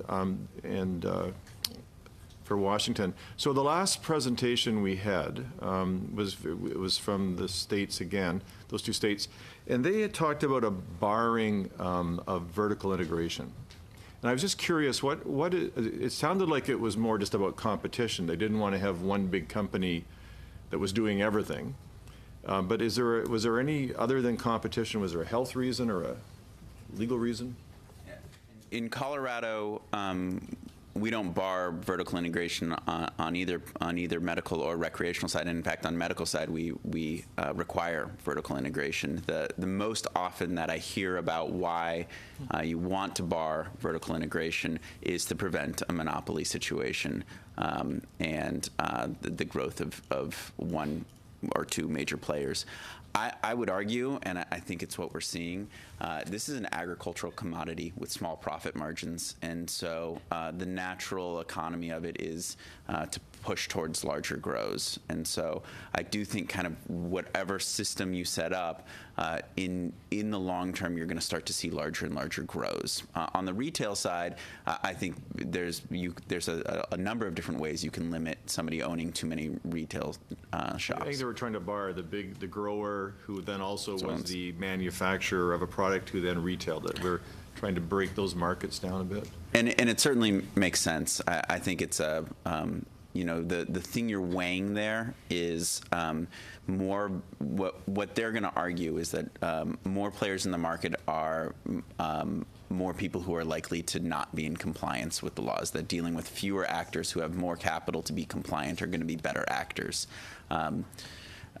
Certainly there's a trade-off between the two. If you have thousands of actors, it is harder to watch out over. I'm not sure that argument carries the day. So. Okay, time's up. Mr. Weber. Thank you, Mr. Chair. Thank you, presenters. Dr. Sabet, I really enjoyed your presentation. I enjoyed all your presentations, but in particular yours, I agree with a lot of what you've said, in particular about slowing down the process that we're where we're headed with this government. 292 days before we become a country of being able to purchase and consume marijuana. I do want to ask a question actually to Ms. Weeks regarding your point. You mentioned education funding to make sure that we have that funding in place. Of course, $7.5 million was what your budget was. You talked about targeting parents in your first campaign, youth next, and then the younger children after that. What was the timeline there with respect to the education process? Did you start this months and months, years in advance before your July 1st deadline, or was it something that you had to implement after the legalization of marijuana in your state? Well, we had medical marijuana for many years, and there was no money involved with that or education. So really it was with the passage of the recreational initiative in 2012 that we were given money in the initiative, but the money didn't materialize until the sales started a year and a half later. So in that first year and a half, we had no money to do this. So we literally, checked the couch cushions, worked with some other agencies, came up with only about $400,000 for that first campaign to teach parents how to talk to their children. So really, that was just money that we used from other sources. It wasn't until 2 years in that we got our first $7.5 million. And by that point, the stores were open. Legalization had been in place for a long time, and people were saying, why haven't you done more? And it was because we hadn't had that funding, because the funding was based on tax revenue. So my suggestion was to make sure that there is revenue for education up front that isn't dependent on the tax revenue that you will eventually get from your commercialized market. I think that there should be funding in place now in order to educate our children now before the product is legalized here in this country. Mr. Friedman, you as well in your state, how long before it became legal did you educate your youth? Yeah, I can't agree more with Ms. Leeks. It's also one of the easier lessons learned on this. There's a few things, and people want marijuana to pay its own way. I think that's an easy enough solution. There's been times where we've taken a loan out basically against our general fund that we then repay with marijuana money down the road. We were stuck in a very similar situation. They budget 2 years, we budget every year, and so we were a little better than they were. We were out by that summer with messaging, but if we could do it over again, we'd be out 2-3 months before commercialization starts. Yeah. I'm just curious with regard to your licensed retail outlets in your states. Are they a 24-hour outlet where you can go and purchase marijuana any time of the day or night? No, they are not. On the state level, they have to at least mirror alcohol, which I believe has to close at 10 p.m. But also cities have decided to change those hours to, that's the ceiling. They can go 8 p.m., 6 p.m. Denver for a long time was 6 p.m. and then moved to 9 p.m., I believe. Likewise in Washington State as well? We do have limited hours. Do you? Okay. Much like our alcohol. So there's I believe, an 8-hour period where they're not allowed sales between 11 at night and 7 in the morning. And this is where the black market, of course, thrives at that time of day, I guess, when the retail outlets are closed. Mr. Sabet, Dr. Sabet, sorry. Again, the black market. Yeah. You mentioned that they will always undercut the legal market. You mentioned Oregon, 70% of the sales are coming from the black market? Of the estimated market, according to the Oregon State Police.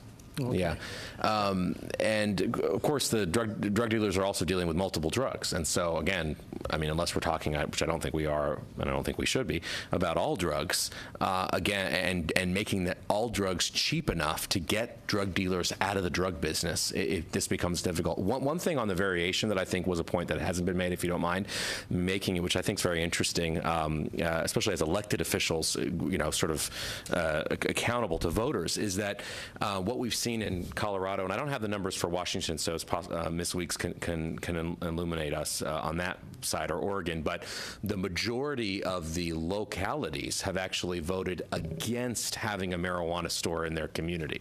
So, on the one hand, we voted for Amendment 64 or whatever, legalization, because, we don't want people to go to jail, and we want something new, and let's, treat it like alcohol. On the other hand, it's like, okay, well, by the way, if we put it in your backyard, is that okay? If we put it in where your kid goes to school, is that all right with you? And most of the time, people are like, no, actually, let's do it over there. Let's do it over there, not here.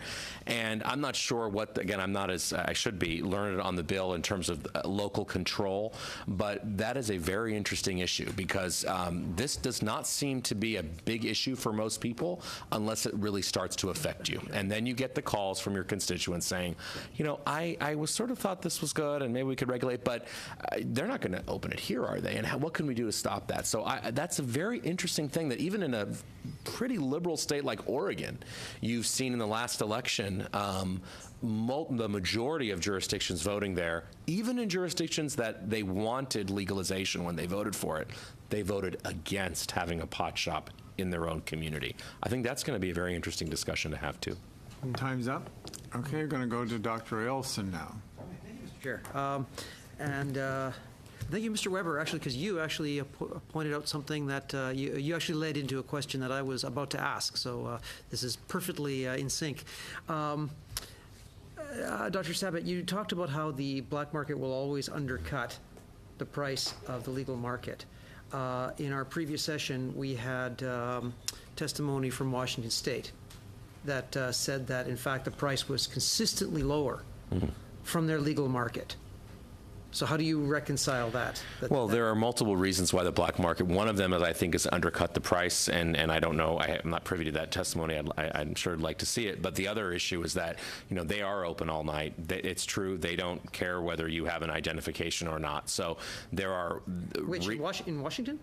Well, in Washington, there's an age limit. My point is with drug dealers, there's no age limit, right? So they're able to get around the regulations because they're not following them. They don't need to follow them. Yeah. We're talking about the price. Yeah. And you had said that the black market always undercuts. I'm not saying it's very difficult to say. All right. Sorry. So I don't want to say always. Yeah. It implied that it was. It's not difficult. I thought I heard the word always. Okay. But, probably my problem, my fault there. So I'll retract. Because we had clear testimony that in fact.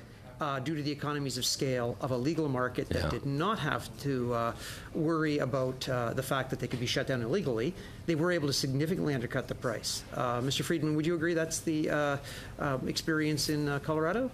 Yeah, I think the economics of this are such that, I mean, barring extreme taxation or a regulation that makes a normal consumer to feel like they're missing out on a variety that they prefer, that especially over time and as people create different behavior patterns, we've seen very quickly that we've captured at least 70% of the market, and I think when new data comes out, you'll find it closer to 90-95% of the market.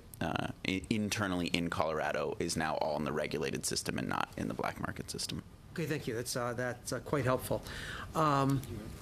Now, Dr. Sabat, as well, you talked about if we legalize this, then once it's entrenched, then how do we reverse it? Because, alcohol, we couldn't reverse it. Tobacco's there, we couldn't reverse it. Given the prevalence of cannabis in society today, and both in the United States and Canada, there's would you not agree with the argument that it's already so entrenched that we're never going to reverse this? Look, of course, cannabis is accessible, it's available, it's already normalized, it's used by a lot. In fact, I mean, both sides of the aisle, in my mind, are right on this. That you're both correct. Cannabis use has fallen dramatically in Canada over the last 20 years, but it's still the number 1 or 2 country in the world for use. So I mean, it sort of depends on how you look at that half glass of water being full or empty. Absolutely, there will always be people using cannabis, and it will be prevalent. But when there are ways that the law can and society can either encourage use or discourage use. My argument would be, let's discourage use, especially among young people. I think that's hard to do when cannabis becomes essentially a badge of adulthood, it becomes normalized, and it becomes like we have with alcohol. Now with tobacco, we have seen a reduction in use while tobacco's legal. And that's an interesting case because it sort of counters what I'm saying, because with alcohol, we see way more people drinking than using cannabis. Many more young people are drinking than using cannabis and the general population. But with tobacco in the United States and Canada, among certain age groups, we've seen a reversal. More kids smoking cannabis than tobacco. Is that because tobacco is legal? I don't think so. Tobacco's been legal for this generation's lifetime. It wasn't like it was illegal and then it became legal, so use went down. No, use went down of tobacco because we had a societal shift that has been going on for the last couple decades, whereas as a society we said, there is no debate. This is not good. We want to discourage use. If you come in here and say this is good for you, or it's medicine, or it's this, and it cures cancer and opioid addiction, you'll be laughed out of the room if you say that on tobacco. As a society, we've made that determination, so we have been able to reduce tobacco use even in legality. I worry with cannabis, whether it's legal or not, actually. We are in the reverse culturally of where we are with tobacco. We're at a point where kids think it's medicinal, which, by the way, on the medicinal side, just for the record, there are medicinal applications of cannabis, just like there are medicinal applications of opium. We don't smoke opium to get the effects of morphine. I don't think we need to smoke cannabis to get its potential medical effects. We should treat it, in my mind, like every other pharmaceutical drug. We should derive what's important from it and give it in a safe dose. But the point is, we're so far away from that with cannabis, with young people thinking that it's harmless. And I don't think young people think it's harmless because it's illegal. I think young people think it's harmless because we haven't, as a society, delivered in an evidence-based fashion, because sometimes we've gone way overboard, certainly in the U.S. We haven't delivered science-based messages in an evidence, in that fashion in multiple sectors of society. And I think if you tried that first, and you tried to sort of make it as not normal as tobacco, you may see some positive results. Actually, I do worry that if you legitimize cannabis, are we now going to make smoking, which is so out of vogue for young people, back in vogue? And actually, is there evidence now in some places where smoking and tobacco may be taken up more than it was because of cannabis? I don't know, but it's something I think we should look at and be worried about. And time's up. Now we go to Mr. Davies. Mr. Friedman, you mentioned in your original testimony that it was very critical and important for us to collect public health data. I'm just wondering if I could flesh it out for us. What kinds of data would you recommend we, from the beginning, set out to gather? Yeah, thank you. So I think both public health survey data is lacking in types of marijuana used, frequency of use, potency of use, times of use. We get back every 2 years good youth data, but we should be getting that back in a much more timely fashion. So both the public health data simply shows year-long, have you used in the last year, have you used in your lifetime, have you used in the last 30 days. I would argue that that's not the problematic use we're trying to stop, especially amongst adult use, where we really are talking about cannabis use disorder, functional impairment. So those, we should be working harder to drill down into that in our public health survey data. That, however, will always be rear looking, because when you take surveys, it just always takes a while. Going forward, so one of the things we weren't tracking in schools was marijuana-related suspensions and expulsions. I think if we had been tracking that ahead of time and had baseline data with that, we also could have seen how availability in schools are shifting. What we did see was that drug-related suspensions went up after medical, but did not go up after recreational. For the life of me, I cannot tell you why. And it's data that we wish we had better information on, particularly because at that time, total suspensions were dropping under medical, and then total suspensions were going up under recreational. And so we have messy data, and there's no two ways about it. And there's about 100 of those things I would change going forward. And I would also be tying all of that to your seed to sale tracking system so that you can tell in real time where the problems are coming and what the consumption patterns are in those neighborhoods. Can I ask if you feel like doing this, if after you testimony ends, if you want to send the committee a detailed list of things that would be helpful to track, that would be really useful for us, I think, if you would help us with that. Absolutely, be my pleasure. Thank you. Ms. Weeks, quickly, one thing we haven't really heard much about from people on is treatment. I mean, regardless of a person's feelings of cannabis and whether we should legalize or not, or what the proper policy approach should be, there's no question that it is a mind-altering substance, and like any drug, has the potential to create substance use disorder. I'm just wondering, what was Washington's experience with investing in treatment? And I guess a sub-question with that would be, I'm predicating that on the supposition that marijuana use, cannabis use went up in the general population, which I'm not sure it did. But so first of all, did cannabis use go up in the general population of Washington State since legalization? Number two, what has been Washington State's investment in substance use disorder treatment for marijuana? Use has gone up since legalization for adults. It has not gone up for children. So those numbers have stayed the same. Much like in the initiative, a certain percentage of tax revenue was given to the Department of Health for education. Another percentage was given to a sister agency for treatment. And so they have been using their dollars that they receive to provide treatment. We do know that for children, marijuana is the #1 cause of a child entering substance abuse treatment. For adults, the number of adults entering treatment for marijuana has declined since legalization. Thanks very much. Thank you.